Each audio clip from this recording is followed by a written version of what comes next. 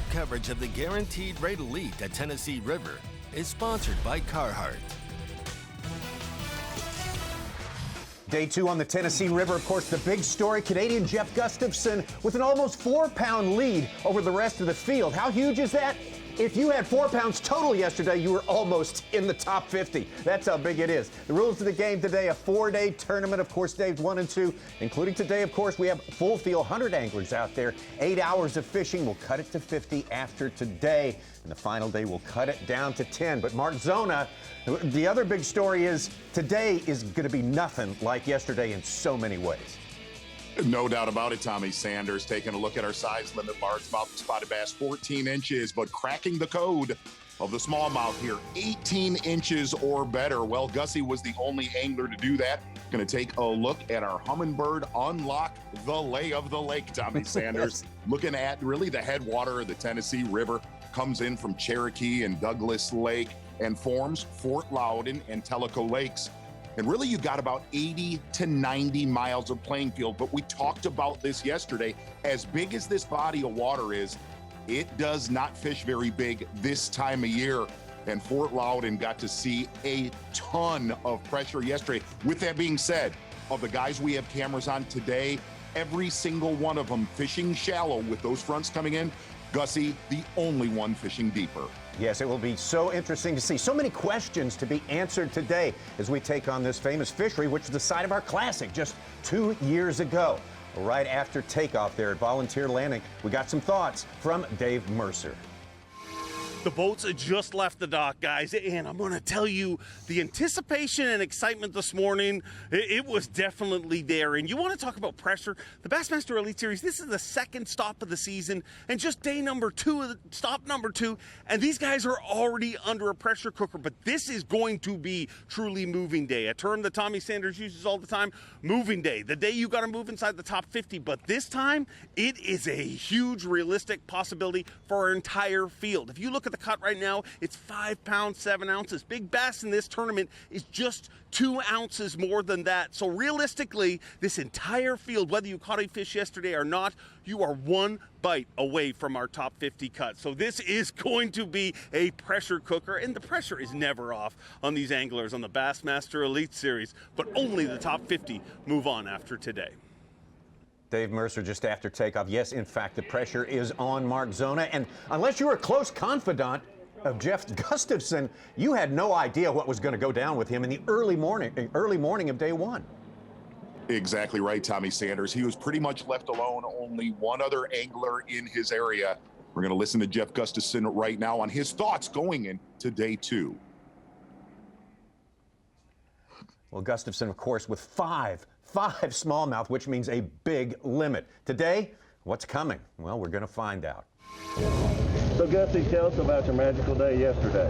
Yeah, dream day. You know, I went out, I found these fish the last afternoon of practice, and I didn't catch a bunch of keepers. I caught some smallmouths, and I, marked a few more down there, and didn't really have a lot of other options. So that was what I did to start out yesterday morning, and was pleasantly surprised. So, catching them a way that I like to fish. Back home, I've caught thousands of smallmouths doing that, and so I'm comfortable the way I'm fishing. And just I not having a lot of experience here, I have no idea what the change in weather is going to do, if these things are roamers. I pretty much, spent 6 hours largemouth fishing after I got done, and I caught 1 2-pounder. So I'm just and that's how my practice went. I mean, it was no good. So I'm pretty much not leaving that place today until if I have 5, I probably will again. And otherwise I'll be grinding it out till I got to come in. Good deal. It's got to feel good for you to have that time yesterday to go largemouth fishing and basically get that out of your mind. So you're all in today? Yeah, no, it was. It was actually really good. I tried a bit everything. The one I caught off a dock, and it was the first dock that I fished. So, okay, maybe there's something to this. And I probably fished 30 or more the rest of the day and never had another bite off one. So by the time I came in to check in, I was pretty clear. I've got a pretty good little program figured out, I think, and we'll just see what happens today. Well, all his eggs in one basket, Z, but it's a pretty impressive basket. Are we going to find out a little bit more about what he's doing today, or do we have to bide our time a little longer? I think we're going to have to watch and learn. He was a little close, as they say, close to the best, but it'll be fairly obvious too. He was on, there was multiples on his graph yesterday when he caught him early and pretty much often when Davey Hite got out there. So we'll kind of listen in on Gussie right now.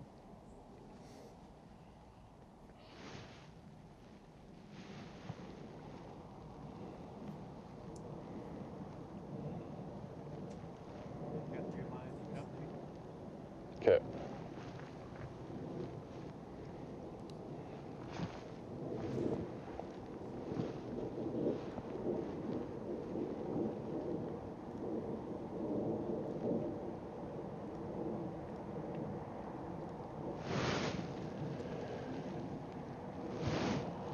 What's that? I just had a nice mark that bit and I missed it. Didn't eat it. Caught too short, so still a little bit of life around. Just need some 18 inchers.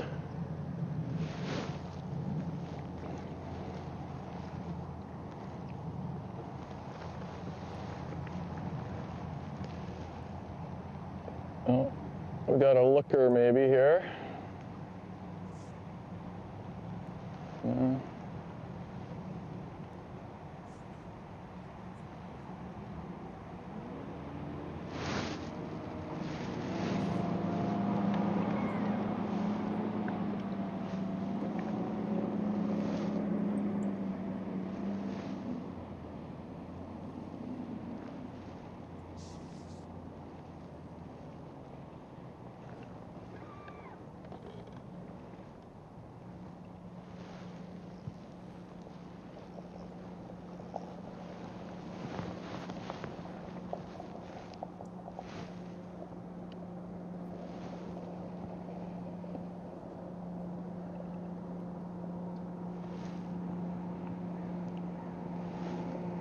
See the main canal over Gussie's right-hand shoulder. He said one of the keys to this spot, he said, it's typical wintertime fishing. There's just softer current. There's holes that these bigger smallmouth will winter in this time of year, getting out of that main current.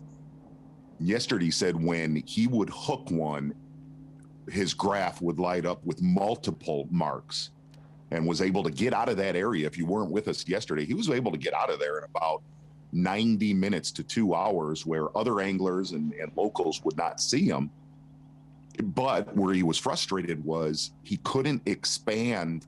He said he found this late on Wednesday, said, I hated life on Tuesday throughout practice, found this late on Wednesday and wanted to really expand it yesterday, but also did not want to be seen in that area.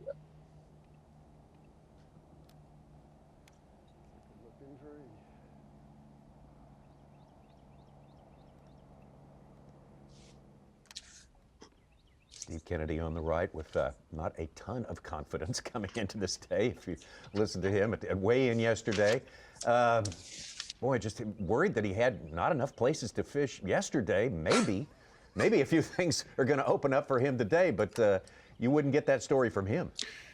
Yeah, Steve Kennedy fishing really within, let's call it 10 to 15 miles of our takeoff in Knoxville.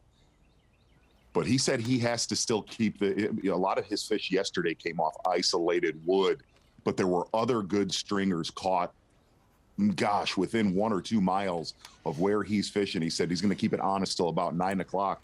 And if it does not go, he's going to make the run to Tellico today. See the mud? What in the world?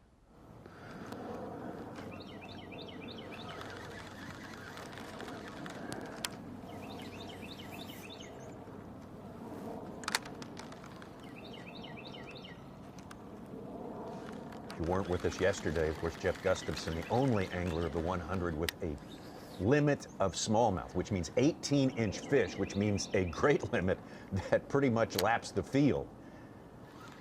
That's what he'll be trying to replicate today. I guess the most amazing thing that we saw with Gussie yesterday morning, he just didn't catch any non-keepers. I mean, every single bass was over 18 inches. Of what Kennedy put on the scales yesterday, 4 of them came flipping isolated wood, 1 cranking. He'll do a little bit of winding in between all this isolated cover. But he said, man, the bites are just so random. Got an early mover, Pat Schlapper, with the limit already, 2nd place right now. I think when we talked to him yesterday, didn't he say he made the run down to Tellico? Yeah. He is close to Knoxville today, in a place that we've seen factor in the Classic in years past. So he did not go to Tellico, and he already has a limit in the boat. He only caught 3 yesterday, so he definitely ditched his game plan, and it paid off so far. Again, if you weren't with us yesterday, the weather looked nothing like it did today. It was a high skies, blue skies. Radiation all day, warming up a lot of the places, especially in the backs of pockets and small creeks, making a big, meaningful change in the water temperature. Z, the cut weight yesterday, 50th place was 5 pounds, 7 ounces. If we double that, it's just under 11. What's a safe weight for people who fished yesterday? Guy who caught 12 pounds yesterday, is he in the cut already today, or do you think it'll reach up to that 12-pound mark? No, I don't. I don't. I think that's safe. You know, the only thing is all of the guys that are fishing shallow, and we've got some cameras with some hammers, you know, shallow water fishermen, they all feel that the front that's coming, and there is a, if you look at the radar, there is a wall of rain from Knoxville to Louisiana. Every one of them said it should help the shallow water fishermen. I said to Gussie, I said, man, how will the low skies and the rain affect your deeper water bite? He said, I have no idea. He said, I found it. It was complete sun on Wednesday, so I have no idea what this will do.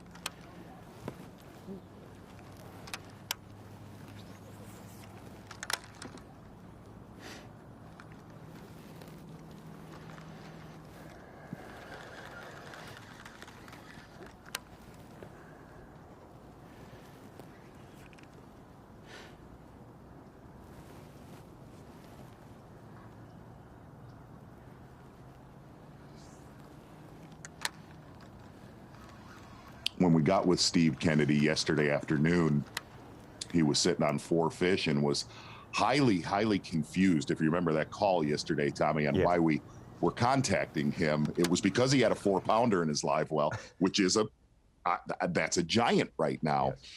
And if you notice, he's a lot closer to the main lake than a lot of the other anglers in that region. We were on guys like John Cox and Clifford Perch that were way back in the creeks. Steve Kennedy's a lot closer to the main lake, like our current Angler of the Year, Greg Hackney.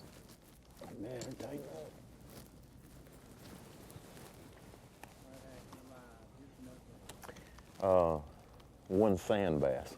That's about the only update.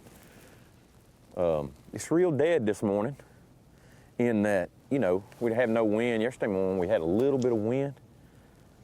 So today it's dark,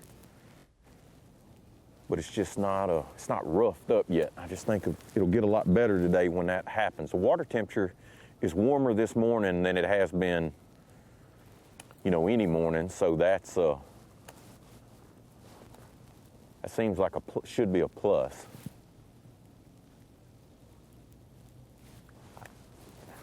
I'm just, you know, just fishing little channel swings and stuff.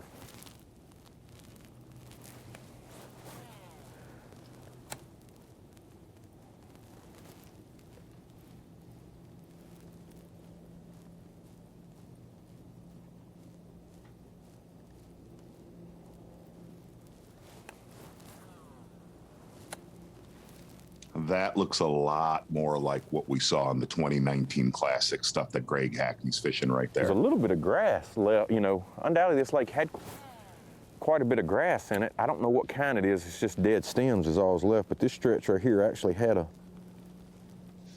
little grass on it.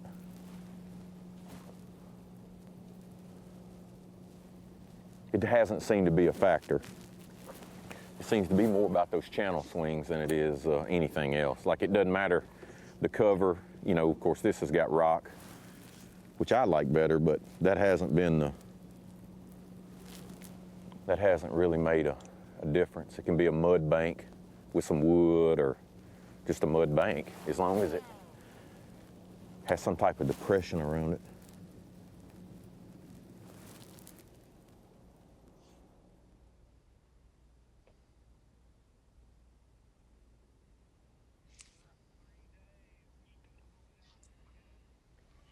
Well, Ronnie mentioned the question, a guy with 12 pounds, does he feel safe tomorrow? Only 5 guys had more than 12 pounds. Let's look at them at the weigh-in there. Mississippi's Brock Mosley with 13 pounds even. Tennessee native of this area, Brandon Card, watch out for him, 13-13. Young John Exactly, Cruz. taking a look at John Cruz with a big one right there. Steve Kennedy, not far from Knoxville. Hey, this is going to be a grinder, but the one thing for sure, we are going to see some fish catches big time today. The Guaranteed Rate Elite at Tennessee River is sponsored by Humminbird, Mercury, and by NITRO Boats.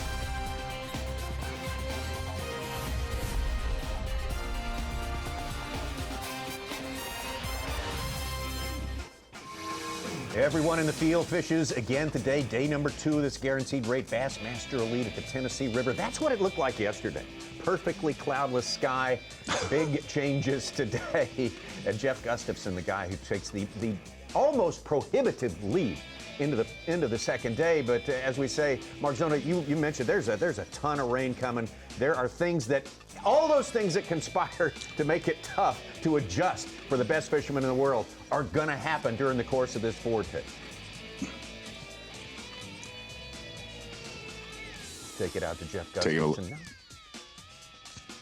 And really, the comment that I made that we're going to see a pile of fish catches today, going off of that weather coming, that's what you would have thought talking to a lot of our leaders who said the best bite in practice is when it absolutely dumped rain on Monday.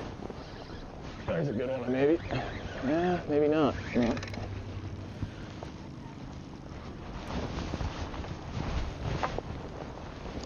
This is the problem, is you can catch fish, but gotta get the big ones.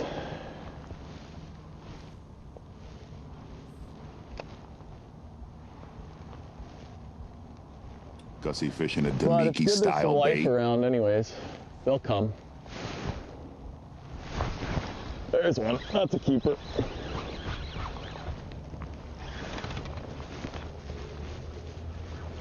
Yep.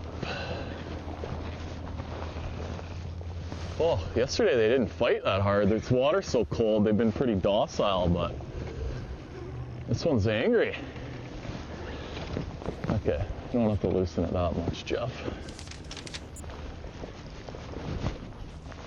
Yeah. That should make it.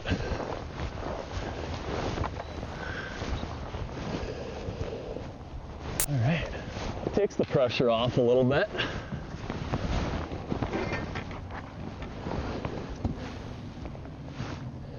Oh yeah, we're on the board, baby.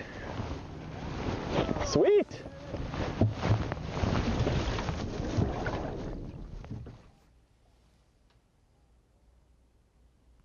You notice Gussie dropped right back down.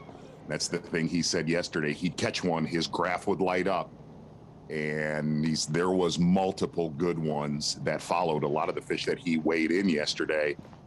He said, I'm just praying there's 5 more left there today. Have you noticed on that Demiki style rig he's using, it's a little bit bigger than the usual soft plastic jerk baits that we see guys use doing this technique. Again, that's an 18-incher smallmouth to be a keeper, and those are going to ring in 3 pounds or better just about every time.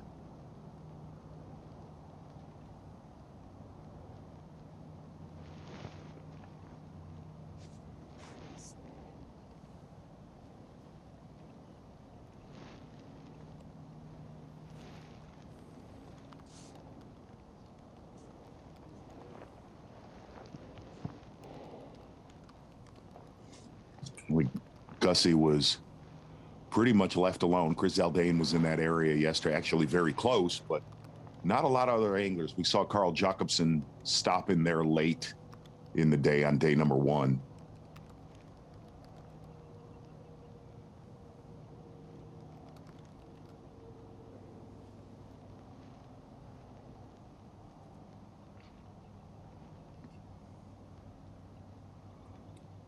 Gussie said there holes, we talked about at the top of our show, holes off of that main current. And he said those fish kind of want to just sag in those holes. There's a lot of softer current this time of year. A lot of those wintertime smallmouth just want to stay out of the main current.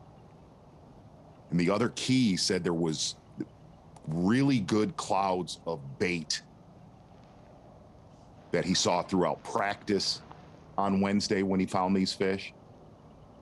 He just feels that that bait kind of makes its way through those little soft current holes, and those smallmouth just ambush them.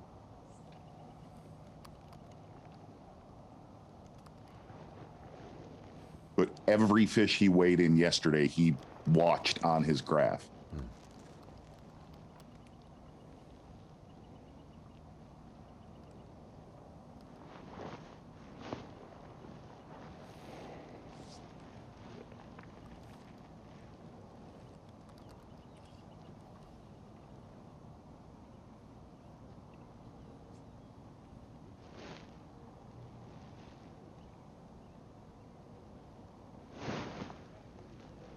A good finish last tournament, first tournament of the year down at St. John's. Greg Hackney, great finish there. Fell a little short on the final day.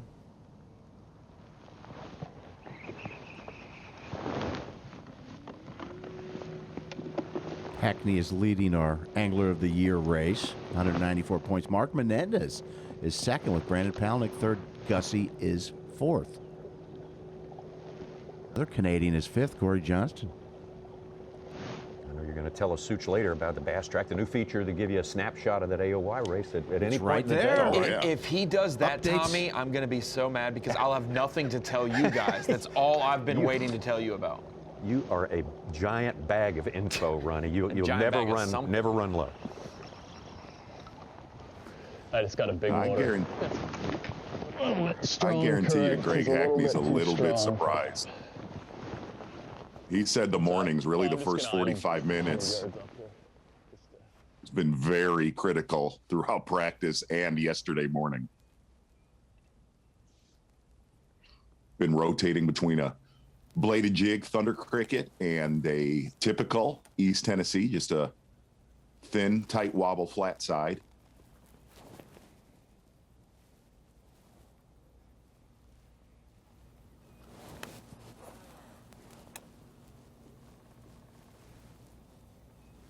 Any chance his water's gotten a little too clear on him there? You know, he just said it's a matter of covering water, and expanded on it a little bit last night. He said, look, I saw quality in practice. He said, I probably only caught a dozen bass. I wasn't trying to catch them, but out of a dozen bass, he said 80 to 90% of them were over 3 pounds. So his quality is definitely there. And with what's coming, that color has to be, you know, that color is going to stay for Greg Hackney with the rains that we're going to get. Yeah.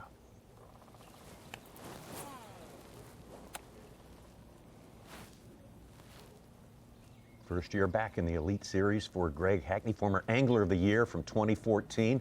Made a pretty splashy return to Bassmaster Elite Series action last week with a high finish and just a runner-up finish. And Greg Hackney, you can see, we look at that snapshot of Angler of the Year as it stands at this moment. And that's Greg Hackney on top right there. So it doesn't take long for the former Angler of the Year to get back on top of that list. Exactly, and really yesterday was a hostile day on that Angler of the Year leaderboard. Whether you're looking at Greg Hackney at the top or guys that are, you know, trying to qualify for the Classic, but got off to a great start on the St. Johns River for Greg Hackney, no doubt about it. when that tournament was done, he did, you know, a pile of damage on day number 3 where, gosh, you know, we really thought going into Championship Sunday, he had a pretty legitimate shot of not only winning the tournament, but potential of blowing it away for the simple fact he was just left alone doing something that nobody else was on. And I said, man, what happened on Sunday? And he said, I have absolutely no idea. Well, he's maybe thinking that rain can't get here quickly enough. It's certainly his biggest flurry was right in the middle of the heaviest rain, day number 3 on the St. John's. One of the things that he commented about yesterday was, I said, is there a lot of other people doing what you're doing in the region of the lake that you're fishing? He decided to not run down to the usual areas on Fort Loudoun. And he said, man, I wanted to stay away from that pressure. I want to be left alone, hooked up now. Maybe a keeper bass? I think so. I had to hit that log. See, it's just like it has been. I had to hit that log 4 or 5 times to get a bite. He got it good, you know, once he was triggered.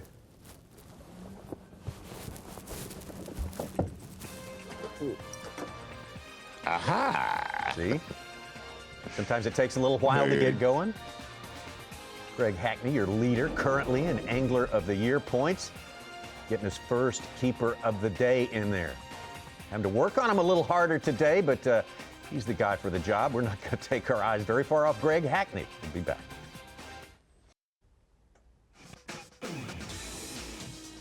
Up and down the Tennessee River, legendary for bass fishing. This is the guaranteed rate Bassmaster Elite at the Tennessee River. Second stop of the year for the Bassmaster Elite Series. Our TH Marine Weather Watch shows us today certainly a little bit cooler. Had a high in the 70s yesterday, or approaching the 70s. High of only 52 today. A low that's not very low, but look at that. That's the big story right there. Oh boy. Big giant blob approaching our anglers here. Tommy, and it seems like that blob's going to hang with us till about the middle of March from looking at the long range. Every possibility of that happening Sunday. Plenty warmer on Sunday, though. Like 5 inches of rain forecast over the next 4 or 5 days. And back down to the bottom of Fort Loudoun, Jeff Gustafson, 1 keeper in his live well so far.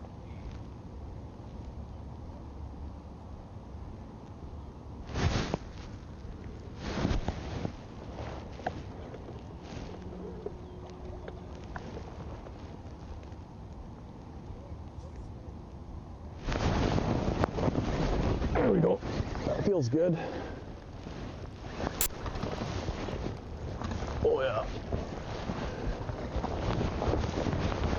It's a skinny one, but it might be long enough.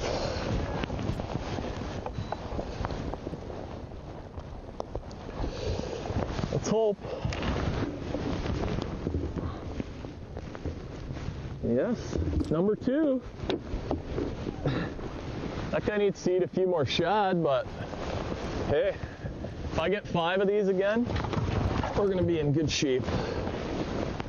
Well, I guess I gotta turn that live well on. Had some water in there, but I gotta give these fish a little fizzing.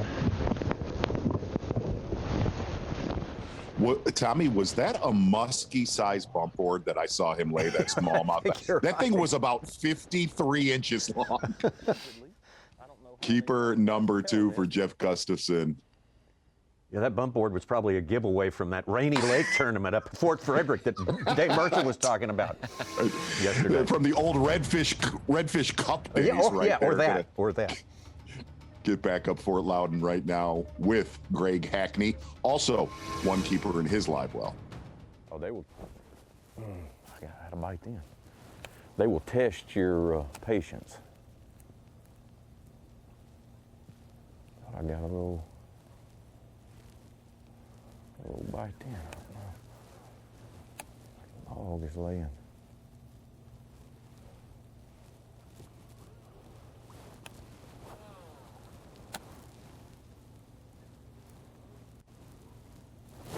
There he is. I don't think he's a keeper. Kind of on the small side. If he gets in here, we will put him on that board. Gonna be close. He's a little longer than I thought. He was fighting like a 14-inch one, but he looked kind of small.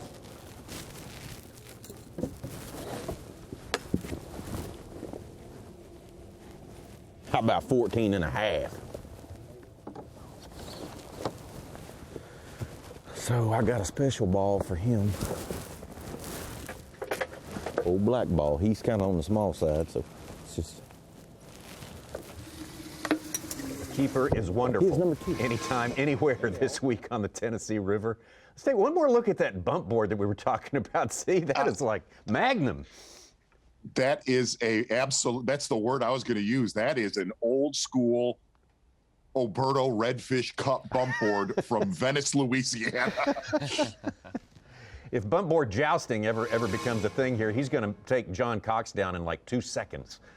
John Cox using the top of his ice chest. But John Cox's bump board keeps drinks cold all day, That's right. Tommy. That's right. There's pluses to it. Multi-purpose. Point well made. Boy, if you talk about 2 way different techniques right here. I asked Hackney, I said, did you catch any deeper fish? He said, yeah, I caught one in about 3 foot of water. We're off to a pretty decent start. We got a couple keepers already, so there's still some around. I'm definitely not seeing like the same. Yesterday, a couple of those ones I set the hook on, there'd be like five following it on the screen. I'm not seeing quite as many, but it might just take a little bit of floating around here to just run into the little packs of them, but still a little life, so that's good.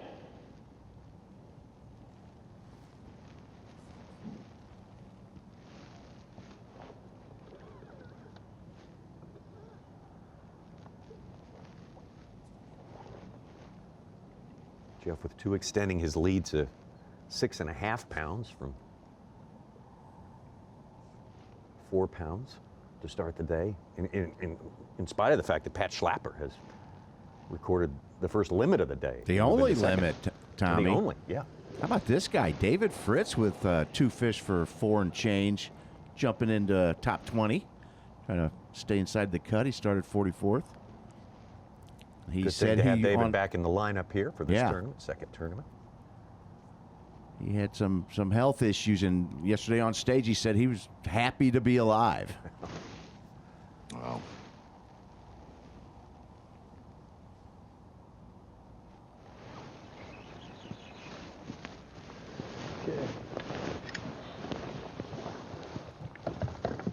Boy, you could not have a more diverse technique quad box than you have right there.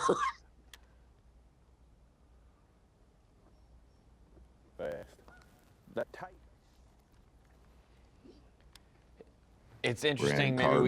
Exactly, Z. I was about to say Brandon Card's on this 4-box, and we're watching him all day today. It'll be interesting to listen to him, to watch him, how much history and local knowledge helped him yesterday or will help him going into the weekend, because he is the only person in our field, I don't care how many Tennessee anglers there are, that are nearby Knoxville. He is the only one that is local to here. Everyone else who's local to Knoxville fishes the other lakes. He lived on this body of water.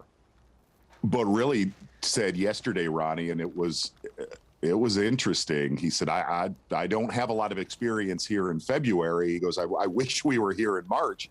For the simple fact, during lockdowns last year, he said, I was on Fort Loudoun and Tellico every single day throughout lockdown. Yesterday started with a jerkbait. The majority of his damage, though, came a little bit later in the morning, fishing little river, creek channel swings, not river channel, but creek channel swings, isolated stumps. But most of his damage yesterday was on a jig. You take away his big fish, though. It was 5'9", and he's... We got here to the spot where we did most of the damage yesterday, and we hadn't caught any. I've had, I think 1 or 2 little bites, but I kind of had high hopes for this spot, especially with the clouds and stuff coming in. So I don't know if maybe once it starts raining, maybe they'll fire I'm definitely going to have to probably leave this spot and come back later, check it again later. But just trying to get a clue right now. Yesterday it was mostly a jig bite. I was throwing a 5/16 ounce finesse jig with a Yamamoto twin tail grub on it.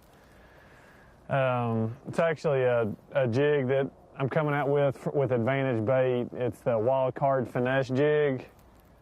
So I was just dragging that around real slow out here on this stretch yesterday. And that's what I caught the 5.9 on, and you know, caught a bunch of other ones, but just kind of waiting for the first bite, just mixing it up. I'm throwing a drop shot right now, just trying to see if there's still more fish here. I mean, I would be surprised if there wasn't, seeing that I caught, you know, most of my fish here yesterday.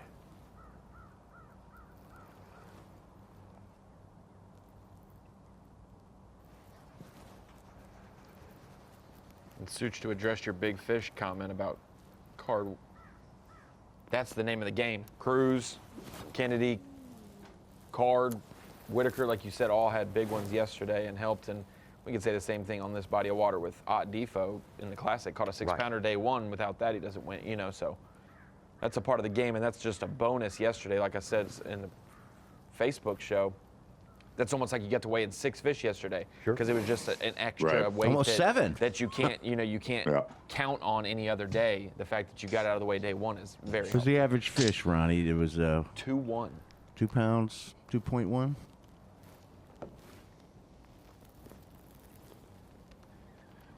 And we only had 29 limits. It's right in between both you and Z's guesses. 29? 29. But you know what I'm talking about? It popped through. It popped, and I didn't feel him. I'm like, that wasn't a fish. And then I had him. Seen Gussie miss one right there.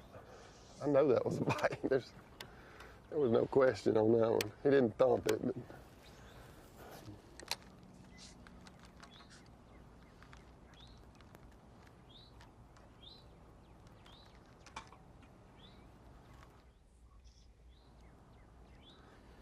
Yeah, Kennedy had a 4 and then had another nice one over 3 and another one near 3, I believe. John Cruz had a 5.7. I don't know if anyone else on our camera coverage had a smallmouth except for Gussie, who had all 5. I don't think so. I think Didn't they see were all any. largemouth. Brock Mosley. Oh, Brock Mosley had one, yes. Yeah. Yep.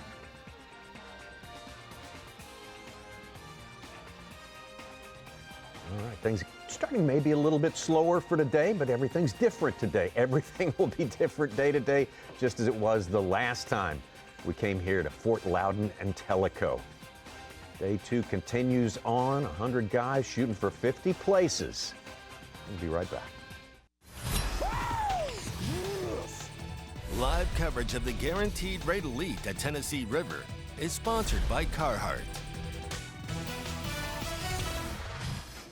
Back out on the water, taking a look at our players on this day. And Jeff Gustafson started the day with 4-pound lead. He's extended that with 2 fish in the boat now. Weight of 5.5 pounds. Pat Schlapper has caught an early limit to take second place. And Takumi Ito coming from out of the top 20. Yes. With 3 fish, but better sized ones than Greg Hackney has on average here. You know, and taking a look at Tellico and our map of where our anglers are at, a little bit less attention today. We said there was probably 25% of the field went to Tellico yesterday. Definitely less pressure there today. But boy, some of the major creeks, whether it's Turkey-ish or sinking, they are getting throttled here on day number 2.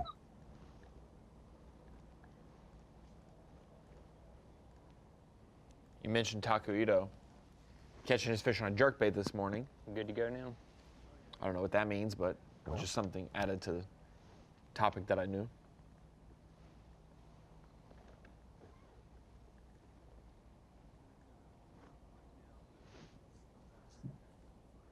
All right. Okay, yeah, just give me a little heads up. Yep.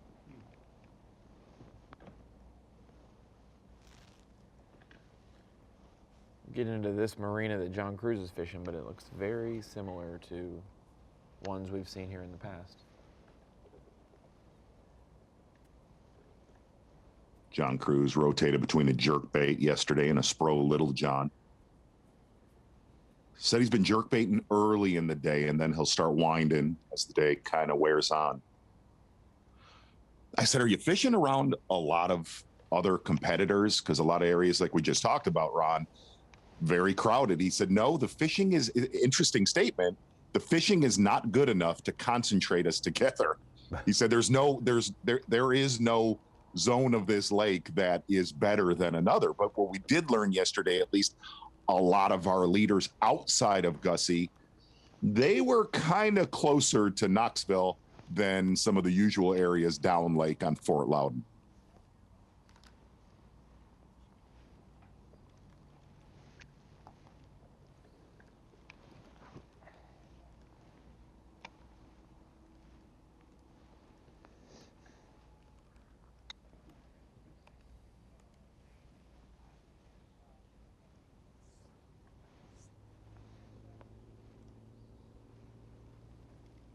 Jeff Gustafson, right before he caught his first fish, he said, yeah, they're going to show up.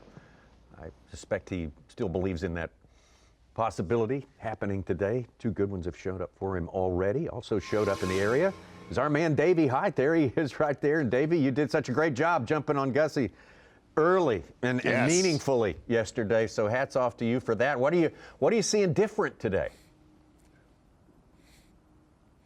Well, the conditions are definitely different, Tommy, but he's got two fish in live well. And yesterday I talked about him having the luxury of having that early limit and then going and fishing for some largemouth, doing some other things, hopefully to find a backup plan.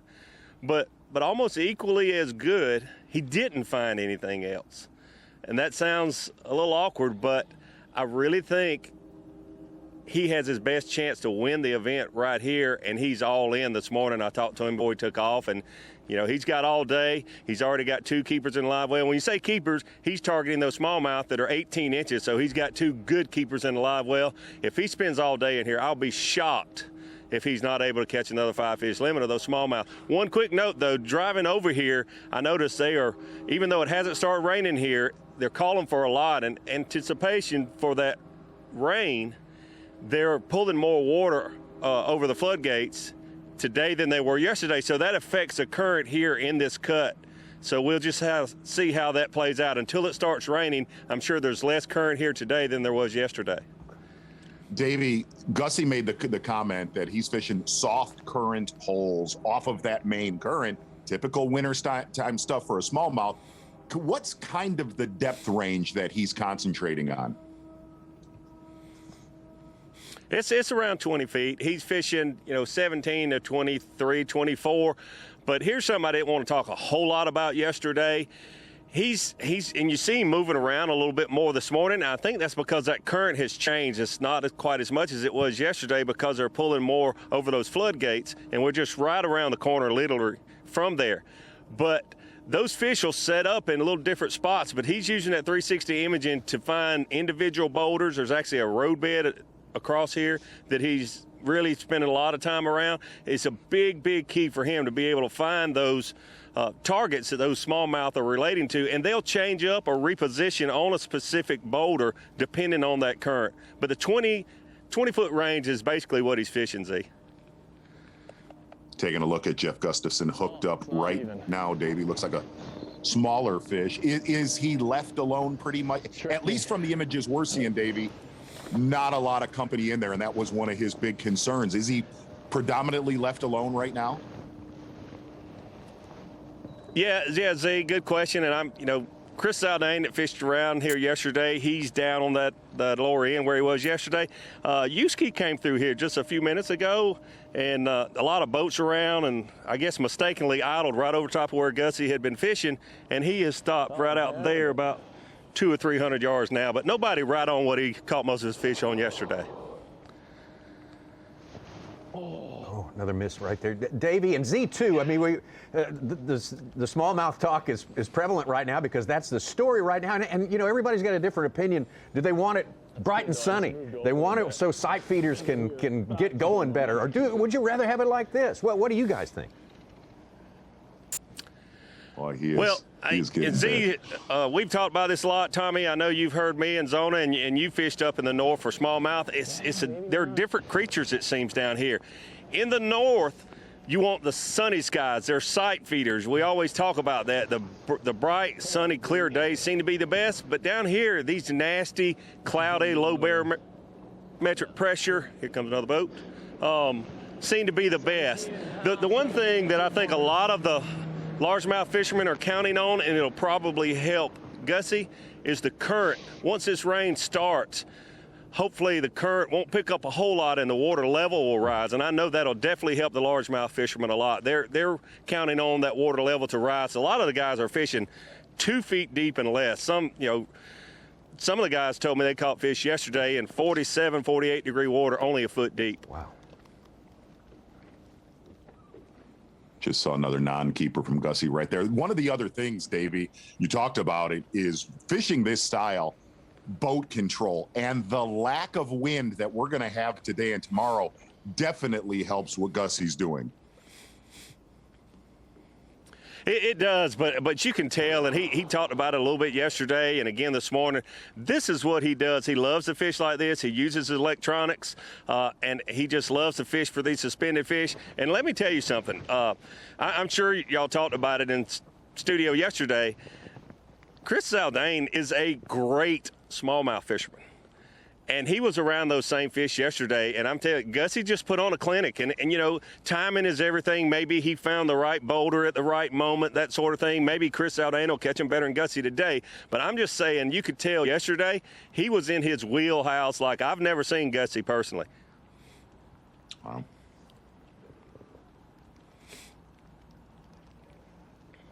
Well, Davey, that's good stuff, and I know you're going to hang there, and if something else breaks out, you'll be there as well. Davey Height, everywhere you need him to be, and bringing the info, as always. And this is one of those strange tournaments with the size limit that we have. If you're just tuning in with us, 14-inch for largemouth and spots, 18 for smallmouth. You really do not need a 5 bass limit of 18-inch smallmouth to not only stay in the lead, but stay in the lead securely. That's a good point. Too fast, so just a quick fix. I just robbed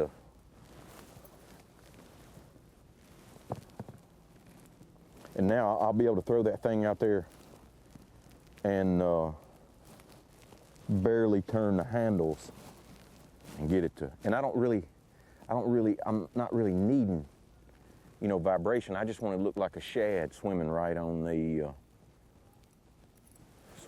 surface. See, now I'll be able to just barely pull it, and it'll stay up. Just like this flat, we're gonna fish around this flat.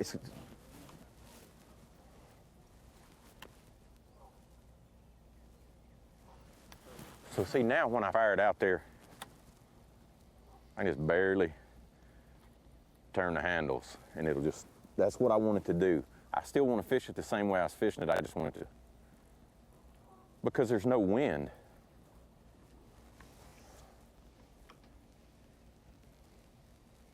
It's just like if I was swimming a jig.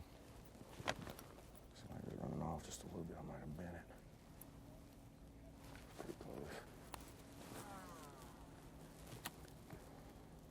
It's just when I get in the backs of some of that stuff, some of that shallower brush and stuff, I was just having to reel it so fast to keep it up there with that smaller blade, because again, I rigged that up to slow roll, not to.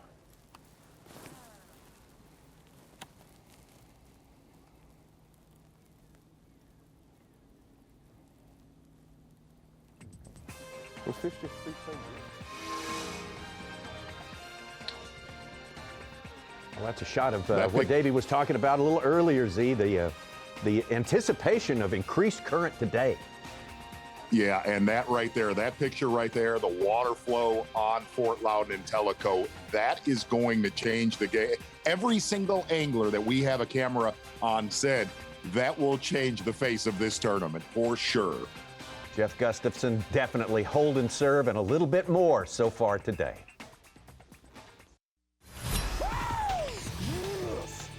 Live coverage of the Guaranteed Rate Elite at Tennessee River is sponsored by Carhartt.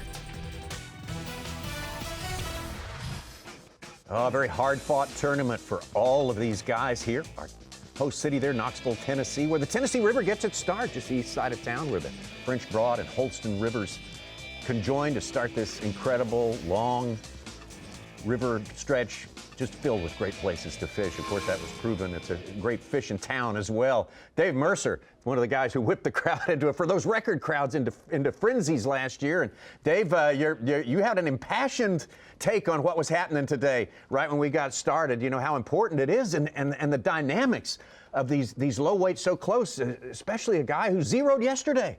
Not out of this thing yet, right? Oh, I mean, we say that all the time, guys, but even more so this time around when you look, as I said this morning, I mean, our Big Bass, our Phoenix Post Big Bass and the cut line is separated by 2 ounces. So literally, we always say you're within contention of it as long as you're within contention of the Big Bass. You're within contention of that cut. I mean, you're 1 bite away. And that was definitely the feeling on the dock this morning. I mean, yesterday's weigh, and I'll be honest, I made a joke. I was like, when Lisa Talmadge, our senior tournament manager, when she's an easy day at work, like when the bags are real light like that, when it's not hard work to put them on the scales, it seems my job gets a lot tougher because, boy, it felt long yesterday with the amount of 1 fish and 2 fish. But that is also what's keeping everybody engaged in this event, literally, because no matter what you did yesterday, you're feeling pressure. Unless, of course, you're Jeff Gustafson, which really, there was a bunch of people around him trying to convince him that, man, you're going to make the cut. You don't need to go fishing today. But clearly, Gussie thought better than that. But, the amazing thing about what's going on with him, guys, is I can't help think that sometimes nothing is everything. And what I mean by that is yesterday after he caught those fish and went on that flurry and we all saw it, he abandoned that and went largemouth fishing. I talked to him on the dock this morning and he said, man, I didn't just go largemouth fishing. I did everything. He said, I used every technique, every approach to try and catch a largemouth bass, and I did not catch one. So that, that negative is actually a positive in this situation because he is committed to locking that. He said, I'm going to have 1 rod to re-rake tonight. That's it. I'm good. I'm locking down. This is the way I'm fishing this tournament.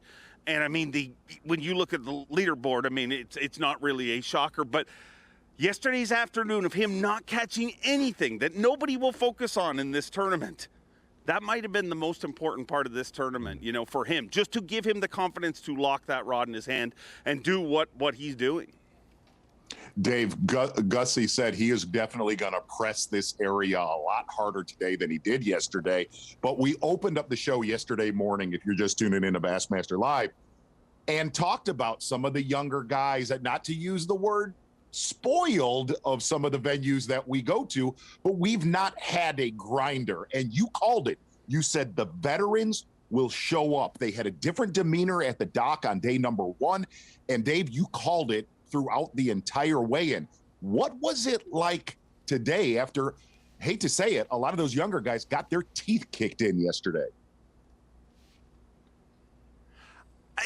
I think and I definitely felt that through the whole day and after weigh-in. I mean, you look at it, you felt that it definitely was that, but it felt like people were a little tightened down today. And what I mean by that is everybody went home last night, and after a frustrating day on the water, but you start looking at that leaderboard, and then when you realize, man, this isn't so bad. I mean, I have day 1 was a nightmare for me, but I am still in this thing. So I think that's part of an evolution of every pro. You know what I mean? And knowing those opportunities are so rare. I mean, Davey Height, talked about it yesterday when he was talking about his win on Pickwick and not knowing when your last win's going to come and not knowing when those opportunities. And I think really, that's a prime example here. Somebody like Gerald Swindle realizes this is going to be incredibly tough. I mean, we've all seen Swindle when his head gets off the rails and he focuses on the tough. But you look at Swindle here, he's like, man, I know I just need to get I need to get those bites. Somebody's going to win this event. So I definitely think, you know, things are tightened up a little more with our anglers here today. But I mean, this is a tough event, guys. I mean, it's not Pittsburgh tough. Like, I hate when people start comparing it to Pittsburgh. I mean, our top 10 has got more weight than the total tournament. You know what I mean? It's not that tough.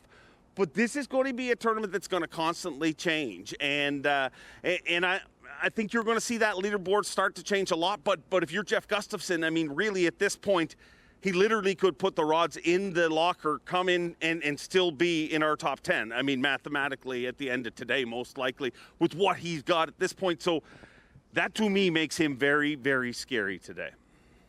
Dave, Greg Hackney, first year back with the Elite Series here. Already we look at our snapshot, our running snapshot of AOY, and he's the man on top again. Is he literally the guy Jeff Gustafson has the most to fear on this tournament right here and the remaining 2 and change days to fish? Well, let's be honest. Greg Hackney is the guy that we all have to fear at all situations in life because, I mean, he can sneak up and get you no matter what. But you know, Hackney, I'll be honest, guys. I said it last tournament, and, I mean, I kind of watched it. It's really cool to see how life affects people as they compete.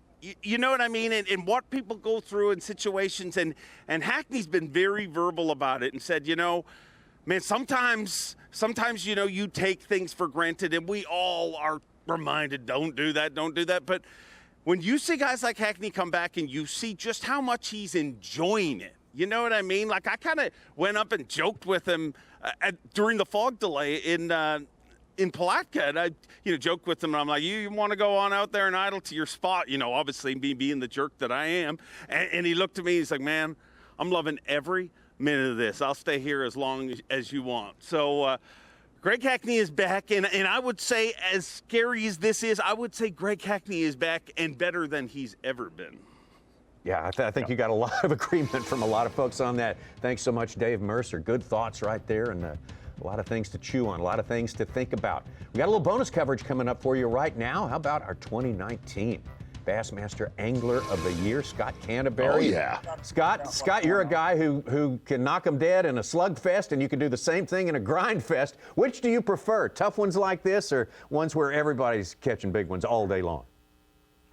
I like the slugfest if I'm involved in it. I've been on the wrong end of it before, but I do like catching fish.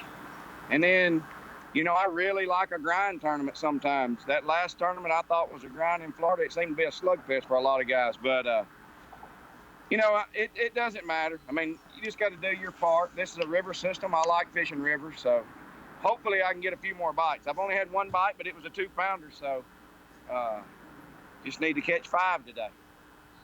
Scott, you've got a lot of experience on the Tennessee River, especially this style fishing. The curveball that's coming is a wall of rain. How will that change the face of the next 3 days? You know, I mean, the thing that I saw during practice is this lake fish is really conditional. And, like, you could not get a bite, and at 10 o'clock, you still hadn't had a bite, and at 11 o'clock, the winds start blowing really good, and they go to biting. I mean, you catch a lot of numbers, it was still hard to catch keepers. So I think the weather could really turn things on a little bit. The rain, we haven't had it, so I really don't know. You know, I was hoping for sunshine and wind. I think that was the biggest key, especially on the lower end. You could run wind-blown points, wind-blown pockets all day and catch 5 or 6 keepers. I was hoping to. Yesterday I did that, and seemed like everybody was in that same area. They must have got on the same deal during practice, but so you had to mix it up. And I started up the river today, just fishing a little bit shallower because we don't have any sun. We got, you know, a dark sky. I'm trying to catch some I've had one bite on a vibrating jig, 2-pounder, throwing a spinnerbait some, little balsa crankbait. I'm just gonna keep mixing it up with moving baits. I haven't gotten anything on the bottom. Flipping a jig, I'm a big jig flipper, and man, I just hadn't got that going. It's not happening good enough for me. I'm going to keep moving and grinding and just cover a bunch of water today. Scott, you talk about fishing small here, and when we take 50 people away tomorrow, and you're looking good at this point right now to make it to tomorrow. Is that going to open up a lot more? Is that just going to make your job a little easier tomorrow? It definitely could. You know, if we get some runoff in those pockets, we get a bunch of rain this evening and tonight, get some runoff and some dirty water in the back of those pockets. I mean, it definitely could open things up where a guy could run that pattern instead. You're gonna have to change. If you could run that pattern and it could work really good. I mean, I've seen that happen this time of year. We just need a bunch of rain for it to happen. It's not gonna happen today, but maybe tomorrow. Scott, great job yesterday and a good start today by any account. The great Scott Canterbury. We think about him. We think about that magic year of 2019 where he showed that, man, consistency, adaptability, versatility, he had them all in spades that year. No doubt about it, Tommy Sanders. And really looking at that season with Scott Canterbury is we knew Scott Canterbury coming from the FLW, an absolute hammer on Southern Lakes. But when we went to places, not here at Winyah Bay, but when we went to places like Cayuga that year, St. Lawrence River, Scott Canterbury showed us then he had to really back it up at St. Clair. An absolute flawless performance and showed us his versatility throughout really the entire country. A big part of that award of winning that thing is ability to keep your eye on the ball every single day. Never get distracted, never feel like you've gotten shut out of an event till it's over. And boy, he fished everyone hard to the very end, and he got the benefits of that for sure. Great year for the great Scott Canterbury. He had a lot of late day heroics in the season. He sure did. Get out to Brandon Card right now. Got a big fish from Jamie Hartman, a 5.2. Whoa. Wow. After being with him yesterday, I bet there's some excitement in that boat. Brandon Card fishing a very popular area that some of our locals said it could be one in this little creek right here. We'll talk about this creek a little more tomorrow. A lot of big stringers caught out of there this time of year. There he is. Finally. Finally. Be a big one.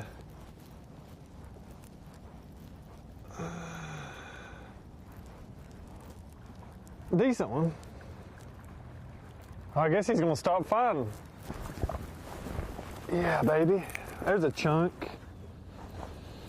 That's a good one there. Finally. That's the chunk.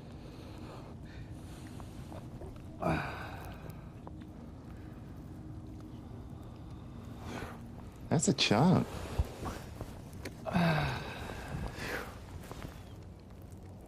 Finally got a start. That's a chunk right there. That was probably over 3. Let's see what it weighs. Oh man, it's been a slow morning.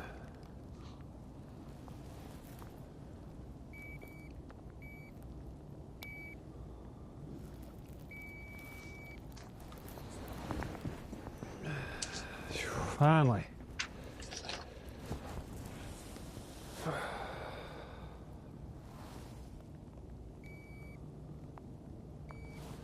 £3 2 ounce. That's a good one. That's a good one there. And Brandon Carr, the Tennessee angler that Ronnie says everyone missed except for Ronnie Moore. Everyone missed him. He was the guy with the most knowledge here. Yet because he moved to North Carolina last summer, everyone believed that he was, not a factor here. But like Z said, and like Brandon said at stage at weigh-in yesterday, during quarantine, he lived here. Obviously, he says March he has a lot more experience. It's February 26th. I mean, we can't get much closer to March than it is now, so I'm going to just give him, he's got some knowledge here at this time of the year. Good chunk right there for Brandon Card, fishing a little creek channel.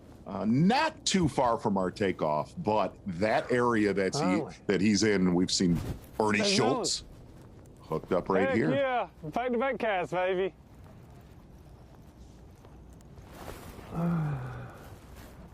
Literally back-to-back cast.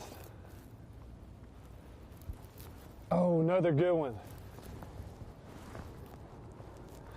Come on. Oh, barely hooked. I'm gonna walk around here. On my table. Oh, God, big one. Yeah, baby. Woo! Look at that one.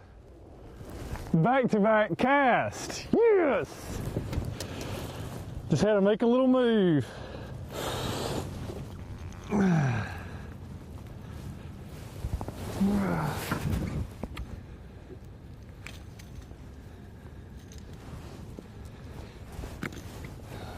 Look at that dandy right there, Bassmaster Live. That's how you get it going. Just caught a 3-pounder, threw back in there, caught this one. Oh, good stuff. That is what Bassmaster Live is all about right there. That is sitting a on chunk. nothing. It's coming from starting in 4th place, sitting on nothing up until this point, and like he said, back-to-back chunks. Absolutely. And how quick the standings can change here on Fort Loudoun. Unbelievable. Oh, they will keep changing all day long. We're seeing some good stuff. Things may be firing up here mid-morning at Fort Loudoun. Live coverage of the Guaranteed Rate Elite at Tennessee River is sponsored by Carhartt. And we got a real good, close tournament going on right now. Jeff Gustafson started the day with a massive lead. Massive here being 4 pounds. But Brandon Card, who spent most of the first 3 hours basically just sort of fishing a shaky head and not getting much going. Mark Zona, just like you said, he showed us how quickly things can change out here. Absolutely, Tommy Sanders, and I know what that music means. Ooh. Chunk alert. And you know what? I'm going to call him Chubbs. Kind of like Happy Gilmore's anniversary last week. Power Pole replay of the day thus far. Boy, you want to give it to Gussie. A flawless performance on day one, and he owned the Power Pole replay of the day yesterday. But back-to-back cast, how quickly things can change here on Fort Loudoun and Tellico. Yesterday, he could not find that jerkbait bite, was really fishing a prototype jig with a twin tail trailer. Well, 2 solid bites here, 2 of the best fish we've seen all day. Well, Brandon Card, couple of chunks right there. You are the Power Pole replay of the day, my friend. Back-to-back cast. Yes. That was good. Our unofficial chunk tracker. Yeah. 2 chunks mentioned today by Brandon Card. No, I just said it 8 times in one sentence, Ronnie. Well, 2 times by him. He's the one who's deemed the phrase track-worthy.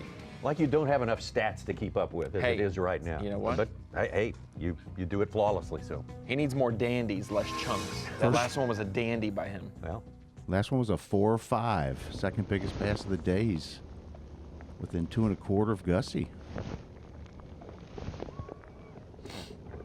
Again, we'll kind of really start to break down tomorrow where Brandon Card's at. But that was an area that it was one of the #1 zones from a lot of the locals that said you can get right where Brandon Card's at. But not too bad where Gussie is either. No. Rain has started. Yes, that'll work. Switched up my bait a little bit. We're using some Z-Man jerk shads. That's gonna make it, I think. Oh yeah, 19-incher. 3 down. Halfway there.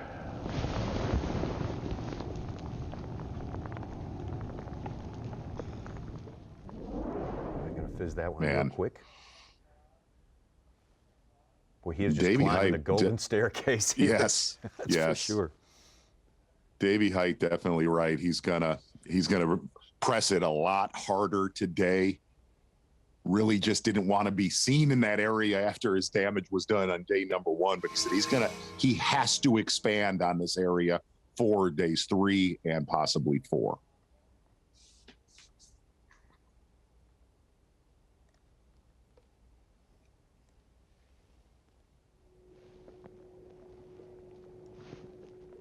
And for those joining us that may not have ever fizzed a fish or don't know what that's about, Gussie is fishing vertically. Those fish are sitting, Davey said around 20 feet yep. is what he's fishing. And so those fish are acclimated, their body, the pressure of that much water, 20 feet of water, as big as this place is, that much pressure it puts on a body, they can't release that air on their own like we can exhale and release and then inhale again. They don't have that ability to, so when they have that air pressure at a certain depth and they're suddenly changed to no depth and put in a live well, they end up having a bigger air bladder and you have to manually fizz them to get them back acclimated to the pressure they're currently in. So that's why they'll often slowly change depths throughout the season. They'll go from 20 in the winter and they'll move up slowly, and then they're on the bank in the spring. But they don't just suddenly run up there one day. They've got to get acclimated. And the main thing when you're fizzing those fish too, Ronnie, is not letting all of the air out to where those fish sink.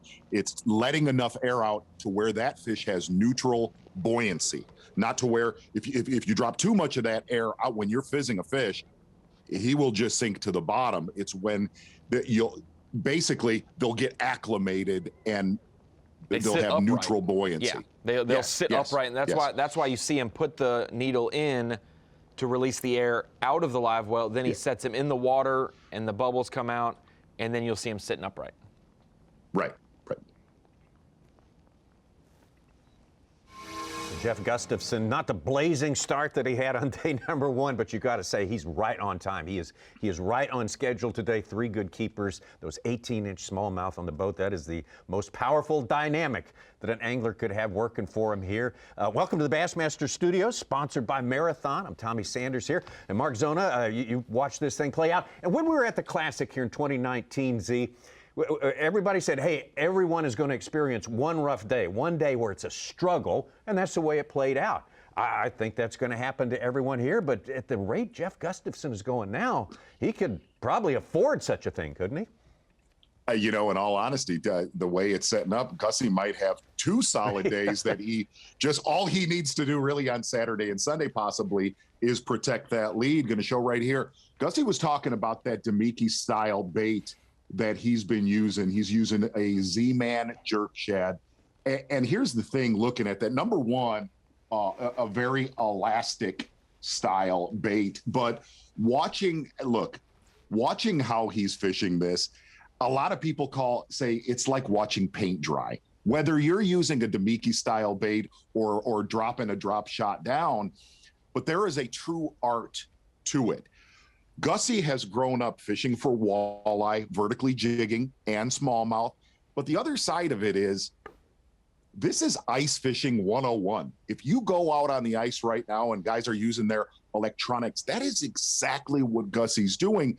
And the other benefit to this, that Demiki style bait, that Z-Man jerk shad that Gussie's using is, sorry, I'm trying to get my balance here with this. I've had a little too much coffee, Tommy. You're right on. That technique seems to really, really shine in cold water. You say to yourself, guaranteed somebody at home's like, dude, just use a drop shot. That little jig head minnow is so powerful when that water temp is 37 to 55 degrees. And here's the thing. A lot of people just thought it was a regional gig, that it worked throughout, Tennessee. We got to see it on Cherokee years ago.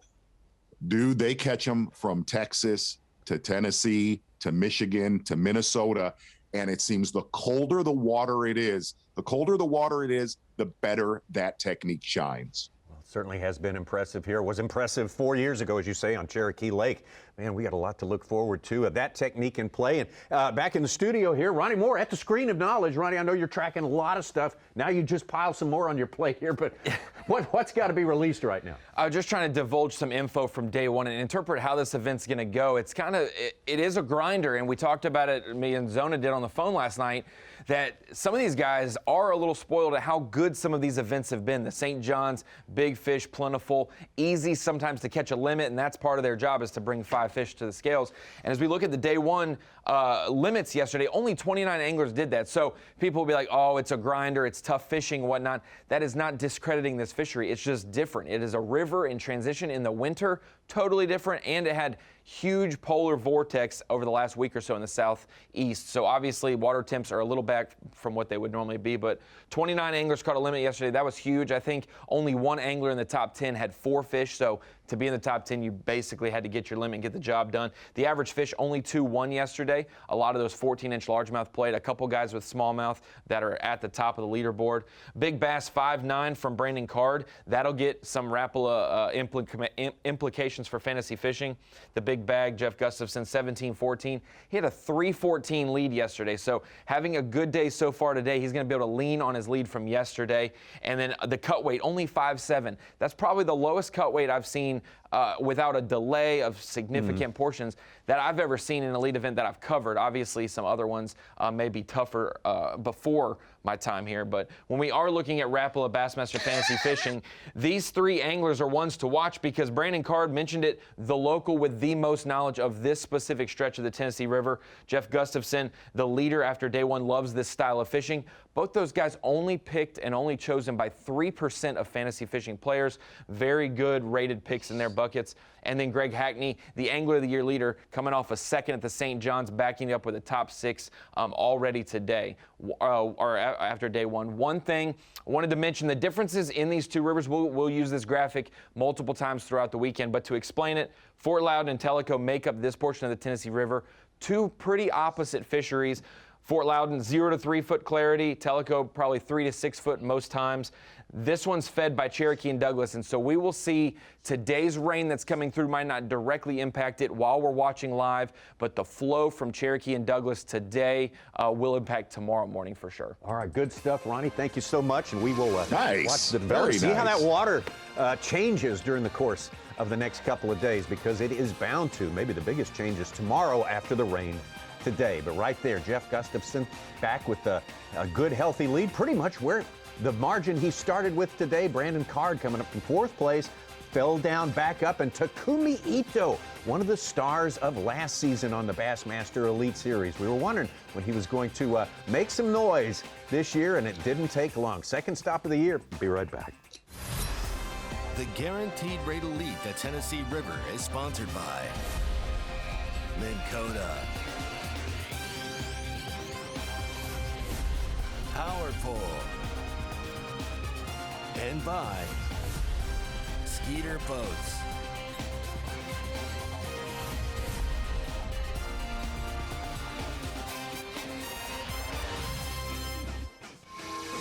Well, for 80, maybe 90 even % of this field, this tournament is a complete struggle. It is a grinder, a tough proposition for the best anglers in the world. But I tell you what, we got a great tournament at the top of the leaderboard as well. They may feel like they're struggling too. Jeff Gustafson, though, has got to feel great about his position, and Brandon Card, now in his 10th year as a Bassmaster Elite Series. I think of him still as the young upstart. He's the young upstart from college, the first college Carhartt Bassmaster College Series guys to come out here. So, man, did he start fishing when he was 7? I think, yeah, grade school, just after grade school, I think. Probably. Going to get out to Brandon Card right now. 2 good ones in his live well. Back-to-back casts, fishing a jerkbait in the Little River area. Not too far from our takeoff.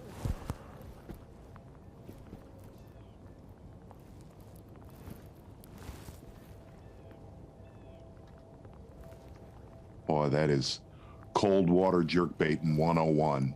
Really slow, methodical.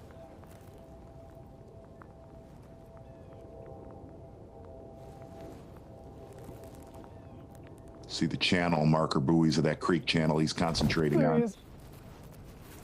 When it was sitting still, you got it. I don't know if he'll keep or not. Maybe. Here's a look at the jerkbait. Yozuri Ghost Sexy Shad. Yozuri jerkbait 110.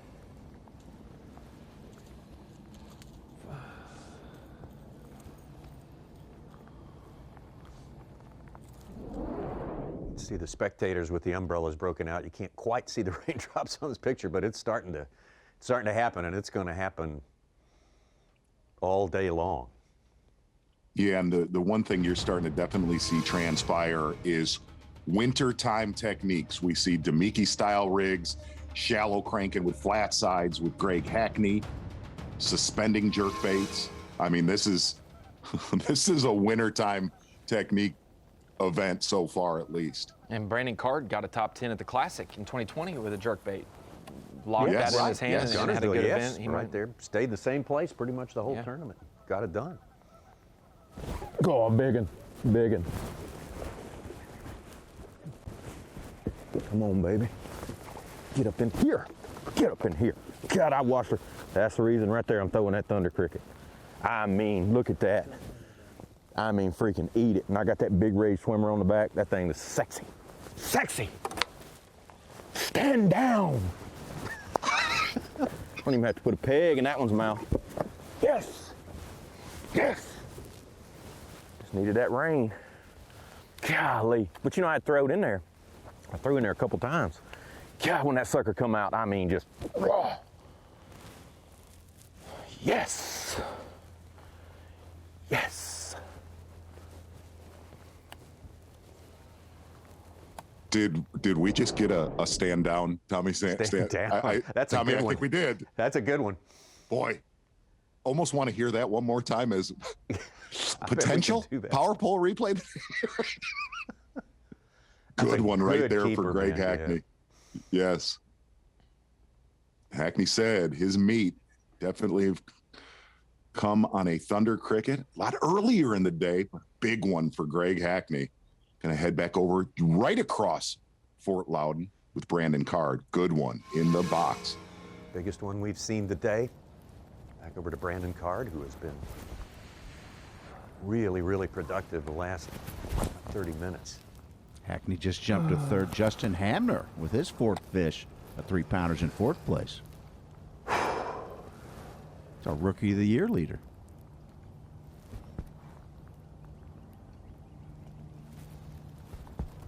So subtle with that jerk bait. Watch his line jump on that one. Yeah. I don't know if this one will keep. Don't think so. He's long. I don't think he will. Another one on the Yozeri dirt bait.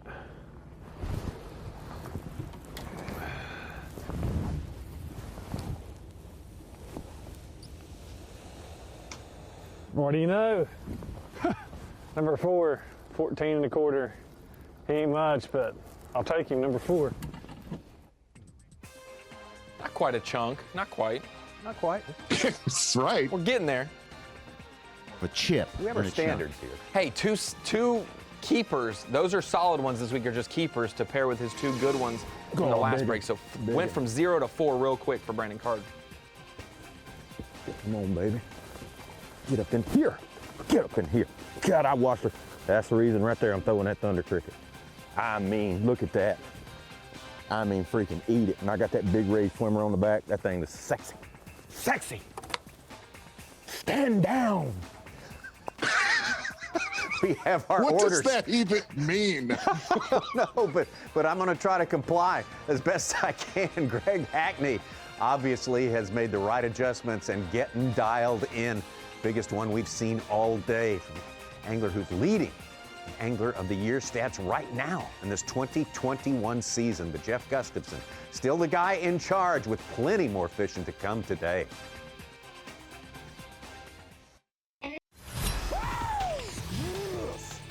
Live coverage of the Guaranteed Rate Elite at Tennessee River is sponsored by Carhartt.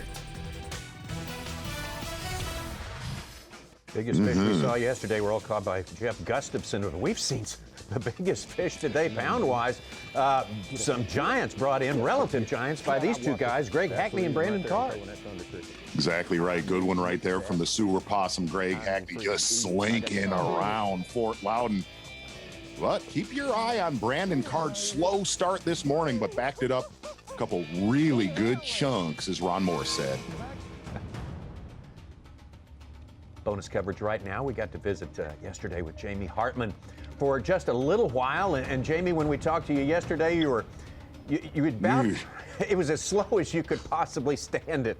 It seems that the numbers aren't there yet today, but the size seems to be picking up for you.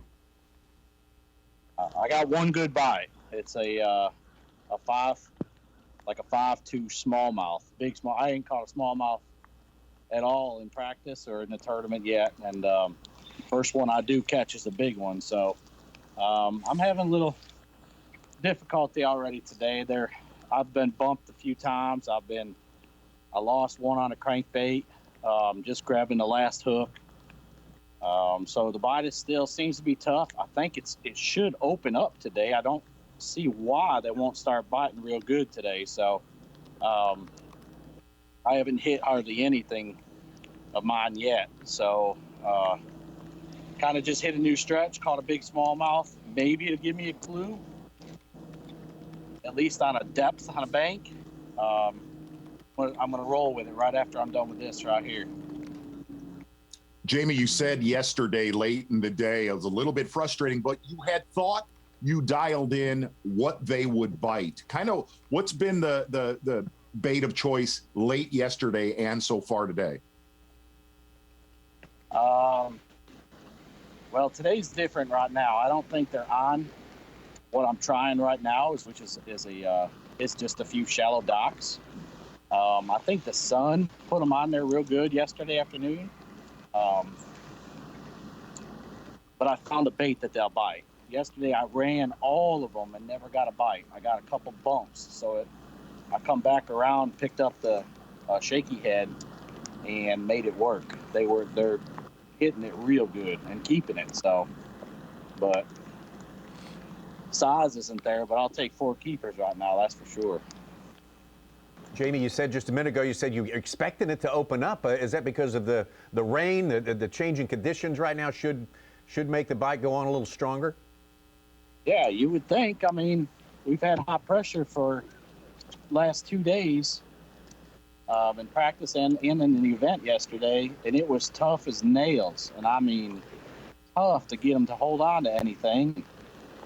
I don't know if it's going to open up today, but I'm going to try not to miss a bite. So I'm going to try to keep moving around and trying a couple different things until I figure out what they want to bite today. I can't leave anything rolled out, because if you get on that pattern and roll with it today, you can get healthy in a hurry, and I don't want to miss it. So I'm going to keep jumping back and forth until I hopefully figure it out. Jamie, catching a 5-pound smallmouth, I mean, that is a chunk. Was that fish near the main lake? Was he main lake oriented, or was he up in one of the creeks or pockets? He was right on the main lake. I marked that bank in practice. I idled by it and just seen it had a good depth on it and some isolated boulders off of it in about 5-6 feet of water. And that's the first time I fished it. Man, it felt good rolling that bait through there too. So I'm going to revisit that one more time, but it was definitely on the main lake. Jamie, one of the things you said yesterday when we talked to you that was frustrating, you said, man, I'm about to run out of places to fish. Do you think that with the changing conditions, you're going to have more room to roam around, expand what you're working on during the course of this day 2? The stuff on what to fish is depending on the other anglers. That's what it is. There's a lot of river here and a lot of bank and water, but you know, you can ride off 60% of it. It's just not fishable water, and everybody has figured that out. So you're running behind guys. Like, look, I just had a guy jump right in here with me, and that's what happens all day. You're just playing hopscotch back and forth with each other. There's not a lot of good fishable water, but I try to figure something out that's a little different than everybody else. But I think this is because nobody's hitting the same stuff I am with the same bait. So I think I can go behind guys with this and catch them. But they're actually shallow docks, which is kind of the opposite of what I would have thought. Okay. They're not, but they're keepers. I figured it out the last day of practice, and they're decent keepers. So, but I'm catching shorts. I just caught 2 shorts right here. So, but we're going to keep rolling. All right, Jamie. Well, best of luck to you. Thanks for spending some time with us there, sort of explaining, laying out what's going on, what's changing on the water right now. We're going to change locations for you real quickly and Back to our second place to start the day, Steve Kennedy, and he made, yes he is, who's hooked up live. Oh my God, that's a smallmouth.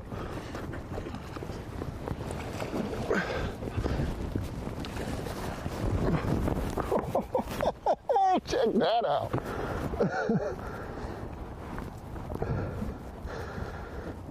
It's the first keeper I've caught all week. And he thumped it. Watch yourself right there. I can't help you. Ooh. Come on, dude. And he ate it. There he goes. I bet that one measures it.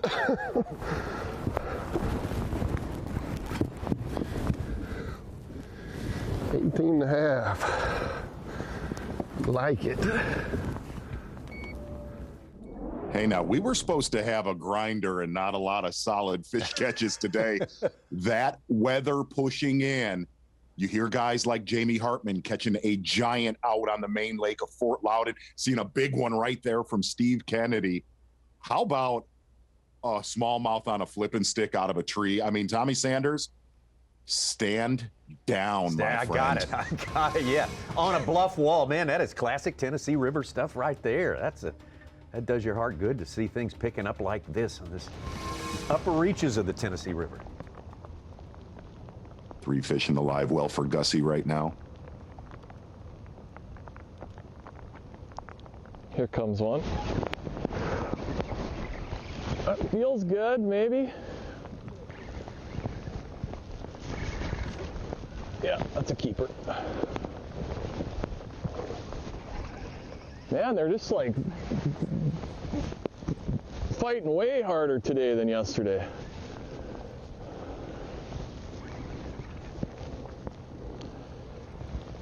Come on. That's a nice one. That is a beauty. Yes. Woo! That's the biggest one of the day of the trip so far, I think. Awesome.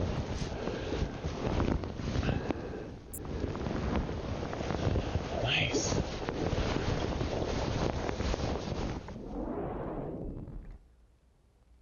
Good smallmouth right there for Gussie. Fish number 4, all over 18 inches. You could tell, definitely a former guide calling his day out there a trip. 4 fish. Has That gives not- him the big bag of the day, about 12 Definitely and a not half. been as fast as day number 1, but a lot of time left. And we're going to head back up Fort Loudoun with Brock Mosley. Also, the very slow morning so far. First look at Brock today. He's hooked up. All right, now I gotta get bigger. Can't tell with a spinning rod how big they are.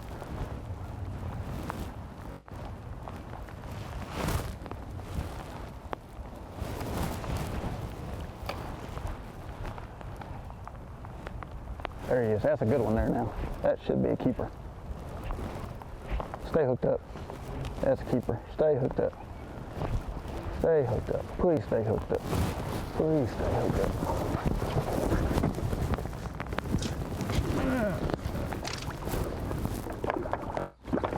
I got a death grip on that son.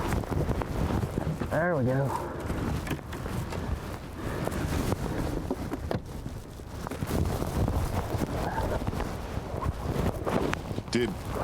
Did Fort Loudoun just absolutely turn on in the last 37 seconds? Oh my gosh.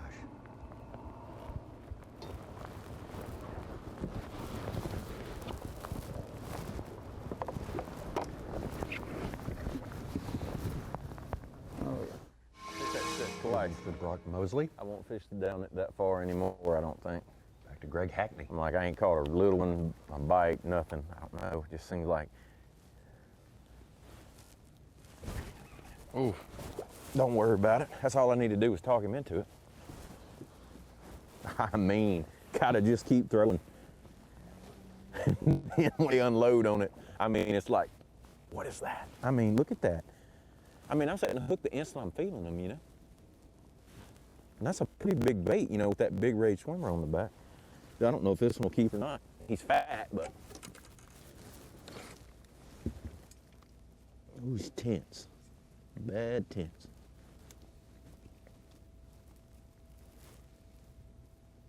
I can't even get him to lay his tail now. Leave Greg Hackney right now. Get back over to Brandon Card. Laying his jerkbait down. When you had to drag it painstakingly slow, but when they would hit it, they would be like, they wanted to swallow it. That's like 2 or 3 short strikes on the jig this morning.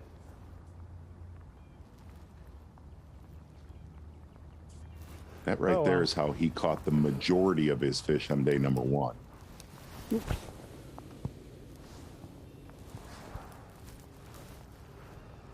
And you had some intel on this particular area, Z. You've got a reputation. Yes, this area that Brandon Card is in, Bernie Schultz. A lot of local tournaments this time of year won in the Little River section of Fort Loudoun, and big stringers, Tommy Sanders, you know, 15 to 20 pound bags come out of, and it was, he's told to finally. Brandon Card hooked up right here. Finally hooked one on the jig.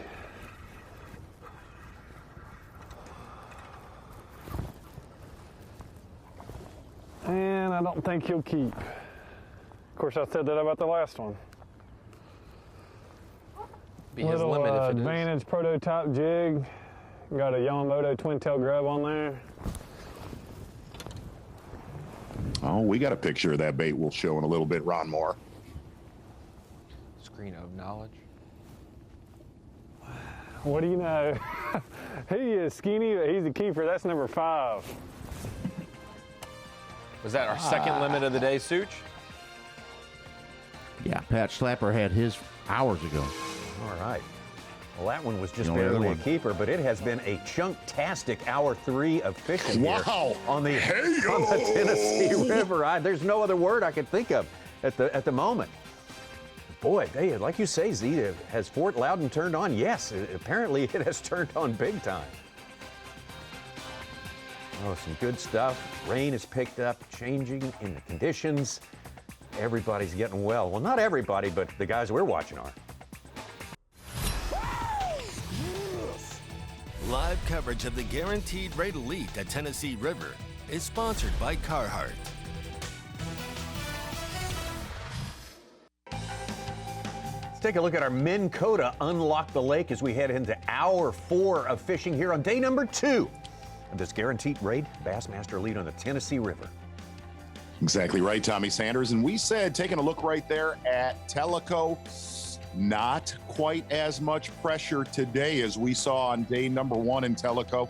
As you kind of go down to the bottom end of the lake where Tellico meets Fort Loudoun. Well, Fort Loudoun is getting a ton of pressure, really from the dam to about mid-lake. A lot of the really popular creeks, Turkey, Sinking, Ish Creek, a lot of anglers. But we are starting to see something transpire today that we did not see on day number 1 that we saw in the 2019 Classic. A lot of that main lake, that chunk rock, starting to play a bigger factor today with a little bit more current, the system that's coming in. But on day number 1, really from Knoxville downriver, the first, call it 10 to 12 miles, that was a big player on day number 1. And so far here on day number 2, that is your Minn Kota Unlock the Lay of the Lake, Tommy Sanders. Yes, absolutely. Yeah. Stay hooked up. Please Lake has been firing, certainly. Fort Loudoun has 75 miles of lake here by some estimates, but only 30,000 acres. So that's why you hear some guys talking about not having room that they'd like to operate here. Well, and really, it has fired today a lot better than we thought. But with that being said, a lot of our anglers that were fishing shallower for largemouth thought with the fronts that were coming in that these shallower largemouth were going to definitely go today. And we are seeing that really right when that rain started is when the largemouth started to fire. Interesting that you said, even though we're seeing them catch them a little shallower, This is straight up wintertime fishing here. This is not like a big pre-spawn deal or anything. Well, I say that as Steve Kennedy's flipping a smallmouth in the boat right there. But really, it's been wintertime fishing 101, whether it's a flat-sided crankbait, Demiki-style rig with Gussie earlier today, suspending jerkbaits with Brandon Card. Not as fast of a morning for Jeff Gustafson, but look, the dude's got 4 smallies over 18 inches. He has already done his job here on day number 2. Back out to the water, Bassmaster. Live. Oh! How about Hunter Shryock making some headway here with a 4-pounder, jumped up from 31st to 13th. He's got 2 today for about 5.5. And I went and counted Z. There's, not counting Gussie, who's been on each side of the bridge there, the narrows, you know, between Loudoun and Tellico, not counting him, 15 anglers in Tellico, and it looks like Pat Schlapper has now made his way down to his Tellico area. Okay. So after catching a quick limit out of the river, moved down there, he'll be one to watch to see if he can upgrade from there. But we did have one of our, I think, 3 5-pounders that were weighed in yesterday. One of them came from Tellico, so we'll see if any big fish show up there today. And it'll be interesting to see if Steve Kennedy decides to make that run. He said, if I do not have 2 or 3 by 10 or 11 o'clock, I'm going. He's got one big one in his live well. I believe we've seen one miss with Steve Kennedy. All isolated wood, flipping. He did catch 1 cranking on day 1. Said he broke off a big one on day 1 as well. Yes. Slow day for John Cruz. And the other thing is, looking at Brock Mosley, we saw him put his first keeper in the live well. That is not what he was doing on day 1. He was fishing really a 2-acre shallow mud flat with Frank Talley. Started there this morning, and so far, that spot has not transpired.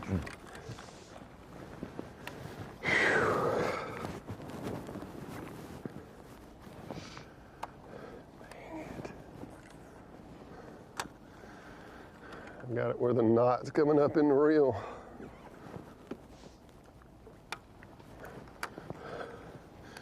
Give me a little more.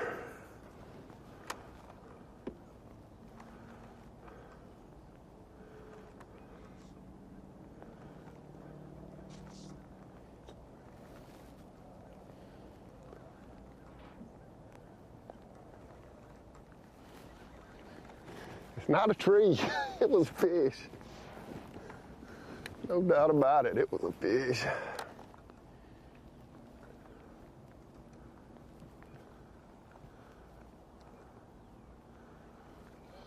You know, we talked about it yesterday with Steve Kennedy when we did that phoner with him. He comes across as happy-go-lucky, and how that water's backing up. That's the corner of the eddy.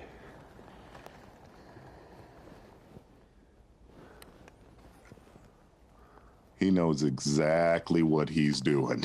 Oh, yeah. He is a scientist through and through. Yes. He is always doing the calculus. I just felt the tick. And I hit him, and he went the other way, and it went dink.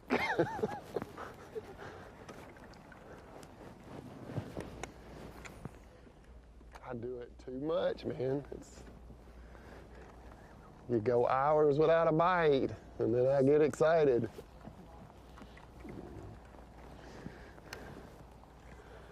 I mean, I wouldn't even have to set the hook. I mean, I could just start reeling, you know, and just bump him a little, and I'd probably catch him. I can't keep him off in practice. But when it goes thump, anyway, let's get another one.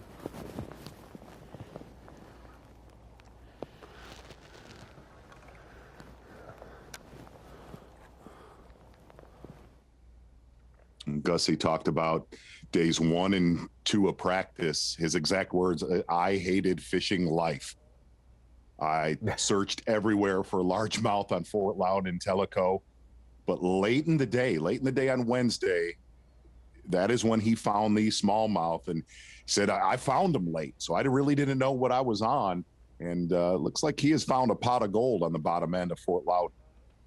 Yeah, Jeff Gustafson, if there's one move that has been the most meaningful of this tournament here, it's been the switch from largemouth to smallmouth.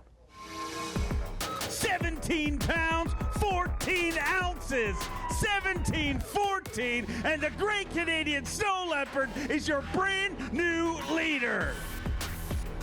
I found a little something yesterday. I am gonna 100% commit to smallmouth because I spent like 5 hours largemouth fishing this afternoon and I caught 1 2-pounder and a couple short ones, so it was a good day. It's a skinny one, but it might be long enough. 5 of these again. We're gonna be in good shape.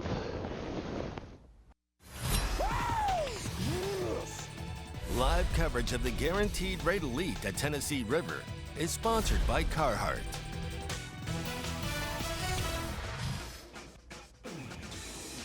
Day number 2, big day, 100 people, full field out there fishing, trying to make the top 50. That will happen when the cut occurs today at the end of the weigh-in, coming up at 3 p.m. Eastern Time.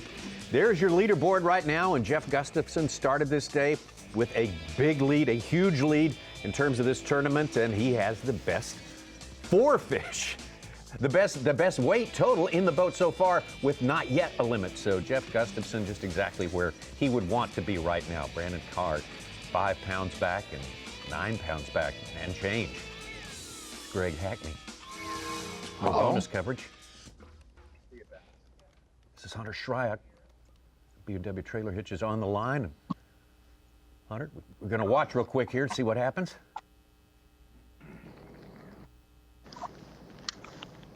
Wah, wah, wah. Hey, Well. we got Tennessee smallmouth, huh? Yeah, yeah. Well, we tried now. I thought we just caught a 4 and a 2.5, so I had my hopes up right there. Had me shaking.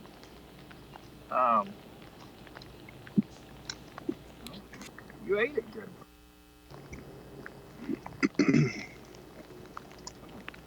So Hunter, tell us about the actual bass that we missed there.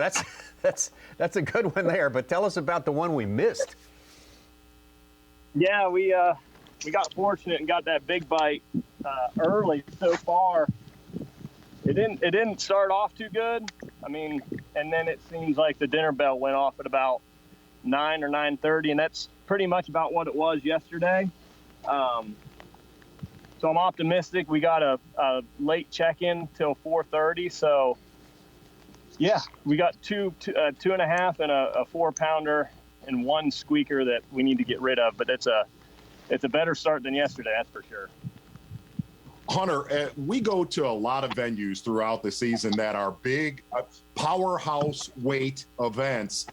But this being a grinder, one that you got to keep your head in, you grew up in Ohio. This is actually phenomenal fishing for areas that you cut your teeth on. Is it? You're absolutely right. And honestly, I'm doing some stuff that I would be doing in Ohio right now, or with the water temperature being the way that it is. I knew, obviously cranking, Tennessee River, red crankbait, sprit sides. And I got them tied on and I've thrown them and I caught fish on them. But I knew that it was going to be a tricky tournament, and just keeping a jerkbait in my hand. I feel like it's right, the water temperature's right on that edge where they'll commit to a crankbait, but you put a jerkbait in front of them, you can work it somewhat a little bit faster than dead cold water, and you're going to get those bites. It's kind of tedious, and I'll put a crankbait in my hand later today, but absolutely, it's a grinder, and really, I'm just trying to generate bites. That's all I'm doing. Like, you get, 8 keeper bites a day, or 5, or 3. Doesn't matter. You got to do whatever you can to generate bites, and even going down to a little Max Scent General on a shaky head, throwing that around in places that I feel like there's fish. But it's definitely a grind, but there's some big ones in here, so hopefully we snatch up a couple more and we'll be good to go. let's talk about this place, Hunter. Generally, give us an idea, a broad sketch of what we're looking at in front of you there, and why you wound up in this place. Yeah, really, I think there's like me and I think maybe Ed Loughran. There's not a lot of competitors in here. There's not a lot of smallmouth either. I did catch a little smallmouth this morning, but I think a lot of people missed it because it wasn't one of them places that wasn't. Whew, that was a rock. It wasn't one of them places that was heating up real fast. You get into a lot of those places that's got the bridges. That's kind of like Gunnersville, where the backwater's heated up. They're 52, 55, 58 degree water temp, and the fish are biting. Problem is there's a ton of boats in those places, and they're kind of just, beating each other up. Everybody's taking a fish here and there. Where this got left alone, it's just colder. You got to fish it like it's colder. You're not going to go down the bank necessarily and just wind a square bill around all day and catch them like a lot of guys are in other places. So I knew it was going to be a little bit different, and it worked out that there's not as much pressure. I think that's probably the biggest thing is the pressure. There's probably better places to fish, but being able to have something that wasn't hit 5 times in a row is a big deal, especially at this place. Well, Hunter, good job. Thanks for the info right there. And, land another giant there and absolutely lock down a day of fishing where there's half as many people out there to compete with. Hunter Shryock having a good day, a good one that we would like to have seen there, Z. And everyone, you kind of brought it to the fore. Everyone's kind of dealing with these conditions based on where they come from and how they fish winter, where they learned how to fish and everything. It's just fascinating to watch the different approaches. And like we said, it's been a wintertime fishing 101, suspending jerk baits, Damiki style baits, flat-sided crankbaits, slow jig fishing. And the one thing to really look at today is we're giving major props to Jeff Gustafson because he's still leading this tournament. He has 4 fish in his live well, but it has been dramatically slower than it was yesterday. If you were watching a Bassmaster live, his work was done an hour and a half ago, to where he's still sitting on 4 fish. And he said, look, I'm going to press it on Friday and try to expand on it. And if there's one technique that could leave your leaders in this tournament, number one, a smallmouth, that water warmed. You could tell those fish were fighting a lot more today, Gussie said, than they were yesterday. If that bait rolls, those smallmouth are going to roll. And this weather, what we're seeing today, is making that largemouth bite increase in a big way.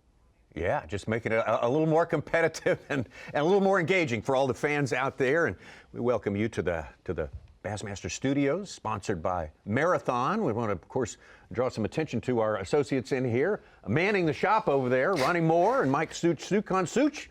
What's standing out for you today? Well, watching the big fish catches, I've been monitoring big fish. Here's a 3+ pounder. Scott Martin just caught our 15th of the day, a 4-pounder. He's jumped into our top 10. That's the kind of stuff I'm looking out for, these guys. And the big fish have made such a impact on their bags. I mean, our leaders, most of those guys had big fish. Card and Cruz and Whitaker even had 4 fish. You had a 5-pounder. That's the deal. It seems like there's a lot more 4-pounders getting caught today. Maybe we won't see the big bass of the tournament come across the scales today, but at least the average size of some of these guys, they're catching that. And I feel like we're getting to the point in the tournament where Tellico might have been a tease like Rodman was. Rodman showed up for just a brief moment, or maybe 10% of our final day. 1 out of the 10 make it from Tellico. I'm not going to count Gussie because he's just riding that line of both, but Tellico might have been just a tease, and just like Rodman was last event. And so we'll see if someone can rise up in that edition. All right, good stuff, guys. And I'm going to take you right now before we head to a break, right into one of our favorite features here, Striker Daily Trivia. First one of the day. Here we go. How many states other than Tennessee list smallmouth as their official fish? Is Tennessee the only one? Is there another state that has smallmouth? 3 states calling smallmouth their official fish, or maybe 4? That's a good question right there. I'd like to know if there are more than one state that have smallmouth as their official fish. I guess we're going to find out the answer. We'll pay it off when we get back.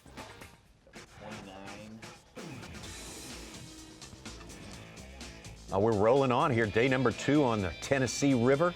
Fort Loudoun, Tellico, Guaranteed Rate Bassmaster Elite second stop of the year. For the anglers of the Bassmaster Elite Series, we got our question regarding the state of Tennessee, which calls the smallmouth their official fish. How many states other than Tennessee list the smallmouth as their official fish? Z? None. 1, 2, 3, 4. How many, Z? Such?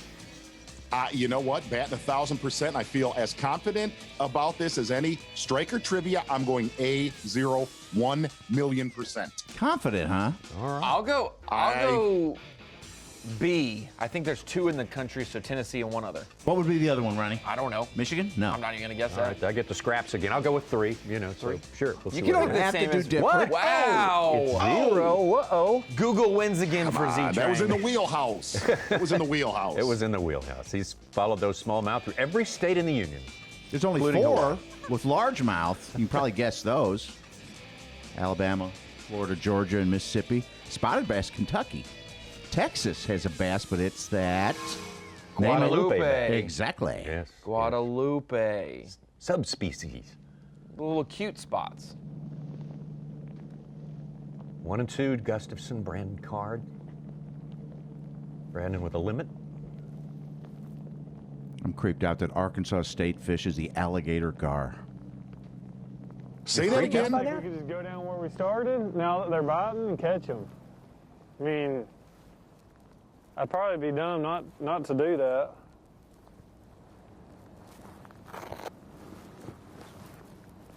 Obviously not fish it as slow.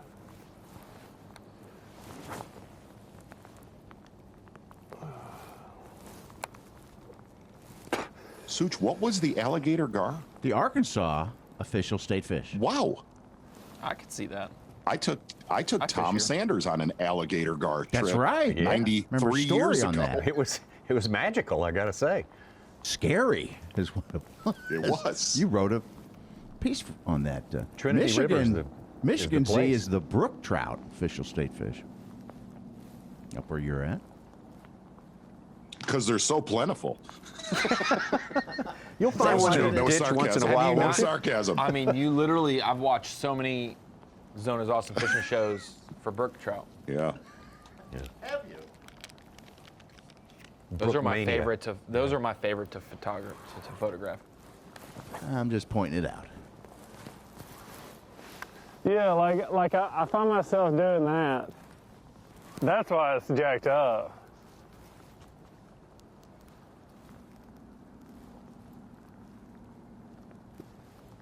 Such, something you said right before we went to commercial break on Bass Track, when you see the big fish that are coming in, and obviously today there's been a lot better quality than on day number 1. Tough conditions yesterday, no wind, really high skies. But my gosh, the massive swings in the standings with 1 4-pounder. It is unbelievable.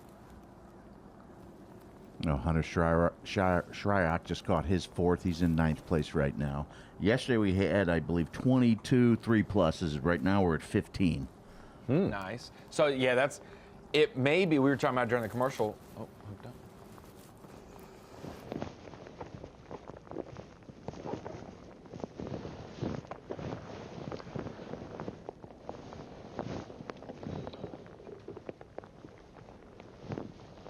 You were saying, Tommy, the number of limits look very similar to when we went to break yesterday, but yet we've noticed so many more quality fish getting caught. Yes. A lot of those guys who are not going to piece together a limit are going to be very thankful to have 3, but have a 4-pounder in those 3 fish. Yeah, 29 limits yesterday. The average fish was 2.15 pounds, Ronnie. The Classic, I think, day 1 was 2.3, and then it went up a 1/10 each the next 2 days, which is great. It went up a 16th because it went up 1 ounce, right, Such? Point. It was fractions. Fractions, okay. Decimals. And we really saw in that Classic, so hard to stay consistent on this body of water. I mean, we were with Ott Defoe every minute of that tournament. So hard to stay consistent on this body of water doing one thing. It really just seems like you need a hodgepodge of techniques to get you through a 3 or 4 day tournament on Fort Loudoun. So he started with 20 pounds, had 10 pounds on day 2, needed a little tip to get 18-10 on day 3. I've always thought, what would have happened if he didn't get that tip from Keith Pochet? Oh, might have been very different. Very different. I can't remember quite what he was at. Did he have 1? Did he have 2 when he got that tip? I mean, no, that's right. No, that he got happened the at tip the weigh after the weigh-in on day number 2. That's right. Yeah. And he was on his way to the port of Sand. Yeah, he was doing 1 or 2, but it wasn't on the water. Yeah. Yeah. Didn't he have to give him that tip before the weigh-in, before he was eliminated? Yep. So I think it was at the... Yep, parking deck. Mm-hmm.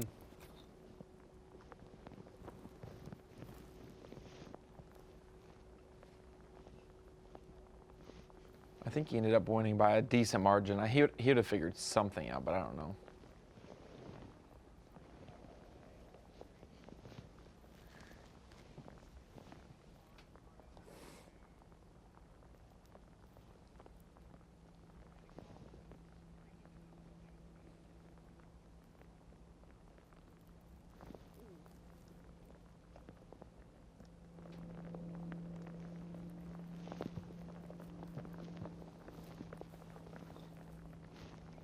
Ed Loughran with a limit, jumps from 28th into our top 10. It's 7th. It was very surprising to hear Hunter Shryock say that the area that he's fishing with Ed Loughran, that there is not a lot of pressure in there. That is one of the most popular places on Fort Loudoun. Wow. Yes, and we'll kind of dive in there later today or tomorrow.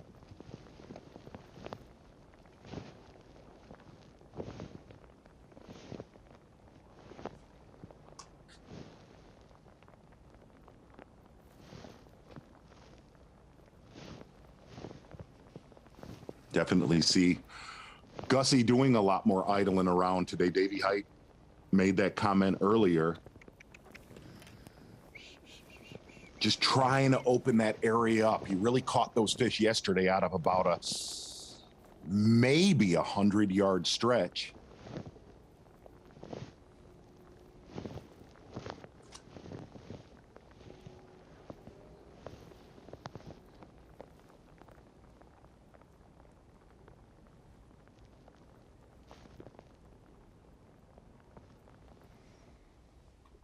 Brandon Card again, still hard to believe. This is his 10th year with the Bassmaster Elite Series. He has certainly had a good, solid, fruitful career out here. He's come close so many times. Boy, he's having a great day, one of his best days ever. Certainly here on Bassmaster Live. Exactly, and really today started off very slow. He thought that he was going to get the jerkbait, suspending jerkbait bite going. His Yo-Zuri yesterday, not the case. Everything he put in the live well yesterday, fishing this little creek channel drop, little stumps here and there, not a ton of cover, but everything he put on the scales yesterday with Dave Mercer coming on a jig, and it just slow and methodical and here's what's funny. You would have thought yesterday would have been the jerkbait day with the weather that we had. About 2 hours into our Bassmaster Live today, Brandon Card getting it going. Solid 5 bass stringer in his live well. Well, as you say, it was very, very slow for him to get started, starting his day in 4th place and falling down almost out of the top 10. But hey, he made the move, Z. Yeah, exactly. And really looking at your Mercury move of the day, very eerily similar to what we got to see yesterday with Gussie. Not quite the size, obviously, solely targeting largemouth and Little River. But your Mercury move of the day, what we're seeing is flurries on Fort Loudoun. We saw Greg Hackney go in a flurry today. Brandon Card, we got to see that with Gussie yesterday. That is your Mercury move of the day with Brandon Card.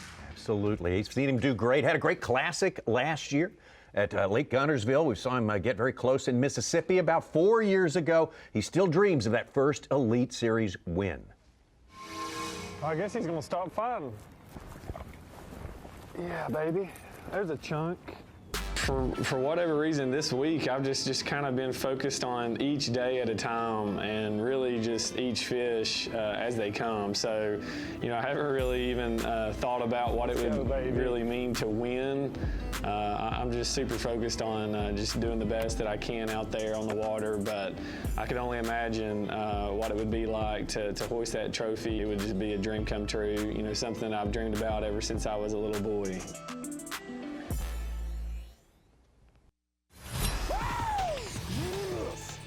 Live coverage of the Guaranteed Rate Elite at Tennessee River is sponsored by Carhartt. Pushing on through the morning time, passing quickly here on day number 2 as it always does this moving day on the Bassmaster Elite Series, and Canadian Jeff Gustafson trying to become the second Canadian ever to win an Elite Series event, making a great 2 days of it, or 1 day and change so far. Brandon Card, his closest pursuer out there, the Tennessee native. Greg Hackney, who leads in Angler of the Year points to start this day as well. So we got so many great stories out here. And if you want to enjoy watching the full tournament experience, know your species of bass. There are 3 of them, that live here in this part of the Tennessee River. You know, exactly right, Tommy Sanders. Largemouth, generally a little bit bigger, and to kind of give a comparison, a largemouth's going to be your buddy that hangs out at B-dubs. He hammers chicken wings, doesn't move around a lot, might find a log to live on, not for a day, but possibly for a week. That's a largemouth bass. Doesn't hang out with many friends. From there, smallmouth, generally just in a bad mood, but hangs with his friends. The other thing about a smallmouth, probably pound for pound one of the strongest fish in the world. But like we said, he's in a bad mood. From there, let's take a look at a spotted bass. Tommy Sanders, I got in trouble during a broadcast a long time ago. A spotted bass is a hot chick that you dated in college. But here's the problem. Nuts. Absolutely nuts. Very unpredictable. Wow. Well, okay. And then, you know, they're all different. But yeah, you're right. In general terms, I fully agree with you. Now let's talk about how long they have to be to count as a keeper here. The largemouth bass has to be 14 inches. The smallmouth bass, this stretch of the Tennessee, has to be 18 inches. So if you get a keeper smallmouth, you got a good, heavy fish. Spotted bass, we just don't see too many of here in this stretch of the Tennessee. Yeah, there we go. There's our keeper links right there. Yep, 14 inches for a largemouth. Has to be 14 inches. I mean, that's a dadgum stud right there, sitting at 22 inches. We're yet to see one that big in this tournament. Smallmouth bass, a little bit different here, friends. Has to be 18 inches. And trust me, you catch a 17-inch smallmouth, that's a dadgum stud that you cannot put in your live well. 18 inches for the smallmouth. Ron, take it for the spotted bass. Well, the spotted bass, like you said, it's kind of like that guy across the street when you're looking at him, just watching him do his thing. He's a little, you don't want to walk on that side of the street with him. But the spotted bass, we haven't seen any get caught this week. No. 14 inches, though, if they are. There's very few fisheries probably in the country that have all 3 species that can weigh in a tournament and factor. And this is one of the special gems that can do that. Got a little bonus coverage coming up here. Great to see David Fritz had to not compete down in Florida last week, but David just getting some medical issues all straightened out. David, man, it's good to see you back here. I guess it's good to be here for you, huh? I'll tell you one thing. I'm glad to be here. In more than one way. Oh, me. But fishing's pretty tough here. It's just one of those deals where you just got to sort of grind it out, and hopefully you can get a good bite or two. I've had me one pretty good bite this morning. I'm hoping I'm a little bit ahead of yesterday, so maybe it'll be a little better. I'm throwing this Frittside Biggin, which is a bait that's, the 5 is probably the most popular bait on the planet right now. The big one runs about 3 foot deeper, so it's a little bigger bait. Just a little bit different action, but I'm gonna tell you what, these fish love it. So I'm hanging in there, and I'm chunking and winding, buddy. David, we have a wall of water that has obviously arrived, and it's going to hang with us for quite a while. How will that change the rest of this event? Well, I think fishing's is probably going to get tougher. It's a cold rain, and you know we just got the surface temperatures warming up, and the problem is that the cold rain cools the surface off again, and that sort of puts the fish in a little more shock. So, you know, the guys that are fishing deep, I don't think it's going to affect as much. But anytime early in the year, you need to have sun to get the fish active. Well, David, when you're in a situation like this, it's, you know, spring is around the corner, but spring seems like a long, long way away. In your experience, what's the biggest mistake people make when they go out and try to catch them this time of year? Do they jump the gun? They try to look around the bank too long, or should they look for other things? Well, Jerry, I think one of the main things is we get in too big a hurry. And when this happens right here, you need to make multiple casts at a tree or at a rock or whatever you're throwing at. Just don't throw up there one time. If you don't get it, keep moving. You just have to make yourself slow down a little bit, change the way you're retrieving your reel, and, you know, try to find that little bit of key that makes a difference. I know the best fish I caught this morning, I must have made 50 casts around it. And I knew there was a fish there. And finally, you know, even though you got a dynamite bait like I'm throwing right here, you still have to get them triggered. And the colder the water, the harder they are to trigger. Well, David, you look great. I'm hoping that you feel good. And that you're got all your energy back and are good to go, because we've got a big season ahead of us here. Yeah, I know. Well, I'm gonna tell you what. Yesterday when I got off the water, is as tired as I've ever been in my life. And when I woke this morning, I was still tired. But I'm getting there. I'm getting there, Jerry. I'm telling you. It's good to be alive, and until you have a situation like I had. And you know, this COVID stuff, and I'll tell it again, if you have the opportunity to get a vaccination, man, you don't want COVID, because it can affect you. The stuff can kill you. And I think a lot of people, you know, see these young people, it don't affect them. But let me tell you what, you get up 40, 50, 60 years old, you better be getting vaccinated. Amen to that, Dave. Good advice for everybody out there listening. Great to have one of the legends of the sport back in action out there today. Much of that legend we were done right here on Logan Martin almost 20 years ago. And I will back up that COVID statement that he made right there. Looking all the way back with David Fritz, that Bassmaster Classic, one of the, by far, possibly one of the best offshore fishermen that has ever lived. And to see him back on the Bassmaster Elite Series, good to have him back. We missed him at the St. John's. Absolutely. Big time hero, especially for people who love that crankbait fishing. I said 20 years. That was almost 30 years ago now, when you think about it. Time flies, and we still got David with us, and that is great. Well, I got a big run from Clifford Perch. 13 minutes. He caught 8 pounds, 15 ounces. Jumped from 70th to about 17th, including a 4.5 pounder. Mosley right now.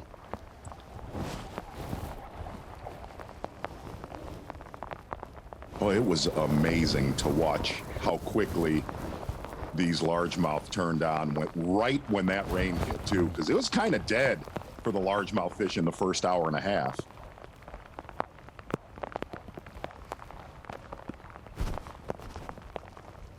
Need to mention. Stay hooked up. Yeah. Number 2, baby. Let me get this off of there.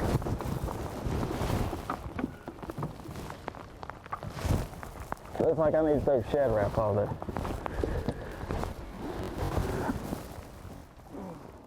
Long time between keepers for Brock Mosley here. He's happy to get that one, though. Take everything you get. Boy, 5 fish, still a very, very valuable commodity here. This body of water, this time of year. But boy, some guys are just showing off, it seems like Jeff Gustafson. Biggest fish right there for Jeff Gustafson. Big one right here for Brandon Card. And here's the one thing we know. You were with us yesterday. The late day bite has been great. We'll be right back. The Guaranteed Rate Elite at Tennessee River is sponsored by Ranger Boats, Yamaha, Toyota, and by Berkeley.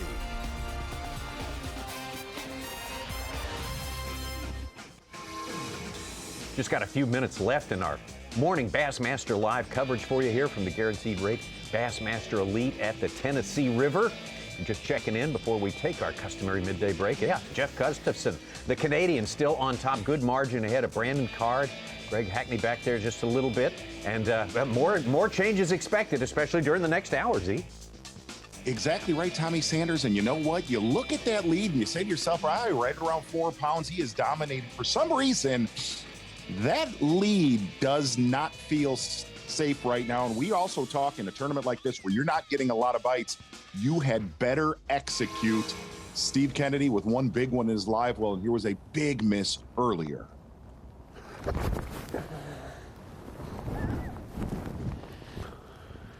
it.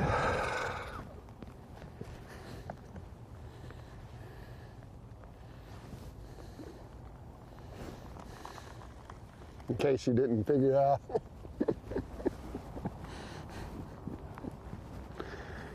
I didn't retie.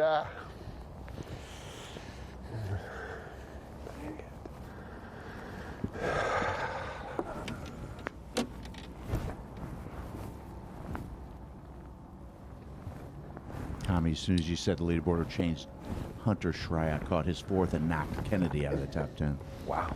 Wow. That was a big one. No doubt about it. Kenny made the comment he did not retie after that big smallmouth that we saw.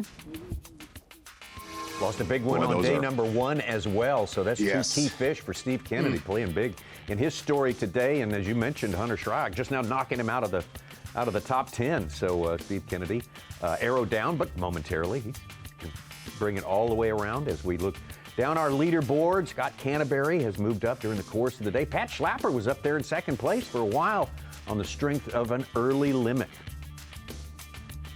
Exactly. Looking at the leaderboard, the one thing you could see, the largemouth fighting a lot better today than they were on day number 1. A lot of, the one thing that we've hammered looking at the leaders in this tournament, we thought day number 1 was going to be the toughest. Fort Loudoun starting to show up a little bit here today, Tommy Sanders. Yeah, we're seeing some big ones being caught on Fort Loudoun Reservoir here. Gerald Swindle, we had a chance to talk with him yesterday. I want to say thanks to all the marshals who have helped us with this bonus coverage that we've had all week long. It's been fantastic. They do a terrific, terrific job as we get closer to that 50 cut. You got to be in that top 50 where Mark Frazier in his first year as an Elite Series angler sits right now, and Cliff Prince coming off a good high finish last week down on the St. Johns River in Florida. Seth Bider, ditto for him too. And Morgan Taylor, Destin DeMarion, Skylar Hamilton was a big favorite coming in here based on his Tennessee River experience. Up on this stretch, hasn't panned out for him yet. He's got to get on his horse and go in the second half of the day. Lester and Hamilton, 2 Tennessee guys right below the cut line trying to make it in. It was 5.7 yesterday. Will it double and get to just under 11 pounds, or will it go up or down just a little bit? That'll be the question. And you got to remember, some guys do not have bass tracks. Menendez, Palaniuk, Swindle, Ford Johnson, I think, among them. Yes. All right. We'll keep all that in mind. We're going to take our customary noontime break, or midday break. We will be back at noontime, actually, 12 noon Eastern Standard Time. We'll have 3 more hours of coverage for you, taking it all the way up to the weigh-in time, coming to you from Volunteer Landing again today, right there on the Tennessee River in our fantastic host city of Knoxville, Tennessee. Been a fun morning, active, and lots of good fish as well. Hoping for the same this afternoon. Get up in here. Get up in here. Stand down.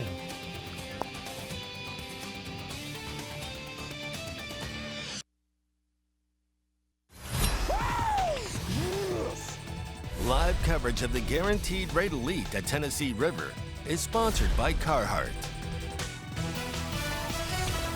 Ready for more of the same, ready to get it back up and rolling. Looks like we got more of the same rain that we left you with an hour ago. Here at the Guaranteed Rate Bassmaster Elite at the Tennessee River. This is day number 2. We're watching Brandon Card. This is a little bit of A little bit of footage while we were away, and Brandon Card chipping into that lead by Jeff Gustafson. Tommy Sanders, Mark Zona with you. And Z, would you treat us to the Humminbird Unlock the Lake? Tommy, it would be a pleasure and an honor, my friend. Taking a look right there. Actually, taking a look at Tellico right there. Jeff Gustafson right in between Tellico and Fort Loudoun, still trying to fill that 5 bass limit as you come into Fort Loudoun. And the one thing we're seeing with that fish right there from Brandon Card, slowly chipping away at Gussie's lead.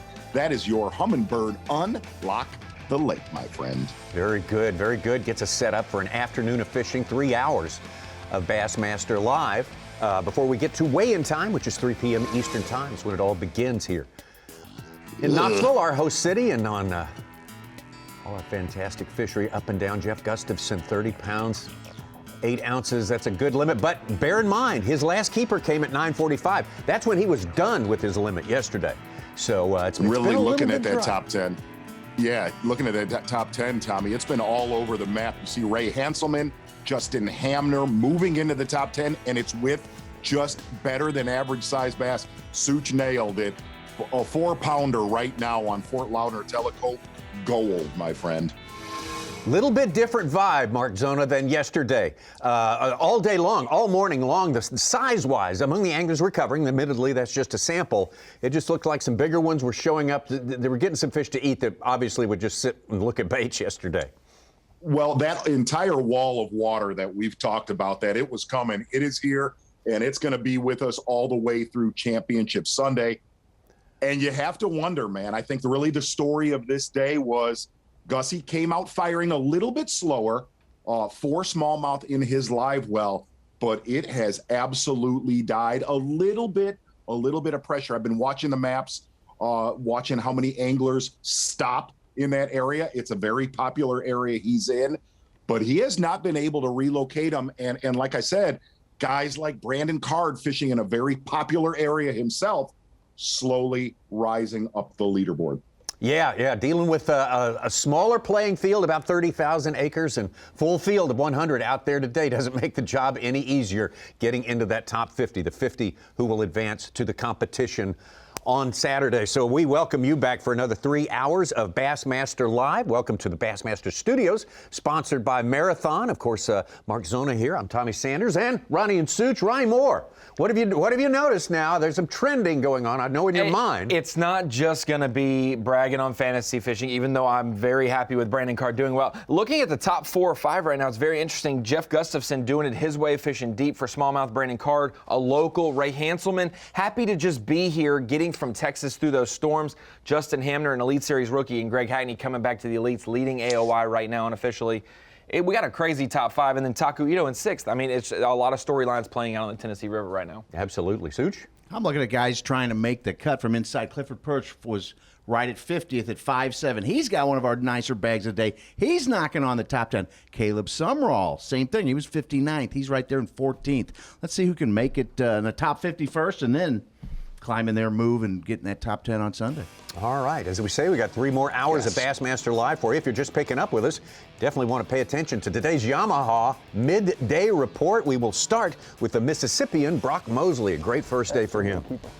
Brock Mosley fishing a 2-acre flat right off of the main river, sharing it with a 1 Frank Talley. Both of them having a solid day 1. Seems like that flat kind of tapered off. Brock Mosley made the comment, I've got backup fish, whether they're jig fish or cranking with a smaller Shad Rap style bait. But slow morning for Brock Mosley. Will be very interesting to see if that flat, where he caught, well, the majority of his weight on day number 1, if that flat will refire today. Just a couple of fish in the boat for Brock and falling out of the top 10. Let's get over to Steve Kennedy, who started this day in 2nd place. And boy, this was the 2nd biggest smallmouth we saw all morning. Exactly right. Steve Kennedy catching that smallmouth out of a lay down on a jig. Steve Kennedy not getting a lot of bites, fishing in the same general area he caught him on day number 1 where other big bags were caught. That was a big miss. Not a miss for Steve Kennedy. Actually broke that fish off. Well, from 2nd out of the top 10 is Steve Kennedy. Greg Hackney starts this day in 3rd place. It took him a little while to get it dialed in, but he had a good little run there for a while, Z. Exactly. Went in a flurry earlier today using a flat side crankbait, and typical East Tennessee, flat-sided, tight wiggling crankbait. But a lot of these bigger fish throughout practice and yesterday coming on a Strike King Thunder cricket. We got to see a little bit of that today. And it just seems like Hackney's main gig, isolated wood like that right there, where a lot of his better fish have come. Somewhere you feel like this front, this low ceiling is going to help Greg Hackney today. Got to limit the boat a little bit less than a 2-pound average. Got a good one in there, too. And Brandon Card coming up next. Yeah, one more from Hackney. And Brandon Card really had one of the super little flurries this morning, right? 2 in a row that were just terrific. It's kind of like that flurry started, Tommy, the exact same time when Hackney started catching them. They're fishing right across the lake from each other on Fort Loudoun. That is a chunk, Tommy Sanders. Super. Mixing in a suspending jerkbait and a 5/16 ounce jig. And really what we got to see earlier today, it has been wintertime fishing 101. Suspending jerkbaits, flat-sided crankbaits, Shad Rap style crankbaits, bladed jigs, and a Demiki style rig for our leader, Jeff Gustafson. If he'll keep or not.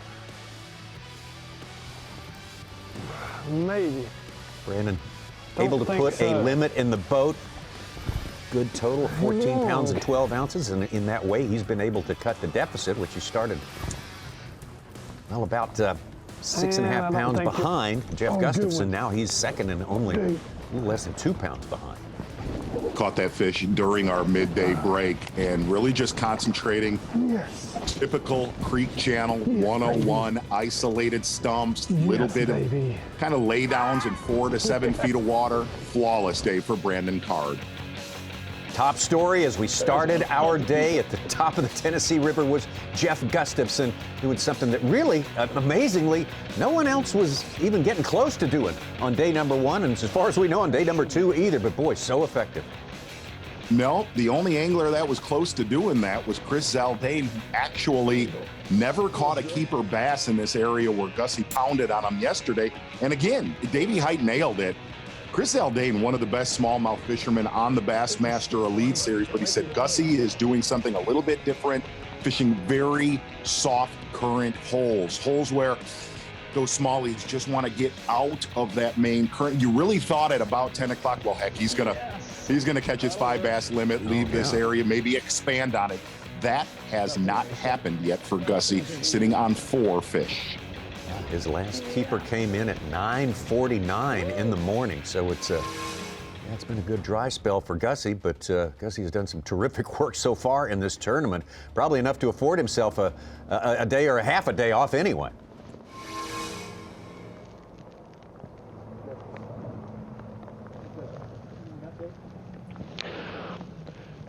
Well, we're stuck on 4. So, I mean, it hasn't been a horrible day. I've caught quite a few, but probably 6 or 7, 17 plusers, you know, but I'm just trying to hunt down one more and then we'll probably get out of here. But a couple of my little sort of juice spots, I've gone over them here in the last little bit and marked a few. Still some fish around, but not biting very good.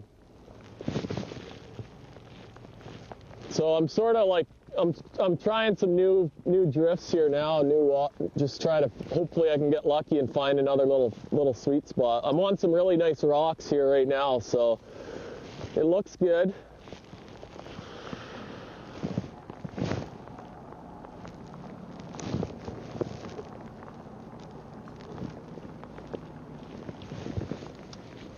The weather sucks. Be nice if this rain beat it.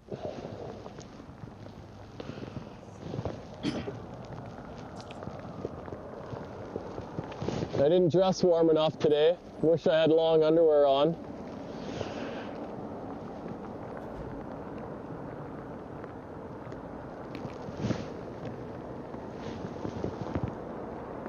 Taking a look at Gussie's fish yesterday.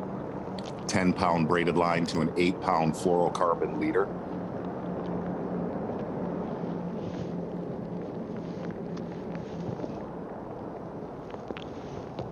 He had a lot of spectators yesterday and that beautiful sunshine. Not so much the case today in the bottom of Fort Loudoun. No, it's nasty out there today, and Yeah, there is a it is wall the of pain rain, cave. a wall of rain from Shreveport to Charlotte, just a never-ending train of rain that's going to be passing through here. I just don't see much signs of it letting off in any significant way. Ronnie Moore, I'm going to steal some of your fantasy thunder. Skylar Hamilton, who had one fish yesterday, he's got a limit. Wow. He's like our 12th limit today. He's almost at 10 pounds. He's jumped from the 86th to 33rd place right now. Of course, a lot of guys right there, Menendez, Palnick, Corey Johnson, Swindle, Lowen, are not reporting at all on Bass Track. Well, we're slowly but surely putting together a pretty good limit today. I knew with this rain coming in, the fish would bite a little bit better. I started on my best section from yesterday and never even caught one there. And then we made a little move to a place that I didn't catch one yesterday and caught a 3-something and then like a 4.5 on back-to-back cast, and then finished our limit there. And then we went on down. I picked up my jig and threw it by a log, caught like a 2-something, and then now we've just made another little move, and I just caught like one right under 3.5. So just trying to cull up as much as we can, just, you know, catch them while they're biting. I still got one little one in there, like a pound something, and then my second smallest is like a 2.5. So all in all, I mean, I'm pleased with how it's going. You know, we're not due in till 4:30, so we still got, you know, about 4 hours of fishing left. So, you know, if I just stay at it, I think I'll be able to catch a few more good fish. But basically, we're just throwing a jerkbait, keeping a jerkbait in our hand, and then we're tossing a finesse jig around when we need to. Yesterday, with the sun, I couldn't get them to eat the jerkbait very good. So I caught almost all my fish on the jig yesterday, but today with the rain and everything, they seem to be committing to the jerkbait a little bit better, and that's how I've caught most of my better fish today.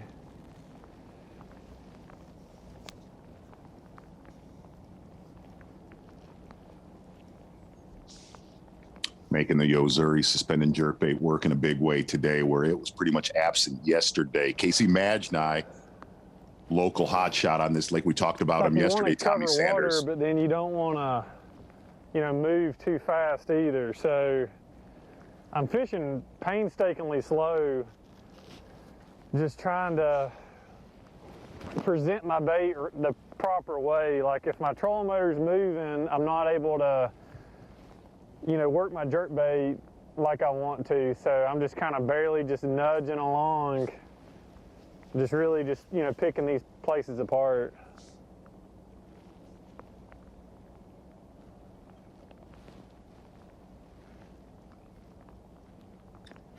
Comment that Casey made about where Brandon Card is fishing. It was the one place where he said, it was the very first place he said, that tournament can be won in that Little River section. We see Bernie Schultz kind of closer to the mouth. Greg Hackney now fishing in the mouth of Little River.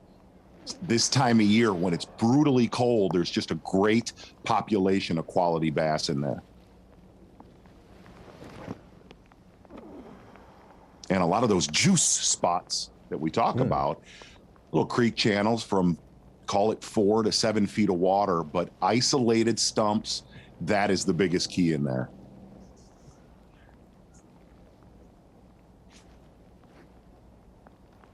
Found out a little nugget Z last night that my informant, Jordan Burdett, and your informant, Casey Majnai, used to fish team tournaments together on this body of water. So, yes, understand they do quite well. Yeah, that made me very happy that I didn't pick a bad informant. So, it's good.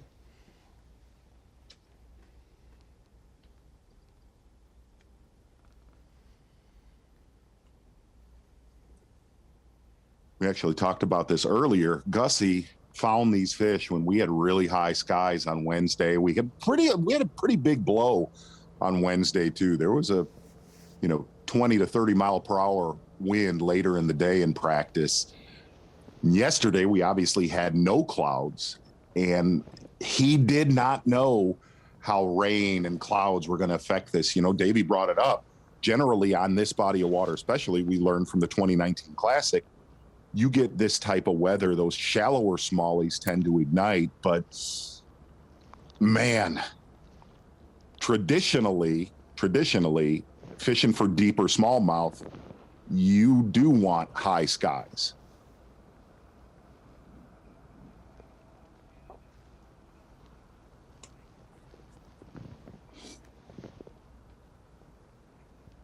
Well, we know that the sunshine and lack of it affects the bite. The current affects the positioning of the fish here. So these guys, boy, you just got to keep your eye on the ball. You got to be constantly adjusting. That was the key to the win at the Classic here, and it's doubtless going to be such an important thing to go on through the rest of this tournament here. Let's take a look at our leaderboard. Again, Jeff Gustafson maintaining his spot, never has fallen out of the top spot today. Brandon Card has cut into that considerably. Ray Hanselman of Texas moving on up there along with Justin Hamner and Greg Hackney. Had a good limit in the boat earlier and trying to upgrade on that. Jason Christie, now as we get close to the cut line, Jason Christie, one of those guys just above the bubble. Buddy Gross, who was a big favorite coming in here. Brian Schmidt had a good tournament last week. Caleb Kufal, ditto to him. And Kenta Kimura, the guys on top of that. You got to be in the top 50 if you want to fish on Saturday. So, boy, lots of work to be done for 50 anglers to be sure before this thing is over with. We got more to come. Don't go away. The Guaranteed Rate Elite at Tennessee River is sponsored by Humminbird, Mercury, and by Nitro Boats.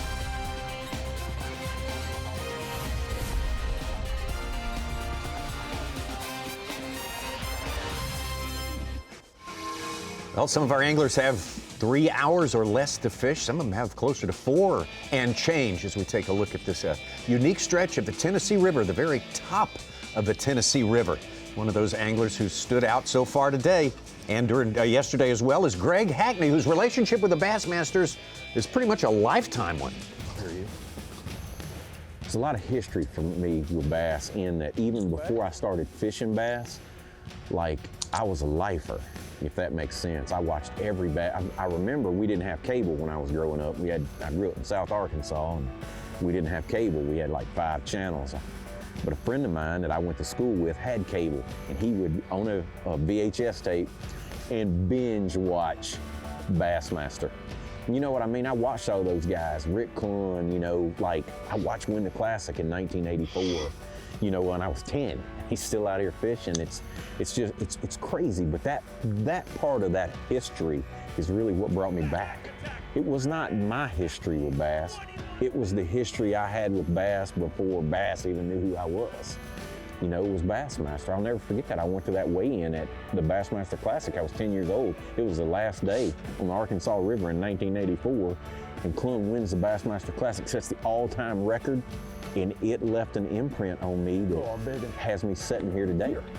And from that moment on, it was 24/7 Bassmaster, every Bassmaster magazine. My daddy was a life member of Bass, and I had been reading Bassmaster magazine before that, but going to that tournament, being at the Bassmaster Classic, I was absorbed with it. A lifer for sure in the best sort of way. Greg Hackney. You know, we're going to have the World Championship of Bass Fishing coming up June 11th through 13th on Lake Ray Roberts. And Fort Worth, Texas, for the first time, will be the host city for the World Championship, the 2021 Academy Sports and Outdoors Bassmaster Classic, presented by Hook. Right there at a brand new Dickies Arena is where all the weigh-ins will take place. State-of-the-art spot, and I'm happy to report it's not the same weekend that they're going to have the Colonial Tournament, which is just right down the street. That's one of the biggest tournaments of the year in golf. It's not going to be the same weekend, so that's going to give for a little bit more elbow room for everyone there, although it would be cool to spend a little bit of time at each one every day. Wouldn't it be great to have Tommy Fleetwood and Seth Feider at the same place together? Oh, man, yeah. They could switch spots and see if anybody noticed. like Greg Hackney, Tommy, you tend to absorb a lot of golf. You watch a lot of golf, so sure. you Well, catch that. Wet, cold, nasty. What I've been kind of surprised of, it hasn't helped the bite like I thought it would. I about halfway figured when I asked for that weather, it wouldn't be what I thought it was.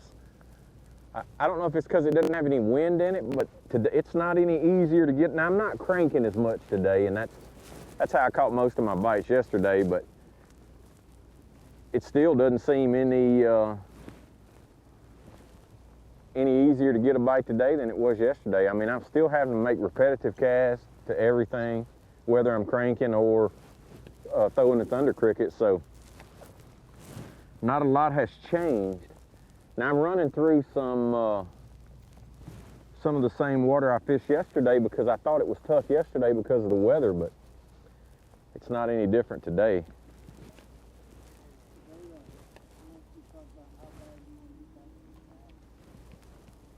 Oh, well, you know, that's a big bonus for me, you know, having a good day yesterday and, of course, having a good tournament at Palatka is to get me that much closer to the Classic. You know, that's not the only reason that I'm fishing bass, but that's 90% of the reason I'm fishing the Elite Series is the Bassmaster Classic, because you know what, that Super Bowl title has eluded me, and I just want to have that opportunity to get back. I look forward to it. It's going to be a fun experience, you know what I mean? Like, I may enjoy it, like, I don't know how many Classics I've been to, several, but I just feel like the next one I'll enjoy more than any one I've ever been to. I can't explain that, but it'll almost be like my first one. I was gone I took a couple years off, I guess, and I've really missed it.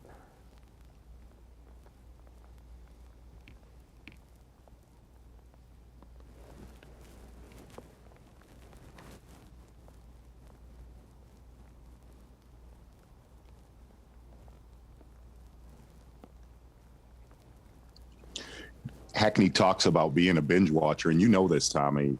Last year, look, he made the comment, he's trained his whole life,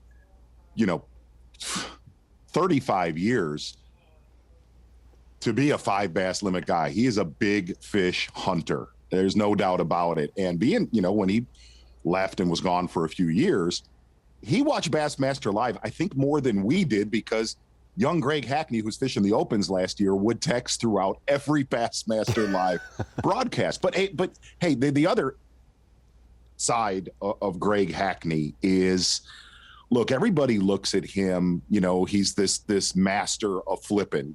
He's a modern day Denny Brower, but the way you see him fishing right now, he is unbelievable at winding and understanding. Like you heard him make the comment, repetition, throwing a bait, at an isolated piece of wood over and over and over.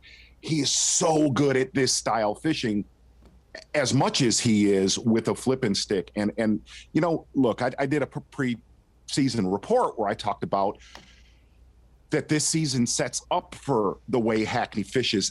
And what I mean by that statement is Hackney made the comment when he qualified for the Elite Series and Bruce Aiken and Bass and the whole group, Eric Lopez, announced this year's schedule. He said, man, I know I can fish shallow, 5 foot of water and less, the entire season except maybe one tournament. Well, if a guy knows that and he doesn't have to second guess, gosh, do I have to keep this honest or this honest or this honest on a body of water and just stay with his fastball.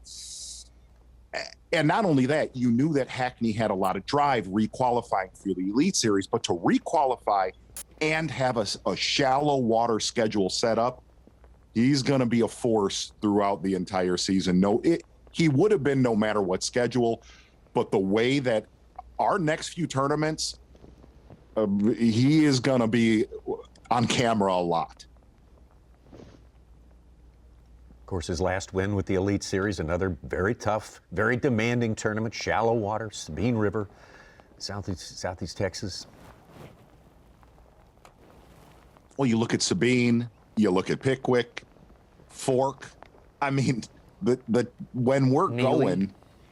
Neely, you can put your boat in 5 foot of water and less and get by, if not contend for wins, where you don't have that voice saying, gosh, I got to keep that ledge bite. You know, you don't have to check it. We said that the same exact thing about John Cox yesterday. Those guys where they know they don't have to keep that deep water bite honest. They're going to be a force the next 3 months.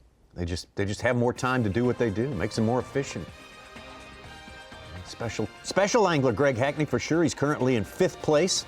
Right now, 9 pounds, 5 ounces behind Jeff Gustafson. Brandon Card within 2 pounds of Gustafson, and those two well clear of the field as it stands right now. But Gustafson still 1 left to a limit. A lot more action to come. Live coverage of the Guaranteed Rate Elite at Tennessee River is sponsored by Carhartt. Into the afternoon on moving day. That's today, day number 2 of the Guaranteed Rate Bassmaster Elite. Here on the very first impoundment on the Tennessee River, Fort Loudoun, also Tellico in the mix here. Jeff Gustafson and Brandon Card, you see those two separated from the field by a good margin right now. Ray Hanselman, Hamner, Hackney, Ito, all got work to do if they're going to get up back to the top on today, but being on top on Sunday is what it is all about. Let's get back out to the area where our leader has spent all his day now, Jeff Gustafson, and with him all day long has been our man, Davey Hyde, out there enduring a little liquid sunshine. And Davey, there's plenty of promise of more of that on the way, if that's anything to you. It sure is, Tommy. You know, a lot of people, when I started working with you guys, asked me about, do I miss fishing the tournaments? Well, I said on days when it's like 40 degrees and raining, I love being in studio with Tommy and Zona and Ronnie and Such, and I'm missing you guys out here. Well, we miss you too. But here's the thing. Days like today mean so much because mentally, whether you're the leader, like Gussie, or you're one of the anglers, and only a few, but one of the anglers that didn't catch a fish yesterday or maybe only had one, it is such a mental challenge to be out here on a day like today. Gussie needs one more fish, and I think he will be happy.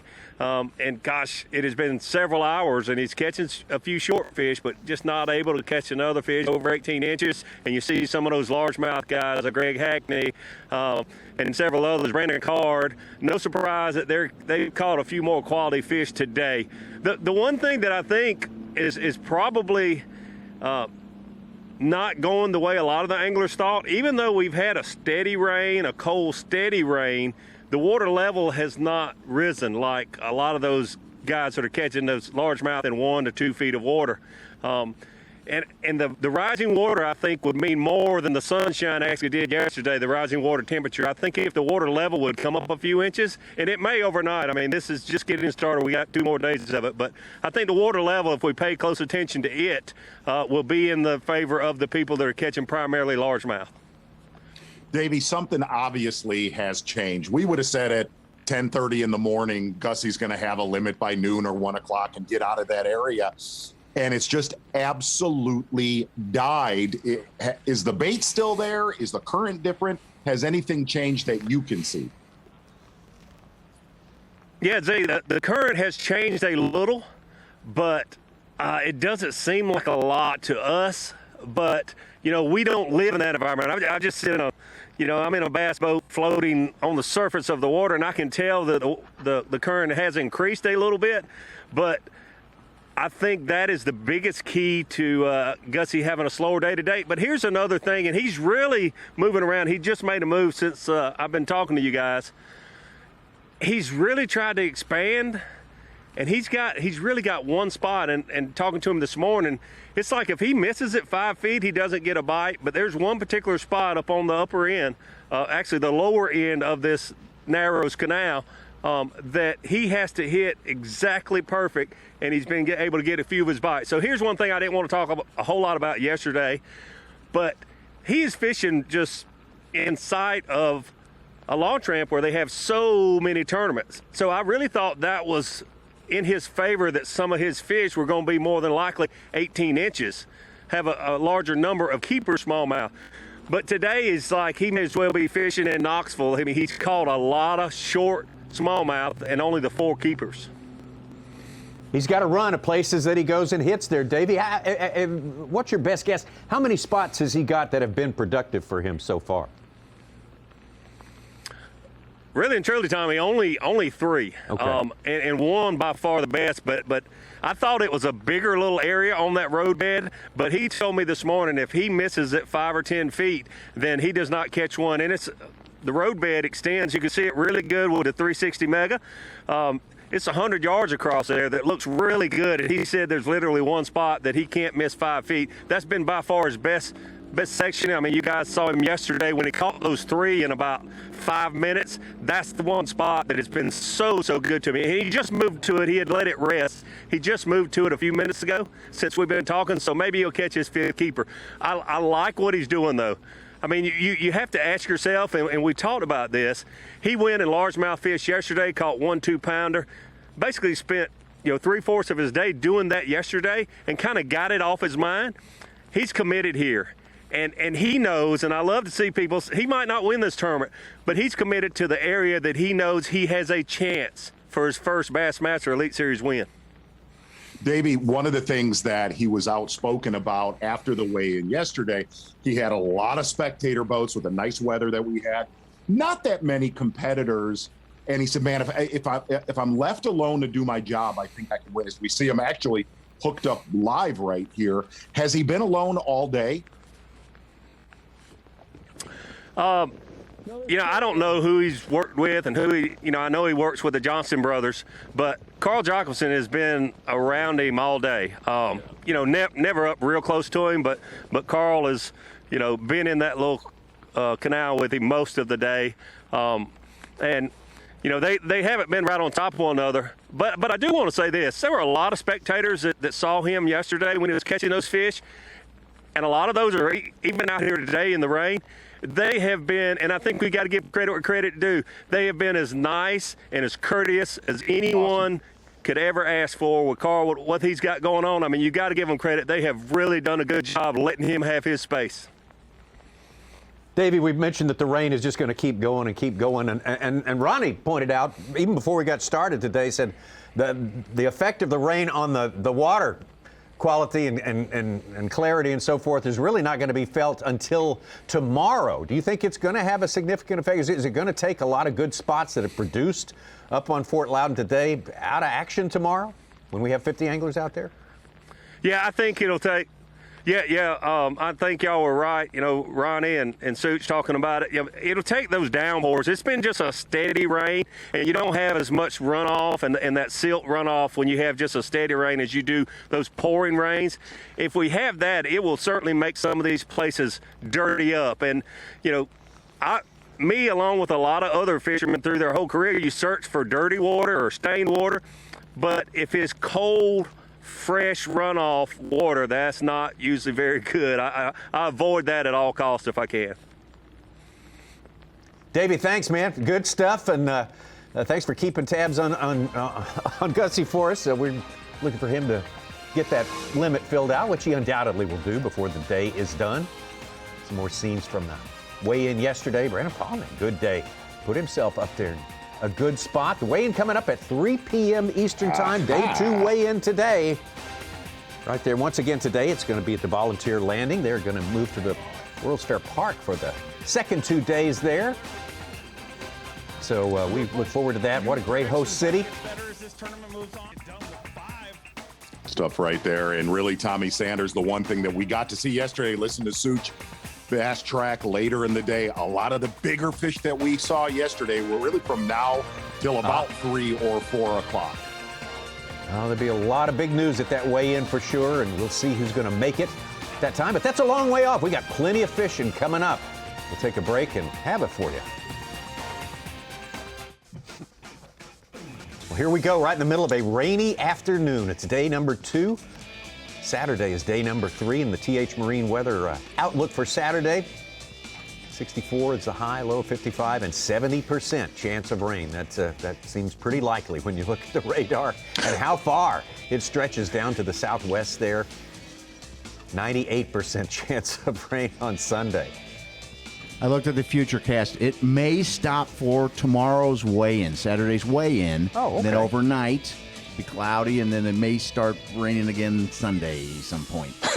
Okay. But there's a 2% chance that it doesn't rain, right, Tommy? You said 98% it rains, Right. so that's a positive. When they say percentage of rain, it means 98% of the county is going to get rained on. Yes, the coverage region. That's what it means. So you know, one of the things listening to Davey and what he was saying, and we heard other anglers talk about this yesterday, that a lot of the backs of these pockets could get blown out. Darn it. But what could happen is that main river deal. Come on, baby. Gustafson hooked up right here. Critical fish. Yeah. Yes. I think that'll do it. Yes. It's a skinny one, but that's okay. Oh, I hope you're long enough. Come on, baby. Yes. We got a limit. Oh!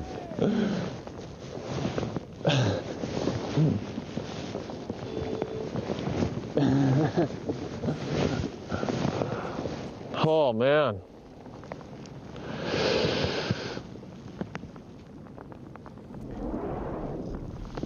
What's crazy is how difficult it's been, but he's going to have around 14 pounds with that limit at least.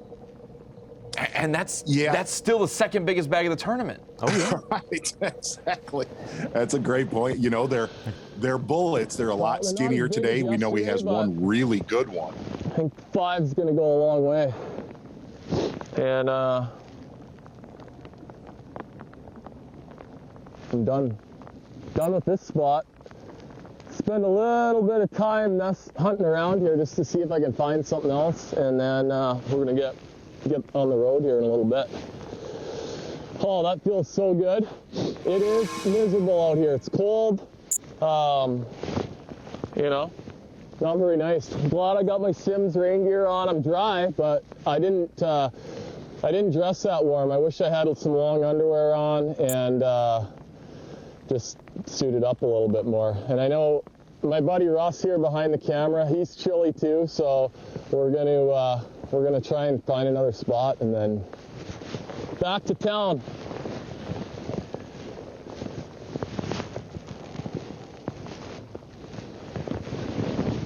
Oh, that took a long time.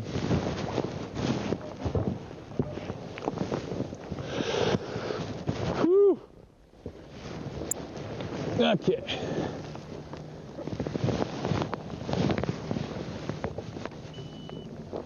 Yeah, he's not going to lean on that exact spot. And you notice he caught number 5 and he's sleeping.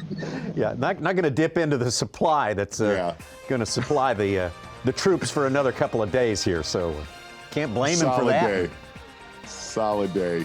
2 back-to-back days of all smallmouth over 18 inches when nobody else has even remotely touched that mark. And that's how you win here, obviously. And the only guy, remarkably, the only guy to even come close to doing that, Jeff Gustafson, trying to become the second Canadian to win a Bassmaster Elite Series event.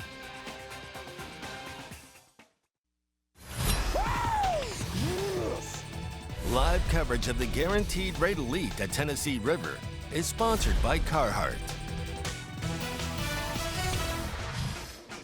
Well, after about an hour of fishing on day number 1, that was the fellow who took over the lead, Jeff Gustafson, here at this Guaranteed Rate Bassmaster Elite at the Tennessee River. Today, Jeff Gustafson had 4 fish at 9:45, and exactly 3 hours and 3 minutes later, he caught number 5. And he said, okay, I'm off of my spots here. I'm going to go look at some other stuff, see what I can find. You're exactly right, Tommy Sanders. And I know exactly what that music means. You know what? It's going to be a little bit of a painful ride back to Knoxville, but this fish right here is going to make it feel, so much warmer than it would have about 15 minutes ago. Jeff Gustafson, as you said, Tommy Sanders, he's been catching them really early on day number 1 and 2, and then it just kind of stalled out right before our commercial break, catching an 18-inch and over smallmouth here to fill his 5 bass limit. You cannot say it enough. To have 10 fish so far over 18 inches, 10 smallmouth off of this body of water, fishing a lot deeper than everybody else, that is by far the power pole replay of the day. Jeff Gustafson with 5 in the well. It's your power pole replay of the day. That says it all right there. Absolutely, exactly. It is. I mean, that's the key to winning this tournament. You know, and you have to think to yourself, we're going to actually get a little bit of bonus coverage right now with a different Brandon Cobb, when I believe he has one big one in the live well. Brandon, can you kind of dial us in on today and what is different? What's changing with this weather? Yeah, I mean, to be honest, I'm just trying to get a bite. With this weather is not ideal. I've been fishing shallow, 1 to 4 foot of water, fishing wood, docks, whatever's there with a chatterbait. But the problem is, with this weather, they're not pulling up today. It's slower, and in the back of my mind, I want to run around and try to find something this weather will help, like some fish kind of on some points or pulling up, things like that, just more offshore, I guess you'd say, not around cover. But it's so tough out here right now that if you run around and try to put something together, it's just not enough bites to be had to know if you have. So I'm just milking it out, trying to fish the shallow cover as I can and hope I run across a couple. It's one of those things that's honestly so tough, especially this one good one I got. You don't have to catch 5. I mean, I hate to say it's one of the first terms I've ever fished. You don't have to catch 5. You just need 2, 3 good ones. So I'm just trying to get 2 more bites, from 3+ pounders. I got 2 4-pound bites yesterday, lost one and caught one, and then I got the 4 to 5 pound bite today that I caught. So it's slow going. It's just grind it out. I'm fishing shallow, which is bad, and 48-degree water, and I'm fishing 1 to 3 foot deep. So there's a few there, not many. You just got to get your bait beside one that wants to bite.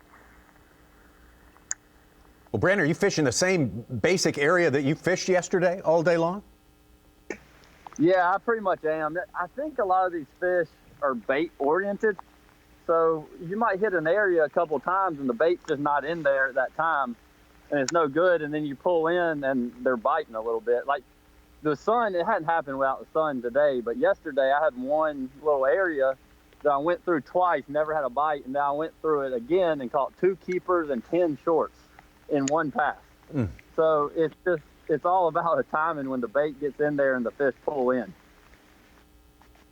Brandon, where would you've fished all around the country. Where would you rank this as far as the toughest events that you have fished throughout your career?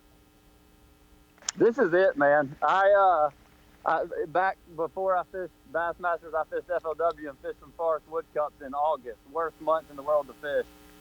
And I feel like it was easier. This is by far the hardest tournament I've ever fished to get a bite.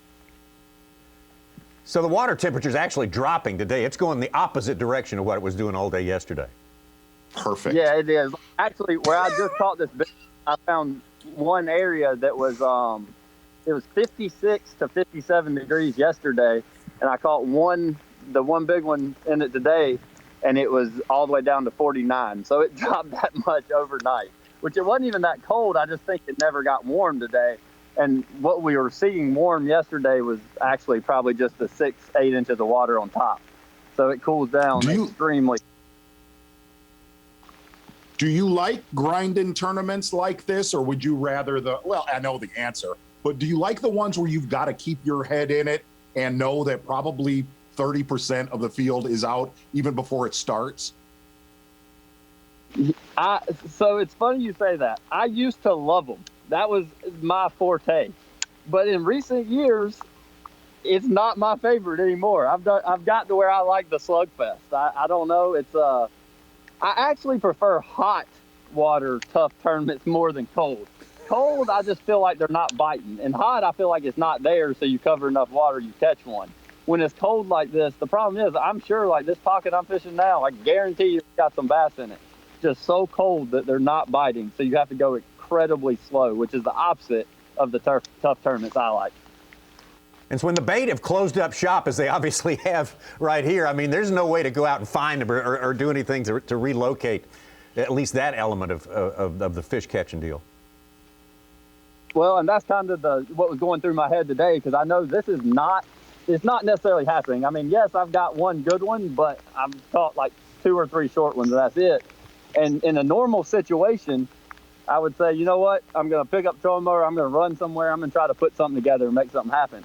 Well, the problem is they're not biting so bad. It's just you can't run around and look for something. If you find the right thing, you're going to get 3 to 6 bites, and it's hard to know when you're fishing fast trying to cover water, is it the right thing? So I know this gets bites, so doing it. I hope I get 1 or 2 more. Brandon, I probably don't want to know the answer to this. Do you think it's going to get worse throughout the weekend? Unfortunately, I think it is.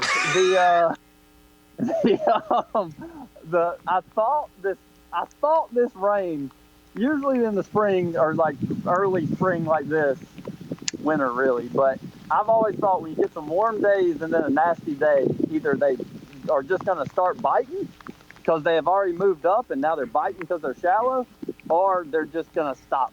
They're just going to stop them pulling up. And I believe we were too early for this weather to turn them on, because it is worse for today, it seems like. And with that being said, I don't think this nasty weather next few days is going to help anything.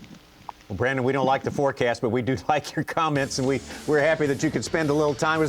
Compliment your marshal as well for holding that camera so still. I'd be probably shaking and all over the place. Let's look back. We talked to Jamie Hartman earlier today, one of the guys who won 2 Elite Series events in 2019. This guy was the other one, Brandon Cobb. Exactly right. Brandon Cobb, watching him on Hartwell, and the most amazing thing about that win, he said, I'm probably not fishing the best part of Hartwell. I'm fishing the area of Hartwell that I know the best. Put on a show there. From there, we went to Lake Fork, and it was a double beatdown between a jerkbait, sight fishing, a little bit of frog fishing, but some of the sight fishing that we saw in that tournament, hopefully, Tommy Sanders, we will get to see a little bit more of that action our next time we get to Fork. Yeah, absolutely. Can't wait for that. That was a beatdown supreme, and what a season for a great angler. Back now live with Steve Kennedy. Some big ones maybe biting. Chad Morgan Taylor just got a 5-pounder. Wow. Steve Kennedy with 1 in his live well. It's a good one. Over 18-inch smallmouth.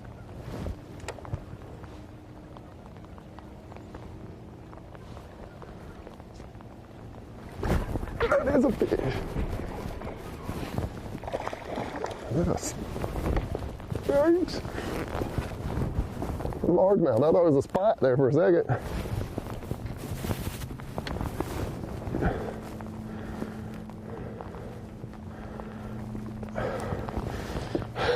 They do exist. Miles and miles and miles and hours and hours and hours. I don't need to measure that, do I? 15 inches. We're gonna put him on your side. Gosh, it's also a critical bite. I don't know. They just show up every now and then. Boy, a long time between keepers for Steve Kennedy right there, but man, you never can tell when it's going to turn on. That might be the start of a string of a few of them. Back over to John Cruz. Been a slow day for him. Yeah, Kennedy started the day second, fell out of the top 10. That fish should get him back in the top 10. Come on.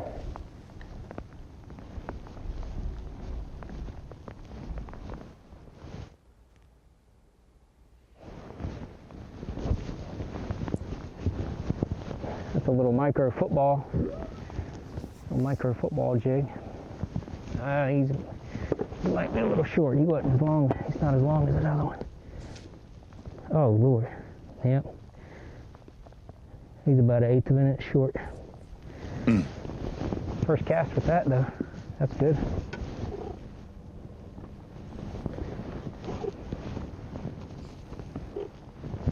First cast with the micro football.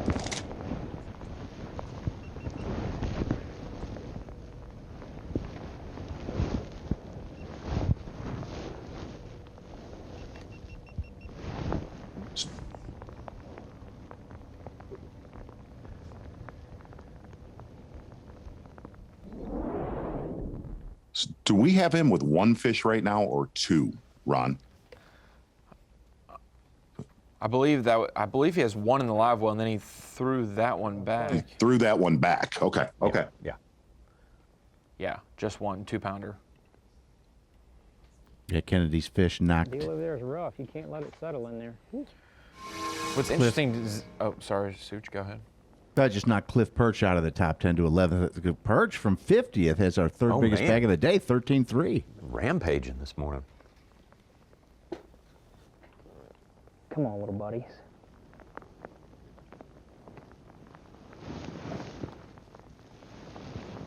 And there's guys in our top 10. Scott Martin, Hunter Shryock, still sitting on 4.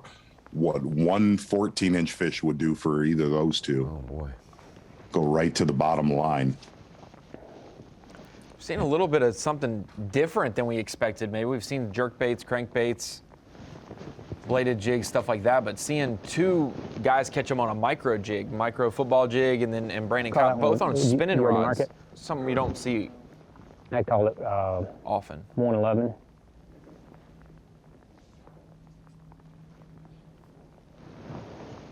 Boy, I always keep in mind the guys who have no bass track today. Menendez, Palnick, Corey Johnson, Swindle, Lowen, I think Christie, and they were all around 11 pounds to start the day. Right.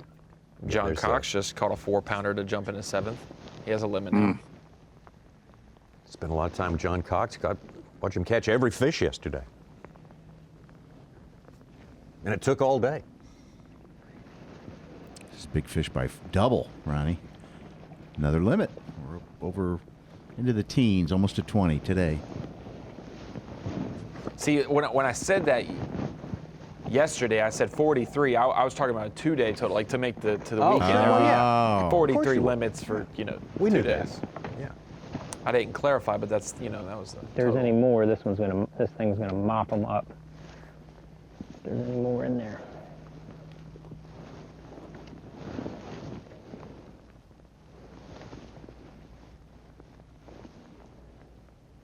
Boy, except for that flurry that Hackney went on, it has been slow for him the last couple hours. Hackney made the comment between his bladed jig and flat-sided crankbait. Every area that he's caught him either throughout practice or this tournament is the presence of bait, presence of shad. We heard that with Brock Mosley, a lot of our leaders. Or this could immediately hang up.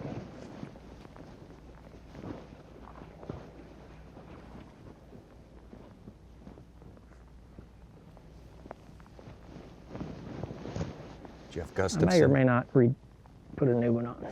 Upper left there, if you're just checking in with us, kind of looking in to see how it's going. He's still got the lead, and just a few minutes ago, finished out his limit. Took him a good long while, much longer than yesterday, so he's trying to find some other spots that are productive. Davey Hyde told us he's been mainly working over 3 specific places. He's going to let those rest, understandably.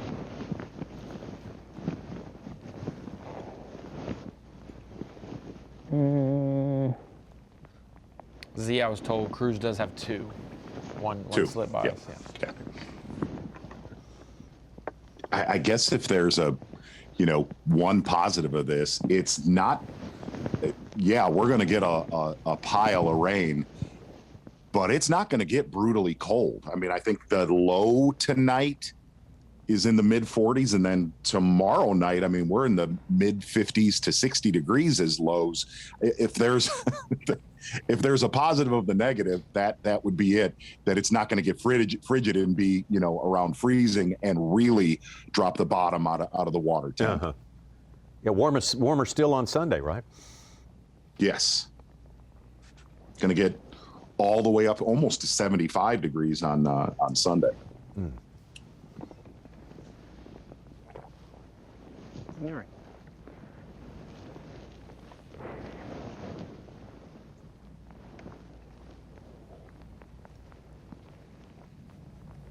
I think tomorrow morning's going to be real critical for Gussie. Looking at yesterday morning, and this is typical for wintertime fishing. Little guy. Cruz hooked up.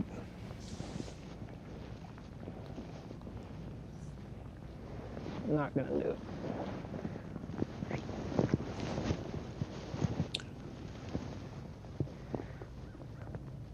you know, and we've seen it during this tournament with Brandon Card, with 12 incher, Hackney, 12 and a half.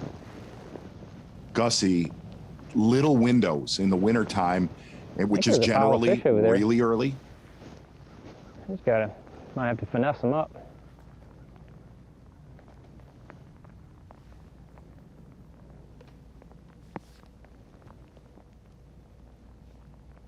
Boy, it is easy living in Gussie's boat right now.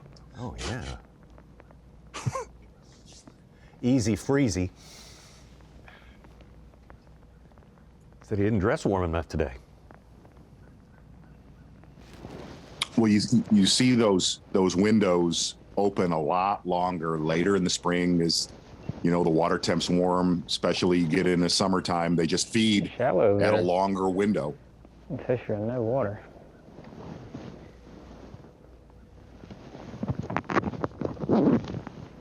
In this tournament, when you get one bite, you better capitalize quick.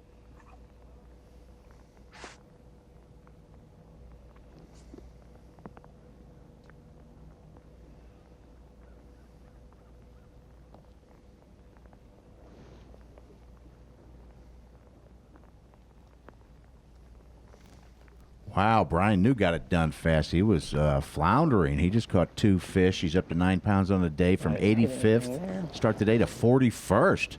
Having a good birthday week after he wins at the St. John's. He celebrates his 31st birthday. He's trying to make the cut.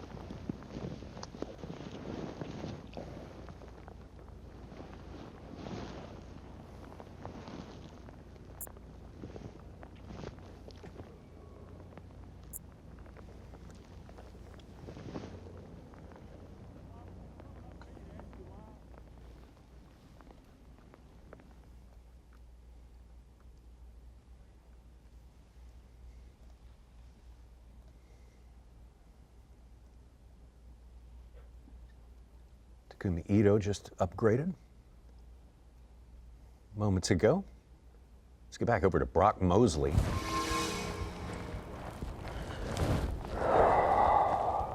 Brock starting the day in 5th place. He's 18th so far with just a couple of fish in the live well.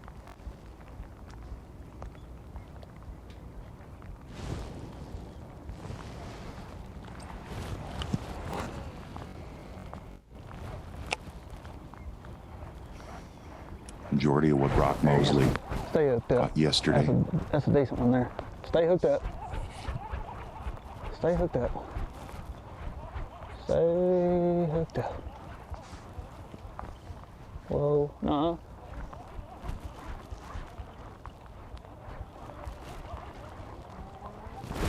Get in here. Yes, thank you, Lord. There we go.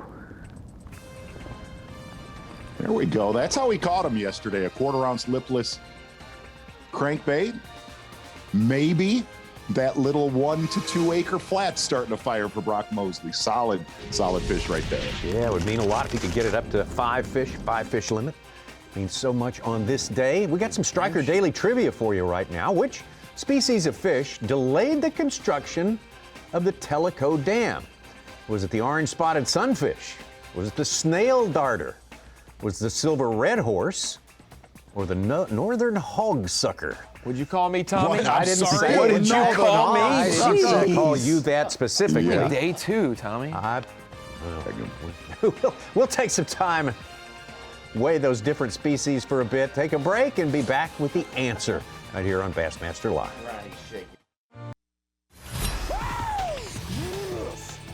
Live coverage of the Guaranteed Rate Elite at Tennessee River is sponsored by Carhartt. Guaranteed Rate Bassmaster Elite on the Tennessee River, second stop of the year.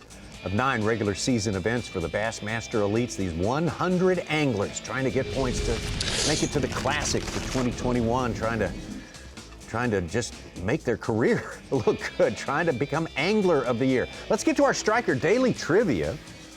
We teased you with before. Which species of fish delayed the construction of the Tellico Dam? Was it the orange-spotted sunfish, the snail darter, the silver red horse, or the northern hogsucker? Z? Well, as much as I want to say northern hogsucker, I'm going to go with B, snail darter. I think that's it, too. See, I'll go C, silver red horse, just to try to get off the schneid. That sounds like a made-up name. Yes, it is the snail darter. Did you make up silver red horse? No, I found it on the Tennessee fish list. Oh, okay. All right. The snail darter. It got some publicity, I think. Yeah, well, they were building Tellico, started like in '69, and then some people said, no, you're going to endanger this fish. Well, they mitigated that by, it went all the way to the Supreme Court.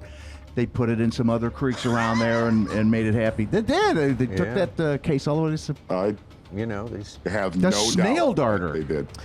I wonder how much a lawyer, does he have to work pro bono for a snail darter, or how do they pay? Is it crypto or Venmo? How do they send them money? Venmo, I think is what it is. Well, the dam was 75% complete. When And they got shut her stopped. down. Yeah, They shut and her then down for the it took snail 12 years. 79 is when they finalized it. Think of what they'd have done for an albino cave cricket. They would have just, like, shut the whole town down. Well, those are good for catching crappie, I hear.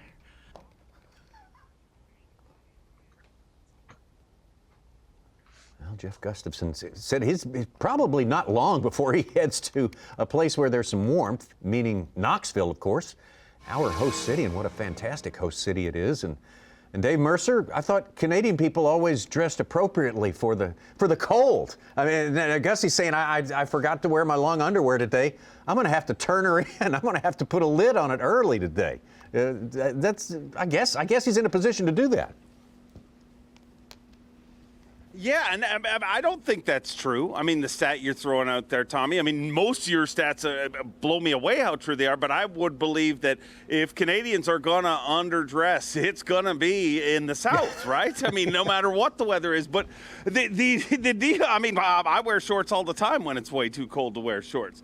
But I will say this day has changed a lot, guys. This morning at takeoff, I literally, I was wearing exactly what I was. I mean, we all heard the reports of how cold it was going to be, how much rain and that sort of thing. It wasn't bad. I mean, we all kind of left here from takeoff. We were like, I overdressed. It was too hot. You know what I mean? And then when we were down here at 9 o'clock and did that segment, as soon as I left here from that, I mean, it literally during that segment, it got cold. I mean, it's crazy. Yesterday we talked about basically at this very time, we talked about being one of those days where you walk out of the office and being like, man, I don't care where, I don't care how, I need to go fishing. This day feels the exact opposite, guys. This is one of those days where you're just like, hey, I'm just going to go and watch the old Bassmaster episodes and have some hot cocoa at home. Dave, really looking at the Canadians that fish on the Bassmaster Elite Series, you are very close with all of them, with the Johnstons and Gussie. And I hate to say this, but Gussie gets a little bit overshadowed by Chris and Corey. But looking at what he's doing in this tournament, in case somebody has not followed his career on the FLW or his career on the Elite Series, he is as good as it gets on finesse fishing for smallmouth bass with his electronics. He is incredible, and really the only reason he gets overshadowed at all is just because of how incredible the Johnstons are. You know what I mean? And what they've accomplished. And it's also because Gussie's, he's that. I'll be honest, the one thing that worried me about Gussie coming to the Elite Series, you know how excited I was at all those guys, and I said this to you, Z. I'm like, my one concern is Gussie too nice. I mean, he really is the world's nicest guy, and you wonder, is that going to be a disadvantage here in the Elite Series? You know what I mean? Is this guy going to get run over? And I'll be honest, there's been a few times that he has. But I also think that his niceness is paying off this week. And as soon as I say this, I'm sure somebody's going to pull on this stuff and start smoking fish, because that's just how the world works. But even this morning on the dock, you know, with a tournament as tough as it is, generally that's when the pirates come out. Let's be honest. I mean, when fishing's good, I mean, everybody stays in their own little spot and they have a good time. When things get tough, when the pressure mounts up, that's when it gets ugly out there. And Gussie's been given a lot of room, so it's amazing. And what I said this morning is nothing is sometimes the most important thing, and I think that nothingness that he had yesterday to go largemouth fishing, and also that nothingness here today, like that, what happened yesterday also allowed him never to even think about those largemouth today. You know, when you catch 4 that quick, and all of a sudden you're from 20 hours north of me in Canada, and you're freezing out there, your mind starts to think, man, maybe I should try something different. This isn't happening. This is work. What happened yesterday, I think, gave him the confidence to stick to that, and I'm hoping that he figures something out that will help him carry his way through this weekend. But no, an amazing guy, and overshadowed, but just because of how great all 3 of them are. If you look at the short time they've been in the Elite Series, I mean, there's not a lot of weekends that not one of them flirts with that leaderboard. Dave, for somebody at home, if you could pull the curtain back for us right now, because we talk about it off camera, somebody at home is probably thinking, well, what do you mean he's a nice guy and he's not going to win a tournament? Kind of peel the layers away and explain throughout the last decade or 2 decades or 3 decades that sometimes being a nice guy, you get railroaded out here.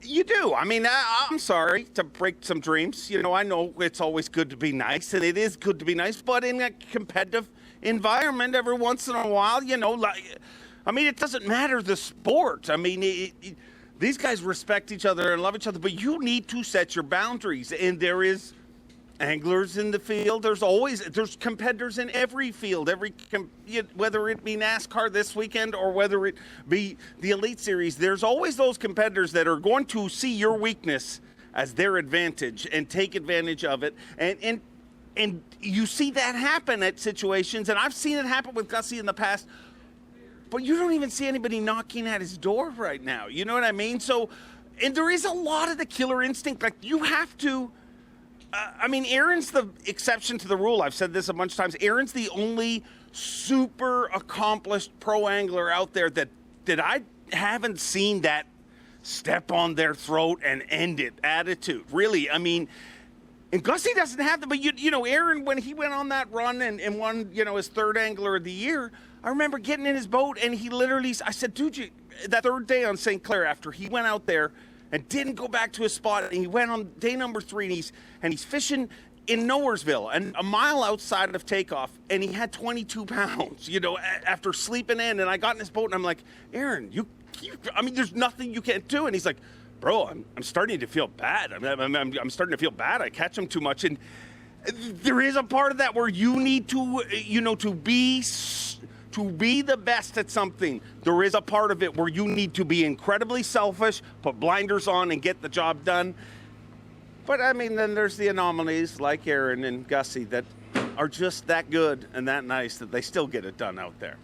Dave, you're an incredible host and an incredible motivational nice speaker. Guy. I have to say, Dave, great job. Dave Mercer has got a big, important weigh-in coming up at 3 p.m. Eastern Time today, right there at Volunteer Landing in the city of Knoxville, our host city for this tournament. 2nd stop of the year. Let's get out on the water. I believe that was keeper number 2 that we saw for Steve Kennedy here about an hour ago. John Cruz and Brandon Card. Solid day for Brandon. Boy, big day for Brandon Card. Maybe his biggest day ever on the Bassmaster Elite Series. And we're not even done fishing yet. We got plenty of time left to fish, although Gussie may be putting a lid on it. The Guaranteed Rate Elite at Tennessee River is sponsored by Minn Powerful, and by Skeeter Boats.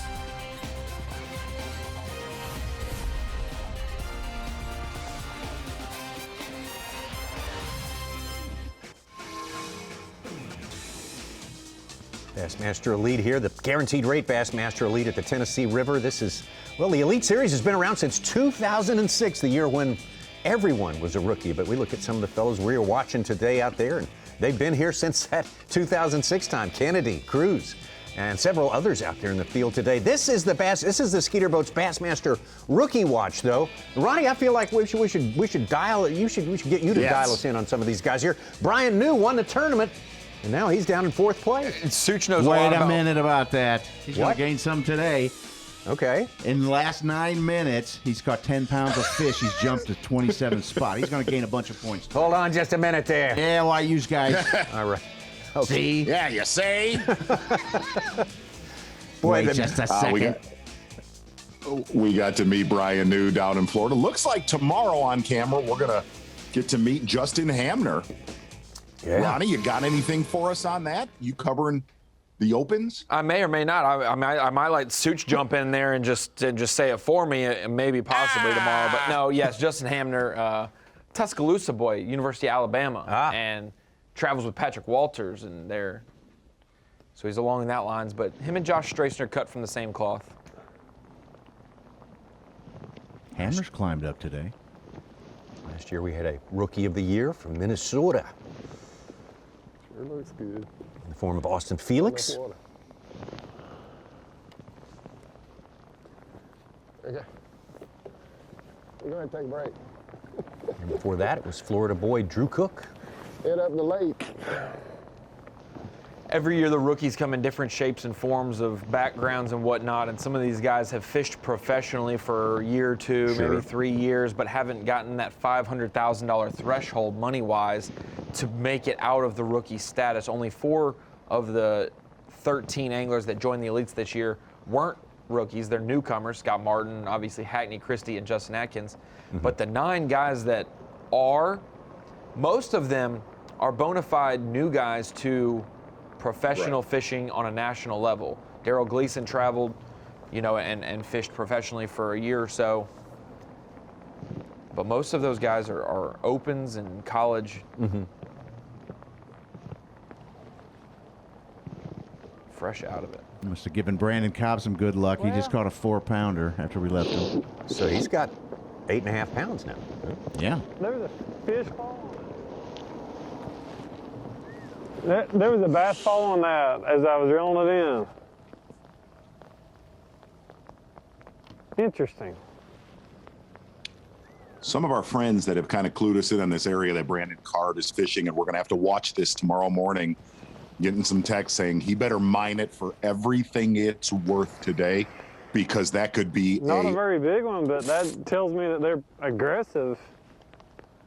They're going to fall that in 2 inches under the water. flowing pile of mud was the text that I got. Wow. Tommy Sanders. Very possible tomorrow. Gosh. I mean, it's clear if you look at where he's at right now. Yeah. And the weird part, where that canal connects those two lakes, it's got to rain enough on the mountains to flow through Tellico to create any kind of current, and then but it'll bypass it, so it scoops that main side of Loudoun with dirty water compared to coming from the Tellico. No, I'm talking where Brandon Card is. Oh, Brandon Card is. Yeah. That he's fishing in a river off of Loudoun. It'd be really hard to muddy that area that Gussie's at. As far down the lake as he is, I mean, he's within, a mile of the dam.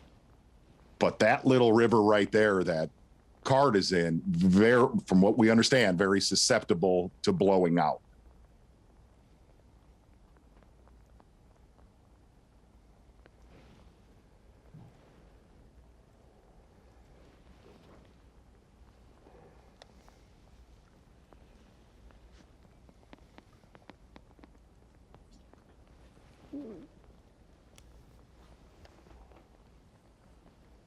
Again, Card having a great day, 14 pounds, 12, almost 15 pounds, unofficially.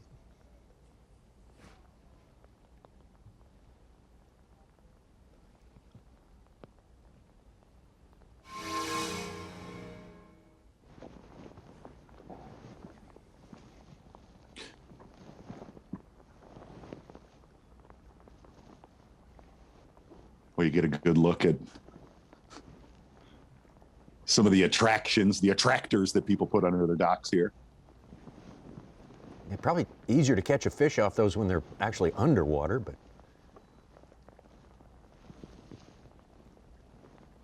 parts of them are, so that's... I mean, in all honesty, Gussie really only needs to catch, fair to say, 3 more bass a day? If they're 18 inches? If they're the kind he's been, yeah. They're the kind he's been catching.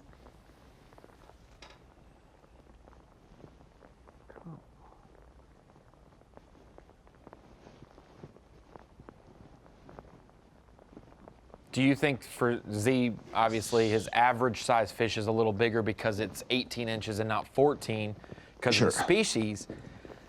But what are, I mean, yes, there's some big smallmouth, but we haven't seen a great giant one from him, whereas we've seen people chasing him with largemouth catching 5s. You know, even if the mud comes in and whatnot, the X factor that one of these guys chasing him can catch a 5 to 6 pound largemouth any given day has got to be a little bit scary. Ronnie, I think the rest of the field needs Gussie to blank. There's no other way to put it. There's no, I don't even know how else to phrase it. I think they need him to absolutely crumble tomorrow. Going to get back up to Brock Mosley right now, and I believe he's on that area where he caught him yesterday.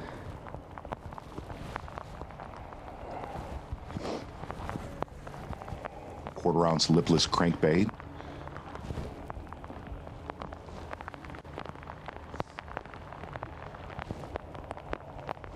There you go. Stay hooked up. Stay hooked up.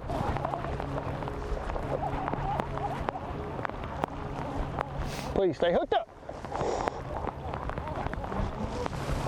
Get in here. Yes. Thank you, Lord. Look how white that fish is.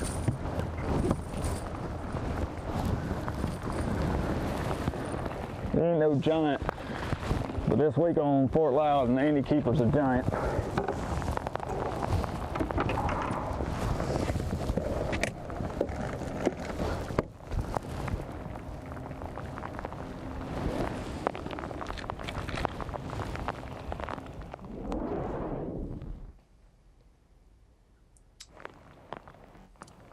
For keeper number 4 for Brock Mosley. It's not been pretty, but getting near that 5 bass limit. Ronnie, back to what you said right there, though.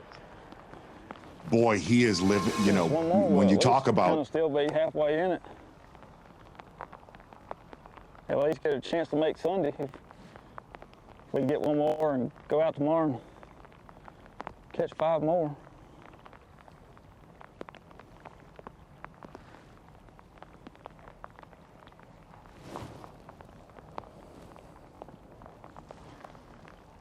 It's just, man, I'm due a good one. Like a big one.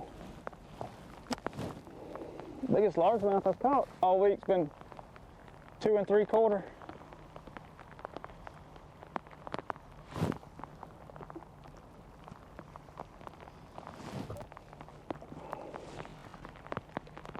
Scott Martin making a move to 4th place with his 2-pound fish, 11 pounds on the day. That's what, 4 or 5 bites since we got back here? Since we came back, 2 keepers and 2 shorts, I know. One pulled up, something pulled off.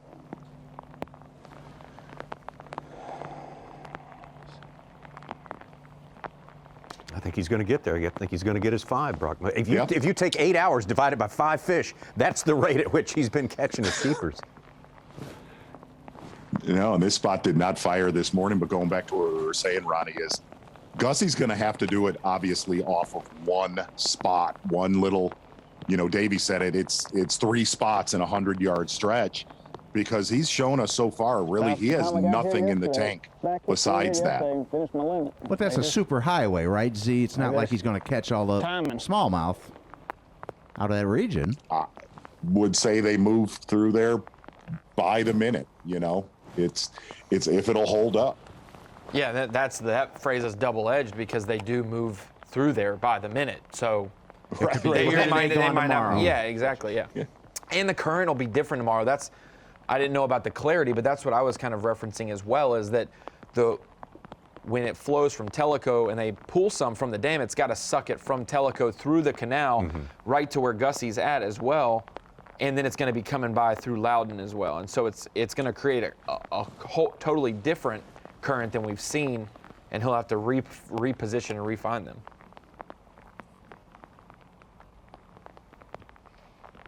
Got a text from Jim Sexton, who grew up in Knoxville, our VP Digital. He said he had a Save the Snail Darter t-shirt as a kid.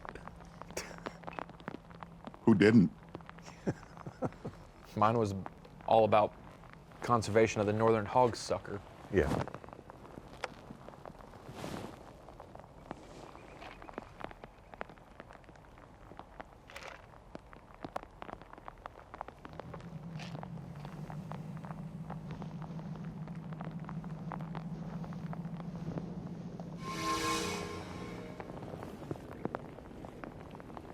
For some of these guys, though, catching 9, 10 pounds yesterday, they felt real good, even if they only have 2 for 3 or 4 pounds, because that's going to be well within the cut just by having a subpar day to day. Yeah. Safety of making a check and a cut.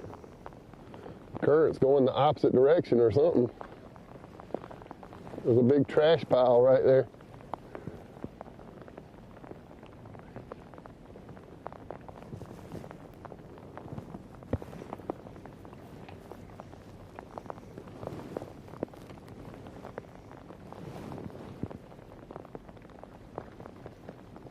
Steve Kennedy making the decision to not go to Tellico. We spoke earlier. He made the comment that he may make the run down there about 10 or 11 if he doesn't have 2 or 3 in the live well. I believe he's sitting on 2 right now. 2, yeah.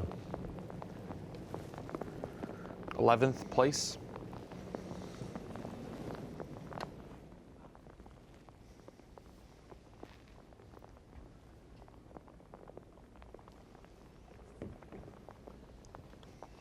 So it'll also be interesting. We may have Taku Ito on camera tomorrow for the first time with a bait caster. We have seen him almost exclusively with a spinning rod last year on live. It's a good point. Good point. Saw a video of him catching him on a jerk bait today, so that'll be.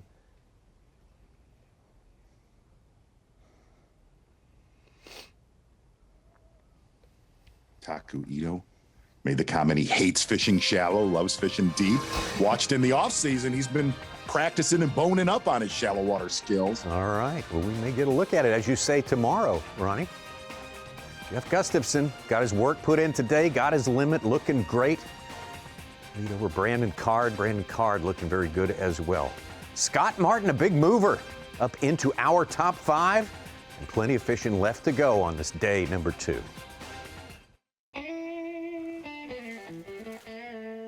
What them sons of fishes up to now? Fellas, I give you the Force trolling motor. It is the most powerful, the most efficient on the water. Yep. Most powerful. We're really in trouble now. And it's quiet, too. You can't swim here. What a dumb bass. Boots, bulls, and the Bassmaster Classic. Everything's bigger in Texas. Be at the best 3 days in bass fishing, June 11th through 13th. Watch the takeoffs at Ray Roberts State Park at Pilot Point. Then head to Fort Worth for the huge expo with the latest in outdoors and fishing gear at Will Rogers Memorial Center. Then experience the exciting weigh-in shows at Dickies Arena. Meet Bassmaster pros, win prizes, plenty of activities for the kids, plus all events are free. Catch the fun in Fort Worth at the Academy Sports and Outdoors Bassmaster Classic presented by Hook. Details at bassmaster.com.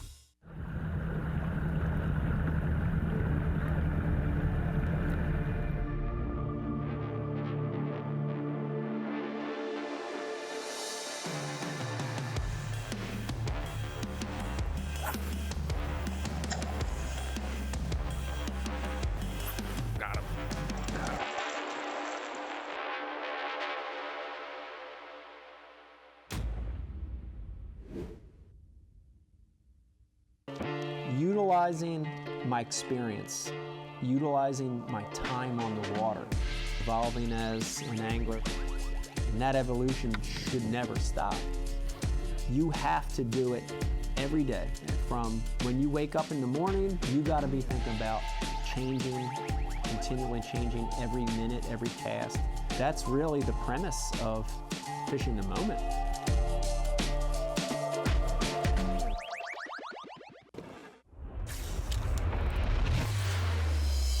Nitro, a rush of tournament adrenaline.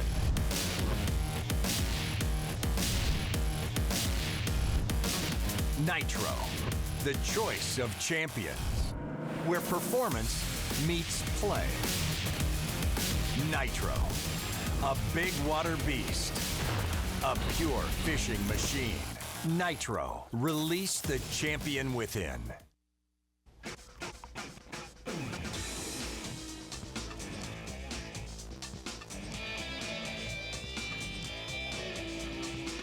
Day number 2, still going on here. Some of our anglers are getting close to their final hour of fishing if they've got an early check-in time, which is 3 o'clock, which is the time that the weigh-in begins in our host city of Knoxville. Time now to check in with our man Davey Hyde, who has been braving the elements out there in the rain. All the stuff he doesn't miss about fishing the Bassmaster Elite Series. He's getting a double dose of today. And Davey, Mark Zona made the comment here that a lot of these guys, boy, their only prayer is going to be that Gussie blanks one of these 2 days coming up here. What do you see as the chances of that happening? Well, it was a lot more difficult for Gussie today than it was yesterday. If I know you guys saw it all go down, but if some of our viewers are just turning in this afternoon or tuning in this afternoon and you look at Bass Track, and it looks like, wow, he's really got it figured out. But it was difficult for him to catch that 5th fish. I mean, it took him several hours, and he had to fish his very best little small area multiple times to catch that 5th fish. But, you know, the current's changing right now. There's definitely more current than there was yesterday or even earlier today. I just talked to Gussie and asked him if he, agreed with that there is more current. He said, oh, yeah, sure. But he said he was still marking some fish. He said he caught a few fish on Tuesday when he found these fish, or I guess Wednesday when he found these fish in practice, doing a few other things. So there's a few things that he hasn't tried yet because he hasn't really had to, but we might see those come into play. But I'll still say, he's all in on this particular area and that technique, mainly tight lining. So that's a good thing, in my opinion, to give him the chance, and he feels real confident about what he's doing. I got some texts from some of my friends that have fished with Gussie through the years. He's definitely in his wheelhouse. Davey, looking at the rain that's coming here, it could blow out a lot of the backs of these creeks and pockets. But with that being said, it could actually open up the door of what kind of we got to see in the 2019 Classic, more of that shallow main river deal on Fort Loudoun, or at least within a couple hundred yards of the main lake. Yeah, you're exactly right. And that right before that Classic, I spent the one official practice day with Ott Defoe, and that's what he really, really targeted coming into that Bassmaster Classic. We saw it all unfold where he caught some fish on a vibrating jig, several other things, but that offshore but not main river, shallow, rocky areas, those shoals. When I was with him in practice, he caught a combination of largemouth and smallmouth. And the conditions of that one official day of practice in 2019, the Bassmaster Classic, very, very much like what we're kind of leading into. If you remember, that tournament was a little later than this, but now we're getting into the second half of this event tomorrow and Sunday. We're getting closer to that same time frame that Ott Defoe had right before the Bassmaster Classic. So I think those guys will be a threat to Gussie. But listen, if he can catch 5 more, let's say if he can catch 4 keeper, which is 18-inch or more smallmouth, Saturday and Sunday, it's going to be hard. It's going to be hard to catch him. I remember Ott Defoe saying it's almost impossible to be consistent and have good solid weights all 4 days. I want to have one good day, which he was saying a 20-pound day, and then just hold on. And we saw him. He was exactly right. He had a 10-pound day. He had days that were much more difficult. So as this thing progresses, if Gussie can go, in my opinion, catch 4 more keepers in the next 2 days, each day, gosh, it'll be hard for someone to beat him. But here's the other thing. I don't see him catching 5-pound smallmouth. I know they live here, but he's catching a lot of like 3-pound, 3 1/4, maybe 3.5 pound fish. And you see those guys like a Brandon Carter, Steve Kennedy, a Scott Martin, you keep Brandon Cobb. You see those guys catching 4 and 5 pound largemouth, you can make up a lot of ground. Davey, one thing that Ronnie was just talking about is how much water is going to be coming through Tellico, through Fort Loudoun, and really changing those currents. The only thing that could really kill that technique is if those fish completely bail because of the current that Ronnie was talking about, or if muddy water absolutely kills the style of fishing that Gussie's doing. Is there a prayer that it could get dirtied up as far down near the dam as he is? I don't think so. Not in the next 2 days. I think where he's at, he's safe from that. But here's the one issue. The other thing you mentioned is current. Those fish are definitely current related. And I just talked to Gussie a few minutes before he started back just a while ago. There's a couple places, in fact, his best place, I've idled over it. I know exactly what he's doing and where he's fishing. There's a lot of very similar looking let's say structures in that canal to that one, but there's something special about that current. Now, if that changes, those fish will just move and reposition. I don't think they're going to swim a mile away, but they'll reposition, and the key will be for him, if that happens, to be able to relocate that fish or those fish. And the thing I keep bringing up, it's almost a good thing that he doesn't have a plan B, because if he has to relocate those fish and he doesn't do that in an hour or 2 or maybe even 3 tomorrow, and he has something else he wants to go do, it could keep him from ever relocating him. But I think with 2 full days left, if he stays committed right there, it's going to be his tournament to lose. And I hate to call it this, because it's not even quite halftime. But, man, you come here this time of year and consistently catch limits of smallmouth, you've done something. Well, that's for sure. Davey Height, thank you so much for hanging out there. Gussie's gone, and Davey's still down there feeding us the info. So you got to say hats off to our guy Davey Height, and let's get back down to John Cruz.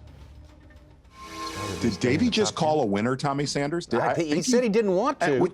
He said it's so rare of Davey to do that. No, it is rare.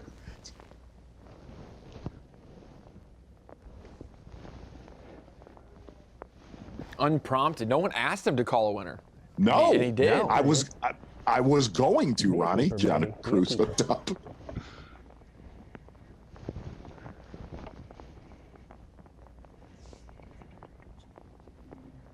Feels like it's got some weight to it. I mean, like keeper weight.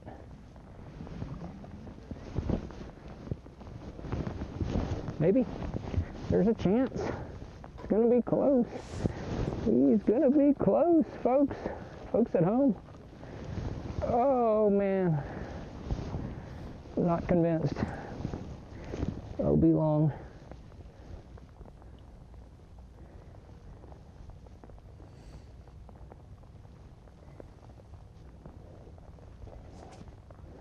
That's about as close as they come. His bottom's not even close. Almost, the bottom.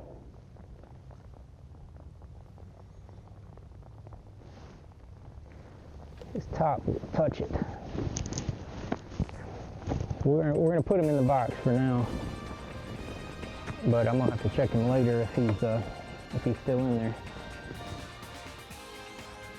I don't think we're going to see another tournament this entire season where a 14-inch bass will mean this much. We're seeing it this hey, you know what?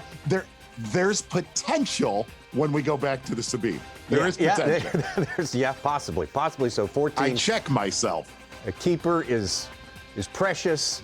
A limit is gold, solid gold, as we look through the leaderboard down to the 50th place right there. And there's Brandon Lester right above that cut line. Last year's Rookie of the Year, Austin Felix, right on the cut line. Kelly J, Clint Davis, Jason Christie, and Buddy Gross. Man, oh man, a couple of favorites coming in here. Looks like we could get to 11 for the cut. Yeah. Absolutely. What's it going to be? We won't know till 3. That's the weigh-in time, but we're going to fish till then. Live coverage of the Guaranteed Rate Elite at Tennessee River is sponsored by Carhartt. Going into our 6th and final hour of Bassmaster Live at the Guaranteed Rate Bassmaster Elite at the Tennessee River. If you're checking in, Jeff Gustafson made such a big splash. The #1 story yesterday. The guy on top, 5 pounds, a little less than 5 pounds advantage over Brandon Card, and those two good ways clear of the rest of the field. Scott Martin and Hunter Shryock getting up in our top 10. And again, like Ron Moore, the Such said, there's a lot of guys that caught him yesterday that might not have marshals, might not have their weights input to Bass Track. So look for a little bit of flip-flopping on the stage with Dave Mercer later today. Absolutely. Clifford Perch, Keith Combs, we saw them moving up on the previous board there. Bernie Schultz hanging in there solidly inside that top 50. You got to be in the top 50 today. Seth Biter in there as well. Clark Wendlandt, Lee Livesey, winner from last year. Chris Johnston, winner from last year. Austin Felix, our Rookie of the Year. As we come down to that crucial 50th spot there, and Tennessee's Brandon Lester, the guy who sits there as we stand right now. Bill Weidler. Looking at that top 50, though, boy, Tommy, a lot of guys that really just did bad yesterday, turning, whether they make the top 50 cut or not, turning their week around here today. Speaking of turning around, filling a limit out, Greg Hackney, I believe, just caught a fish just during our commercial break to give him his 5-fish limit. Well, 9.5 pounds. We'll be able to get some pictures of that for you here. Everyone in the top 10 has a limit. It really feels like chatter wagon. How about your chatter wagon?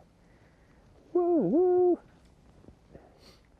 John Cruz has not been far from I don't think a lot of boat guys docks are today. quite this shallow, maybe.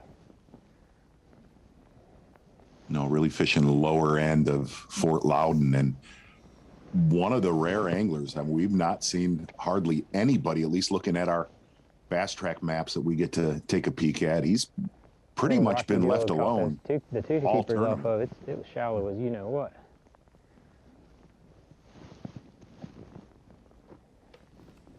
And I don't know why they were there and not, 10 other places we fished.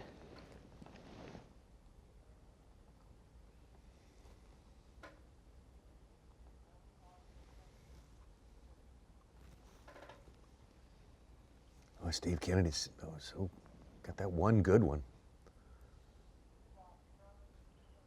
Covered as much water as he can and just can't get bit today. And you look at really just right around the corner from Kennedy is Clifford Perch, John Cox, all of those guys really in the same region of Fort Loudoun. And we'll start tomorrow to break down get a little more in depth, but there's been one really key 3-mile stretch, and you tend to see that this time of year. One key 3-mile stretch that's accounted for a lot of the better than average weights that have come off Fort Loudoun. I don't want to rub this in, but just kind of mention it. This is how this business is. Chris Zaldain just caught his first fish, a 1-pounder. Well, wow.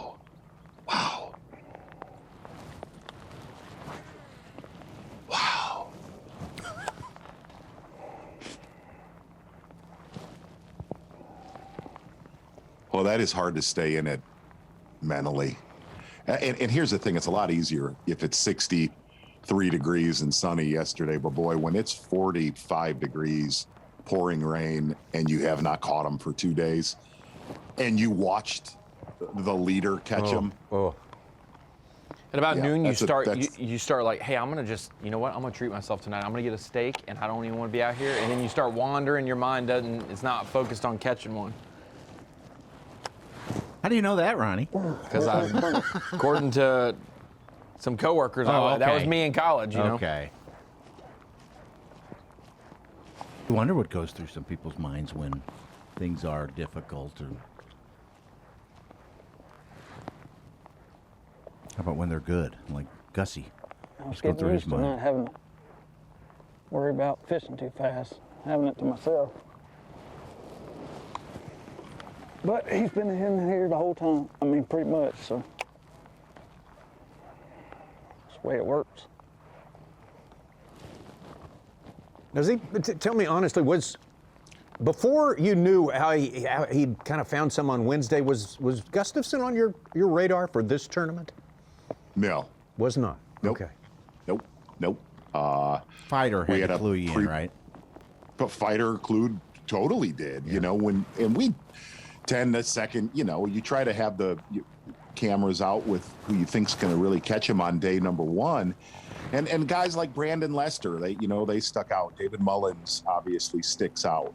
But when I talked to Seth, I mean, Seth had a really good practice here in the 2019 Classic. You know, heck, he was posting pictures and he was doing a lot of that, Ronnie. Like you were talking earlier in this tournament, he was doing a lot of his work back in 2019 in Tellico.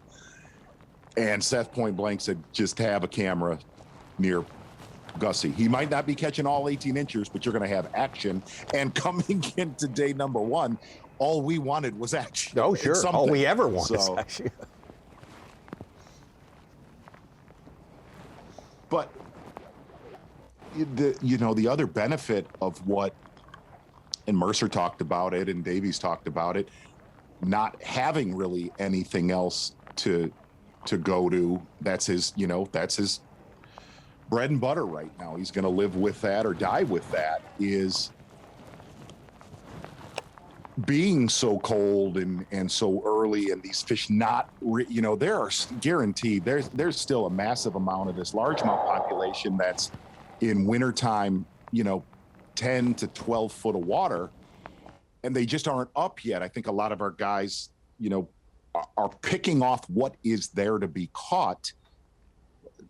Unless a pile of fish move in the next 2 days, this tournament has set up perfectly for a guy like Gussie that's number one left alone, and he's left alone doing something that really the rest of the field is just not on. Makes good sense.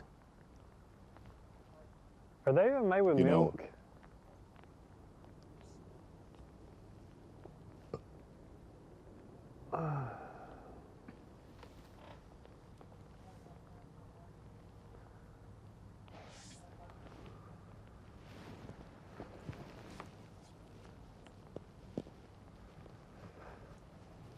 And really what I mean by that also is if he only catches one or two tomorrow morning up all the way, say, to 11 o'clock or noon, he's not going to have that voice saying, man, I need to go get on the bank and throw a crankbait, just because it's so random, at least is what we've seen so far. Such a long shot that that you're going to, It's a long shot. Yeah.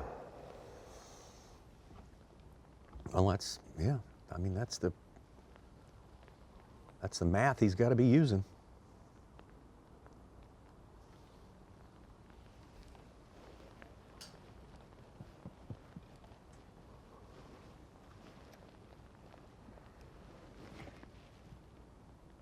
So you got to dance with who brought you, huh? Or what brung you, or however the phrase goes. Well, Gary Klaus did that, but his was a totally different area. His was a kind of a dead-end lake that you wouldn't expect more fish to ever come into. He just caught what was there. Yeah. But you're spot on right there, Such. We all kind of just said, they're either going to be there tomorrow or you are going to tumble down the standings, which is what happened. And that is similar to what I think we all feel with Gussie's spot. It doesn't seem like either angler has a safety net. No, but the positive for Gussie is that they're not overwhelmingly biting good enough that he loses his whole lead in a day. He would need 2 days of struggling. That's the only difference I see. But yes, it is one of those things. To put your chips in a basket halfway through day one and say, I'm exclusively going to do this, that's impressive, because normally you need an adjustment. When you jump out to a day one lead, it's hard to lead wire to wire. You need to adjust somewhere, and so we're kind of wondering what Gussie's going to do to adjust. As they looking this afternoon. And talking to a lot of the folks that dominate here. Oh, Brandon Card hooked up. Been a couple hours since he's had a keeper. Doesn't seem particularly excited about this one. No. Not going to help. No. A lot of the locals that we talked to said there is no way We're on them now. that this tournament could be won off of one spot, one technique.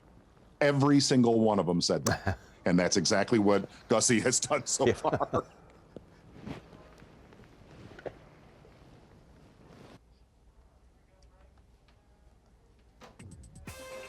Boy, it's a little slow now, but there was a point this morning when it was kind of cranking out there.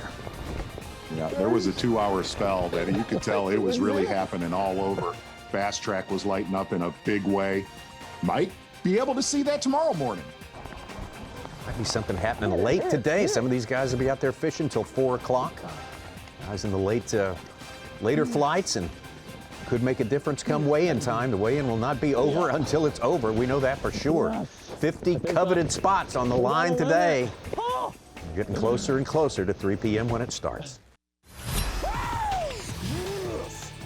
Live coverage of the Guaranteed Rate Elite at Tennessee River is sponsored by Carhartt.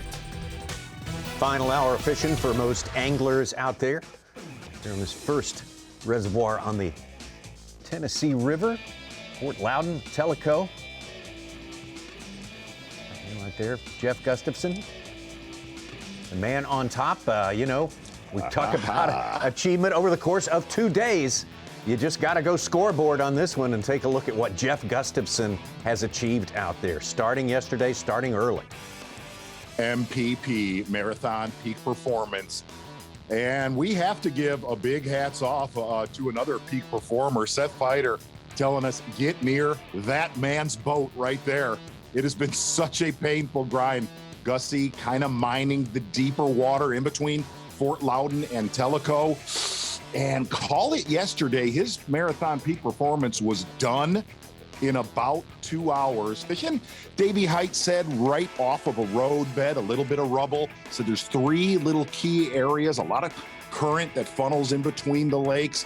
But the presence of bait throughout what Gussie said, wintering holes, softer current off of main current. Taking a look at his day 2, a little bit slower, Tommy Sanders. Caught a couple non-keepers, which was definitely a buzzkill, but slower today, but has 5 bass in his live well. That is your Marathon Peak Performance, and cannot stress this enough. If there's 6 to 8 more bass in those little wintering holes, this thing is going to be ball game for Jeff Gustafson. Well, that's what, Davey said 4 a day. You said 3 a day might well be enough to get this thing done. 3 keepers, smallmouth variety, yes. Yeah, you'd think that puts him in a terrific position to take the trophy. And he's going to be a little bit lighter today. He definitely had a little heavier fish today. There's a couple bullets in there, but again, they're 18 inches long. So they're going to weigh heavy 2 pounds, closer to 3 pounds. You see him hovering right around 14 pounds. But man, very, very impressive that everything that he's going to put on the scale, a smallmouth bass over 18 inches, where pretty much every local said, not going to hold out. At least for 2 days so far, your Marathon Peak Performance has done exactly that. Yeah, it's been a spectacle, something to watch, just separating himself from everyone else in this tournament, not so much by weight, but by approach. And there was potential that this tournament, with all of the winter weather that we had a week ago, that this was going to get moved a few days, maybe possibly a couple weeks as we get on the water right now with John Cruz. Guarantee you, the way he's catching them, more than likely, those fish would have busted up and not been in a wintertime Really? pattern. Wow.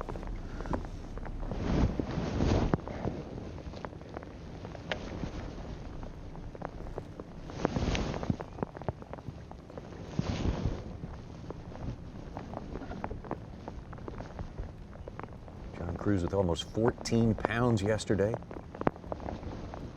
Started this day in 3rd place. He's fallen off the pace somewhat. Maybe. He's long and little.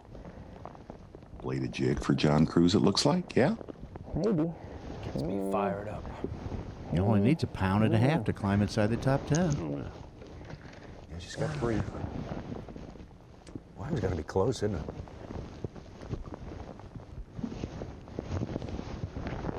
I don't know. I'm going to get the other board out.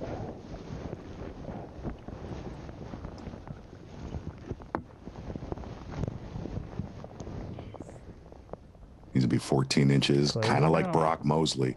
Close your mouth. Slow day, but slowly gaining ground for John Look at Cruz. Oh, yeah. Oh, yeah. I think Well, he's that's- got it. I mean, he's about an eighth of an inch. Yes.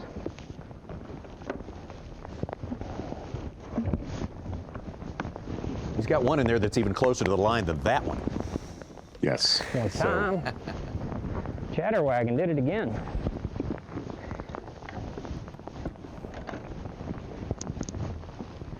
Now he hit it right halfway. I mean, like, I didn't have 30 yards of line out. And he just jumped up on it. He just jumped up on it, and it just stopped wiggling. That's how I knew he was on it. It just stopped wiggling. And I said, hold up. I said, back up, Terry. Back up. Back up, Terry. I think one's on it. Back up, Terry. What? One of them monster keepers. I know that reference. I'm not. Back it up, Very happy Terry. about. Come on, Terry. Back up, Terry. That one's a little on the big side. It is a unbelievable internet video that he referenced right there. Just keep chucking. That made my day right there, Tommy. There's no doubt. I'll have to look that one up for sure. The viewers know. Okay. How about this now? Oh, come on, baby. Be it. A little small. Looks a little small. A little small. A little bit small. Very next cast, how about that action? Z, we have one Mike Sukon Googling that video right now. I'm sure he is. I've only seen that video 1,000 times. I left you, boys. That's what Powder said. Come on.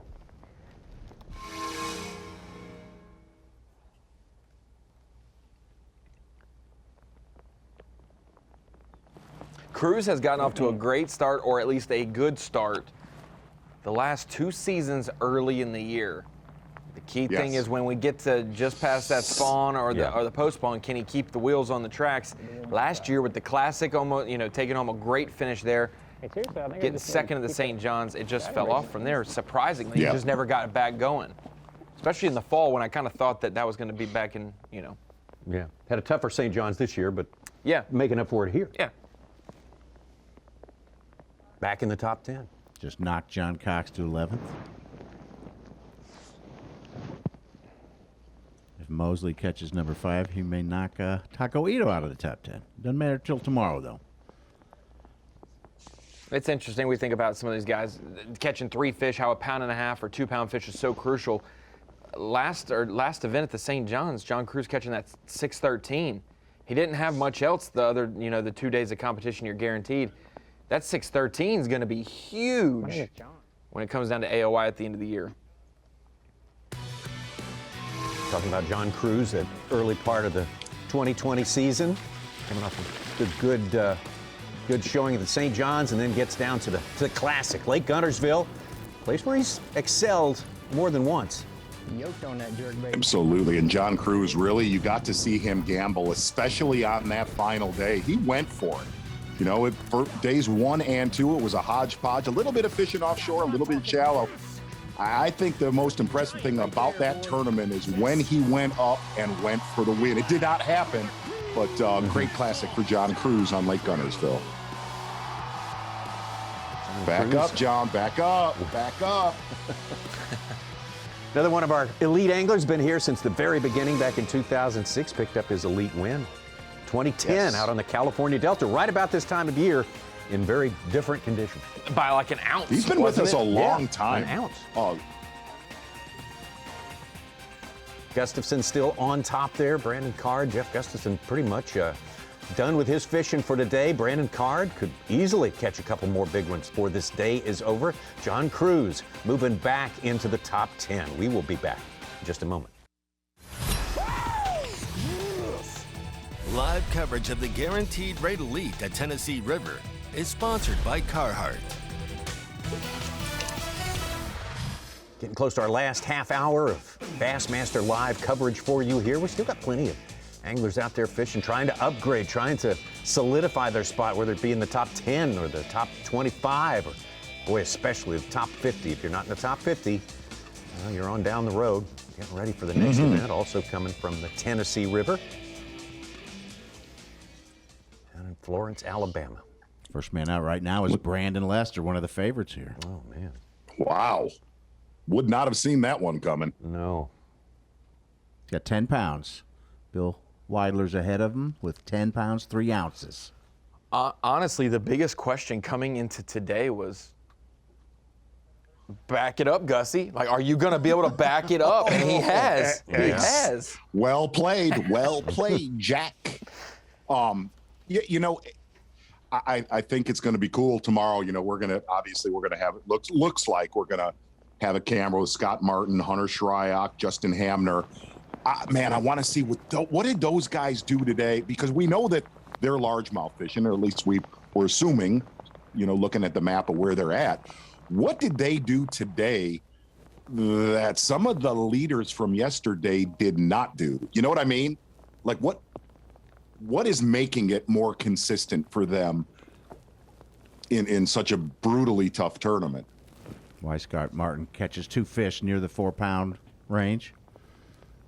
Hunter Shryock we looked in on a little bit today. Of course, he had a big one. That's a boost. And I'd say this, Hunter Shryock moved from Ohio to the banks of Lake Chickamauga in Tennessee and has been fishing quite a bit this winter, you know, December, January, when it's been the nastiest and the toughest. And so with these given conditions, this is very similar to late December fishing at Chickamauga that he's probably experienced, but Chickamauga also has, you know, 12 pounders.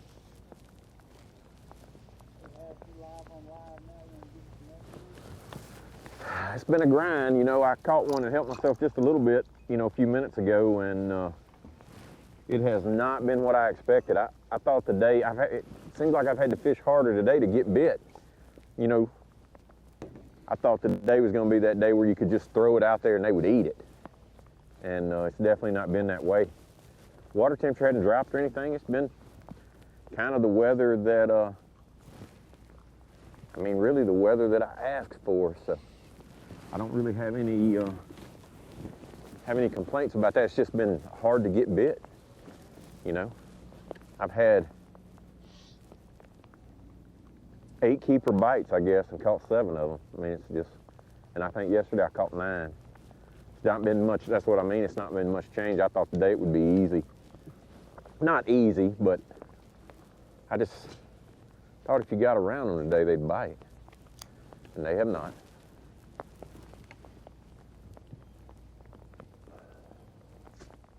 First year back for Greg Hackney after a couple of years away from the Bassmaster Elite Series, and somewhat of a splash on his first outing in the comeback. We head down to the St. Johns River in Florida 2 weeks ago, and he cast his lot with these endless cypress trees on the east side of Lake George. Exactly, and the amazing thing was he had the entire Lake George to himself, said nobody ever in any Bassmaster tournament. No. Day number 3, a really, really big day, and Greg Hackney said, I just grossly underestimated the size of those bass that he was catching in practice. A fine specimen of a Florida bass right there. Great tournament for Greg Hackney. Didn't catch him as well as he thought he was going to on Championship Sunday. Going to get a look at our map right here of 3+ pounders. There's been, hold on, 1 caught in Tellico, as you go down towards the bottom of Tellico and up into Fort Loudoun. All of those are 3+ pound bass caught today. And you can kind of see the general region of the lake that has played, well, in a big way the last 2 days. We saw a lot of fish catches there in the 2019 Bassmaster Classic. So with that being said, and Such nailed this, Ronnie nailed it, as you see our takeoff there in Knoxville, we're not registering a lot of the catches out of Tellico. So we're not going to pour mouth it till we get those catches out of Bass Track back to us. Those are your 3+ pounders. Yep. A snapshot of your 3+ pounders. 3-pounder here, roughly equivalent to a 6-pounder where we were 2 weeks ago. Yeah, absolutely. Absolutely. A 4-pounder is like catching a 9 where we were. Yeah, that's right.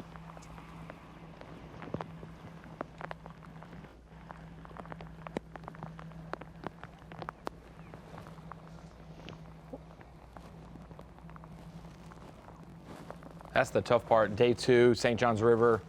Guys who haven't caught them are hoping for that 7-pound swing of the bat. Here, if you don't have them with an hour or 2 left, you got to realize you got to hit a couple doubles. You can't. It's not just a save my tournament by a 6-pounder. They're not as prevalent this week.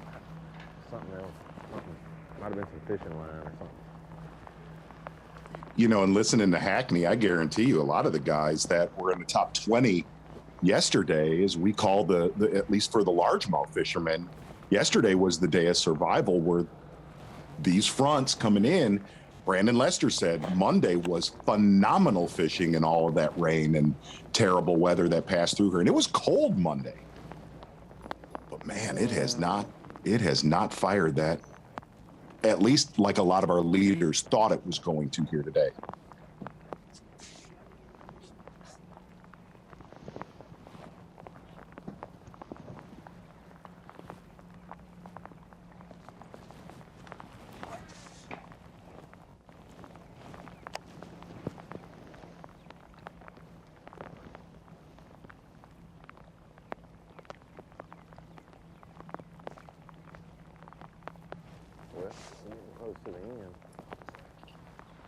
There with just under 10 pounds. His last upgrade came, last keeper to go in the box was about an hour and a half ago. Very, very slow. This is a slow time of day yesterday as well, so that's what it does have in common with yesterday. Oh, dang. Be curious to see what Jason Christie catches today.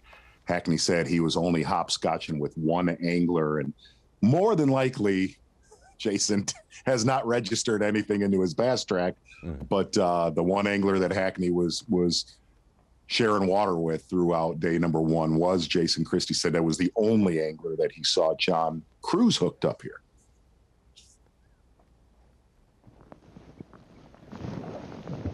He's got a chance. A little short. Stop.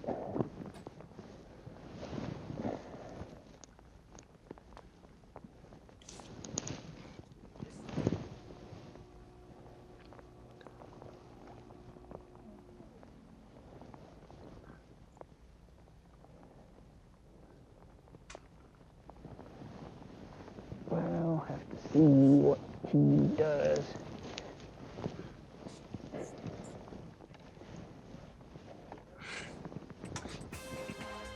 Looks for all the world to be a short one. Might not be, though. We'll give you an update on that.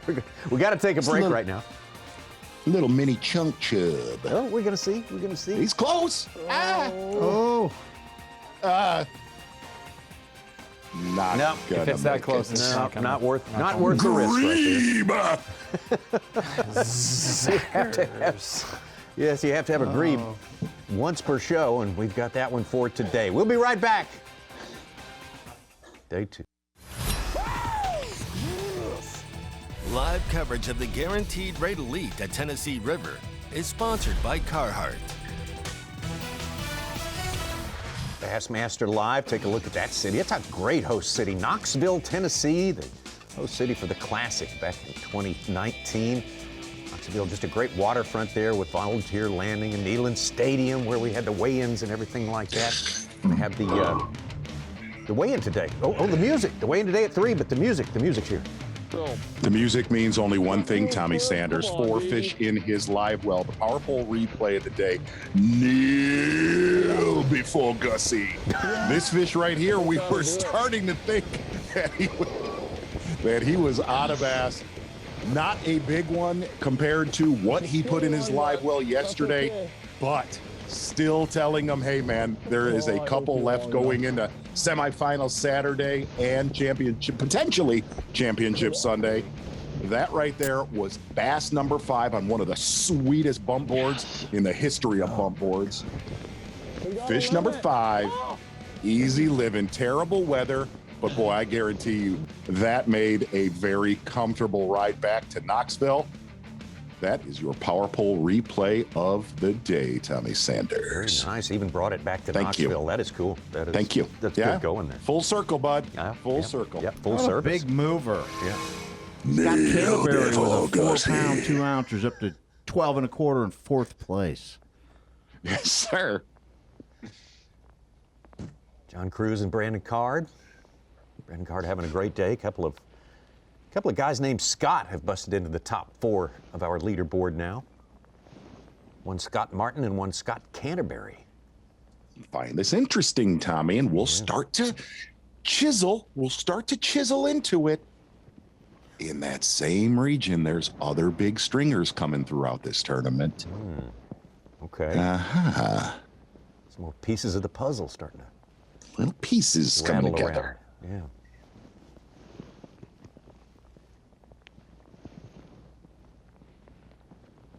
Will we have a single angler tomorrow? We're going to have 10 cameras on the water.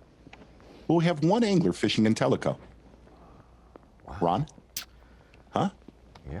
The only one who can do that is Jake Whitaker. Your right now. guy, yeah. I was thinking that. Him and Pat Schlapper. I know Brandon Polnick spent time in there, but he's not registering today. But okay, I think it's very slim. 3% chance.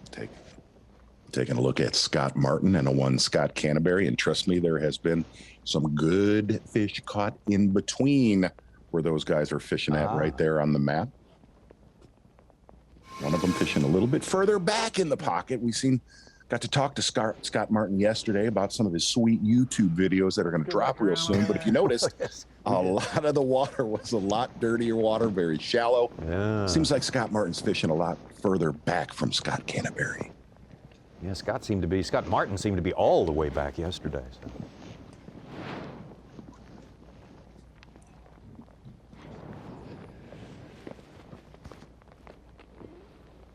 Come on.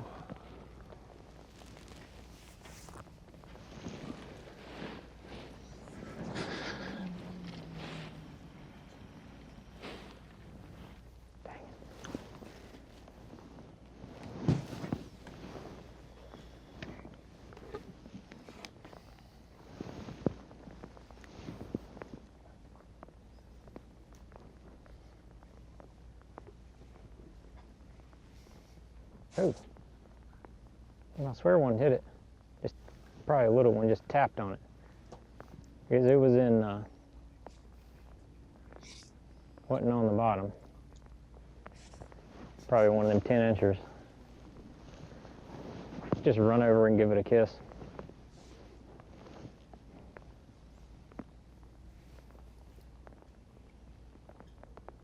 My luck's probably 6.5 pounder, just swung at it. Missed it. Never bite it again.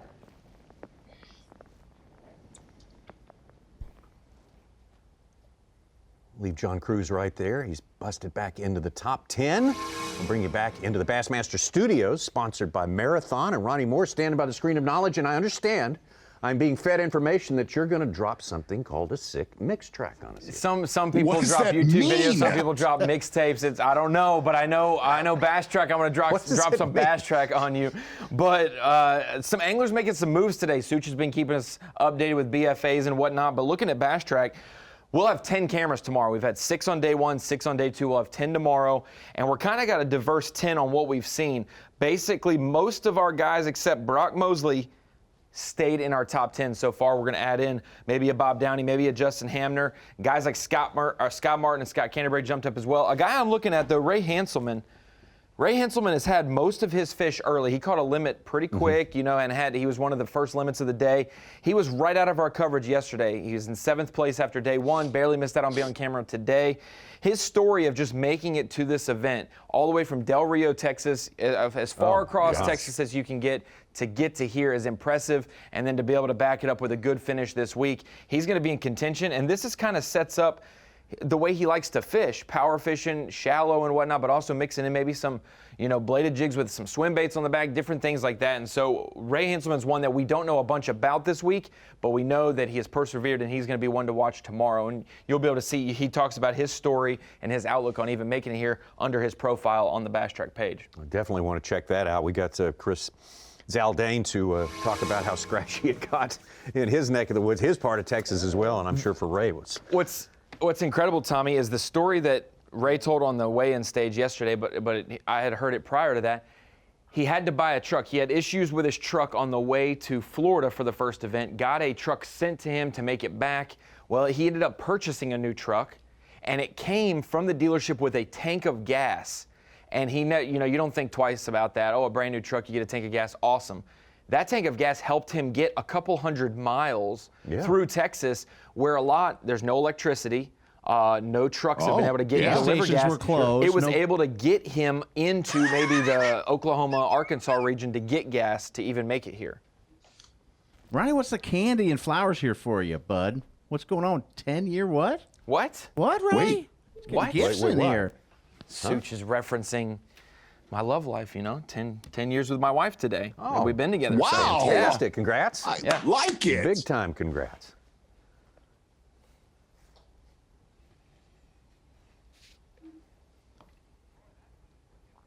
I had no idea. I was literally looking around for flowers and candy. I had no idea what was going to, you know. There. We're thinking about how each of us is blessed as well. Yeah. That's all that was. Yes, exactly.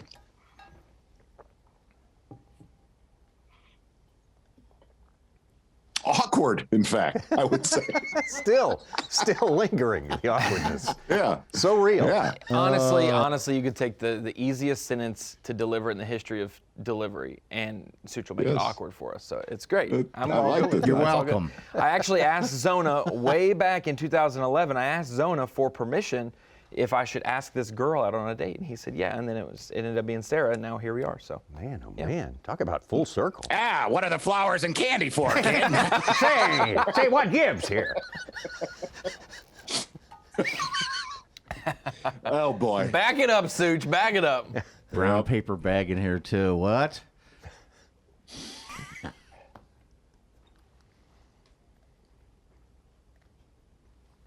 I actually am getting a live report from some friends of mine in East Tennessee right now, watching from their trucks at the Tennessee River, watching Carl Jacobson catch a big smallmouth right now to try to turn his day around. Really? Wow. I'm still actually watching the video right now on my phone as we speak. Pretty cool. Yeah. We'll get the report of that on Bass Track, obviously soon enough. He's off Bass Track today too. Tough. Oh, okay. We Tough won't be day getting a one report for on that. him. One fish yesterday. That's the biggest thing to see, if we're being completely honest, to see Carl take it to that next level for a full season at points-wise, and to contend to where we've seen those flashes of ability. His learning curve has been huge coming from Australia, but we've seen him cross that plateau and win an event, but to do it for a full 9-event season to make the Classic through points, backing up a good event or a solid event with another good or solid finish is so crucial, and he had good momentum from the St. John's. If today can be a rally to where it's not an 80th and it's a 56th or it's a 40th, that is monumental, even if it's not contending to win this event. Agreed. That's no, the and next guaranteed, step. he knows exactly. He's his biggest critic. He pushes himself more than anybody. Absolutely. But and you know, I don't know where he's at right now, but Davey talked about it. He was fishing, you know, in between the lakes. Him and Gussie share a lot of information together, and guaranteed Carl knew, you know, where it was going down at. Those guys work together in tandem.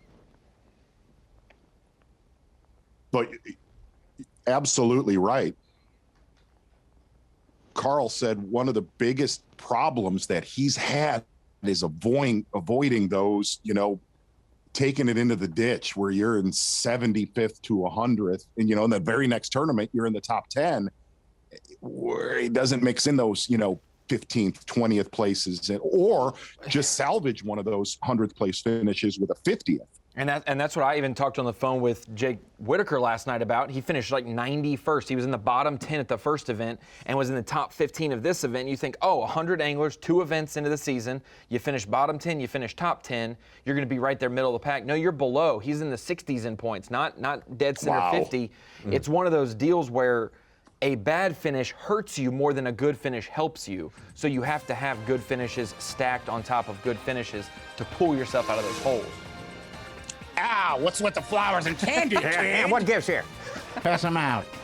Looking at Gussie, according to Dave Mercer, almost too nice for success out here. But despite all that, he is having tremendous success. Over the first 2 days, he has done the work. That is so 2021. This guy is just too nice. Yeah. Why? Why? How can that be? No, he explained how it could be. Absolutely. He had a point there. Dave had a good.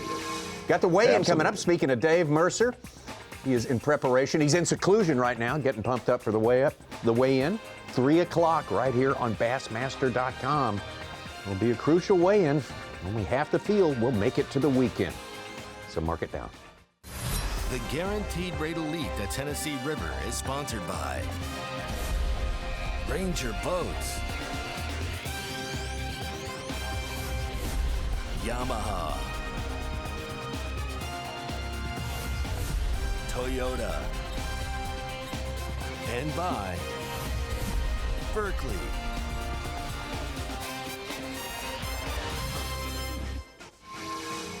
Like Tellico and Loudoun, far up on the Tennessee River. Host city of Knoxville, home of the Volunteers. We got 100 folks out there trying to find one more bass to volunteer before they have to go weigh them in. Make it into the top 50 if you can. That's your leaderboard right now. Canada's Jeff Gustafson. Magnificent performance. First 2 days, limits of smallmouth bass. That's all you need to say for anyone who knows the situation here, because they got to be 18-inch. You got to be a big smallmouth bass to go into that live well. There's our cut line right there. Brian Snowden of Missouri, right there. Dale Hightower of Oklahoma, Matt Herron of Alabama, the 3 who were hovering very, very, very close to that line. Bill Weidler, Brandon Lester, Destin DeMarion. Trying to throw a Hail Mary, get something going in the final minutes here of this. Something that might get them into that top 50, give them life for one more day of fishing. Here on this one. Going to take a look right now at, really the top 2 guys, the performance of day number 2 here on the Tennessee River, Fort Loudoun and Tellico Lake. Really, Brandon Card, he was a little bit concerned that there could be some traffic through the area of Fort Loudoun that he's fishing. We're going to break that down a little bit more tomorrow. But he has been left alone, got his job done, as this man did. Jeff Gustafson, a little bit slower today. And really, it is going to come down to, does Gussie slip up? Does he slip up on day number 3 and let these guys that are solely targeting largemouth get back in the mix? But this has been a game of strategy, because it's been all over. Get ready for this, Tommy. It's been all over the map, my friends. My goodness, yes, I see what you're saying there. Absolutely. We look at the distribution of our 100 anglers out there, and you're right. I mean, whoever wants to win is going to have some cooperation from Gussie. There's not going to be any surprise 30-pound bags coming in tomorrow or the next day. Ed Lochran, Hunter Shryock, both of them with solid tournaments so far. See, John Cruz kind of slipped into that area. He concentrated down near the dam on Fort Loudoun yesterday and most of today as we kind of go upriver towards Knoxville, Tennessee. And tomorrow we're going to kind of really pick apart these areas with the better stringers and what these guys have been using. They were very guarded, I think is the right word to use after the day 1 weigh-in. Kind of close quarters for these guys compared to the size of fisheries they always fish in. So yeah, you could be protective of what you've got. And don't give away some of the subtleties that have allowed you to succeed out here. But as you say, I look forward to hearing more from you on all of that tomorrow. Mark Zona, the coverage tomorrow on FS1. Our TV home, our media partner, begins at 8 a.m. Eastern Time. We'll have 3 full hours of coverage for you on FS1. Weigh-in coming up on Bassmaster.com. 3 o'clock straight up, and we will get it going. Some of the anglers still out fishing, but the early flights are already back there in Knoxville. Get ready for Dave Mercer and to find out the real story of what went on out there today. Thanks for being with us today on Bassmaster. Wow.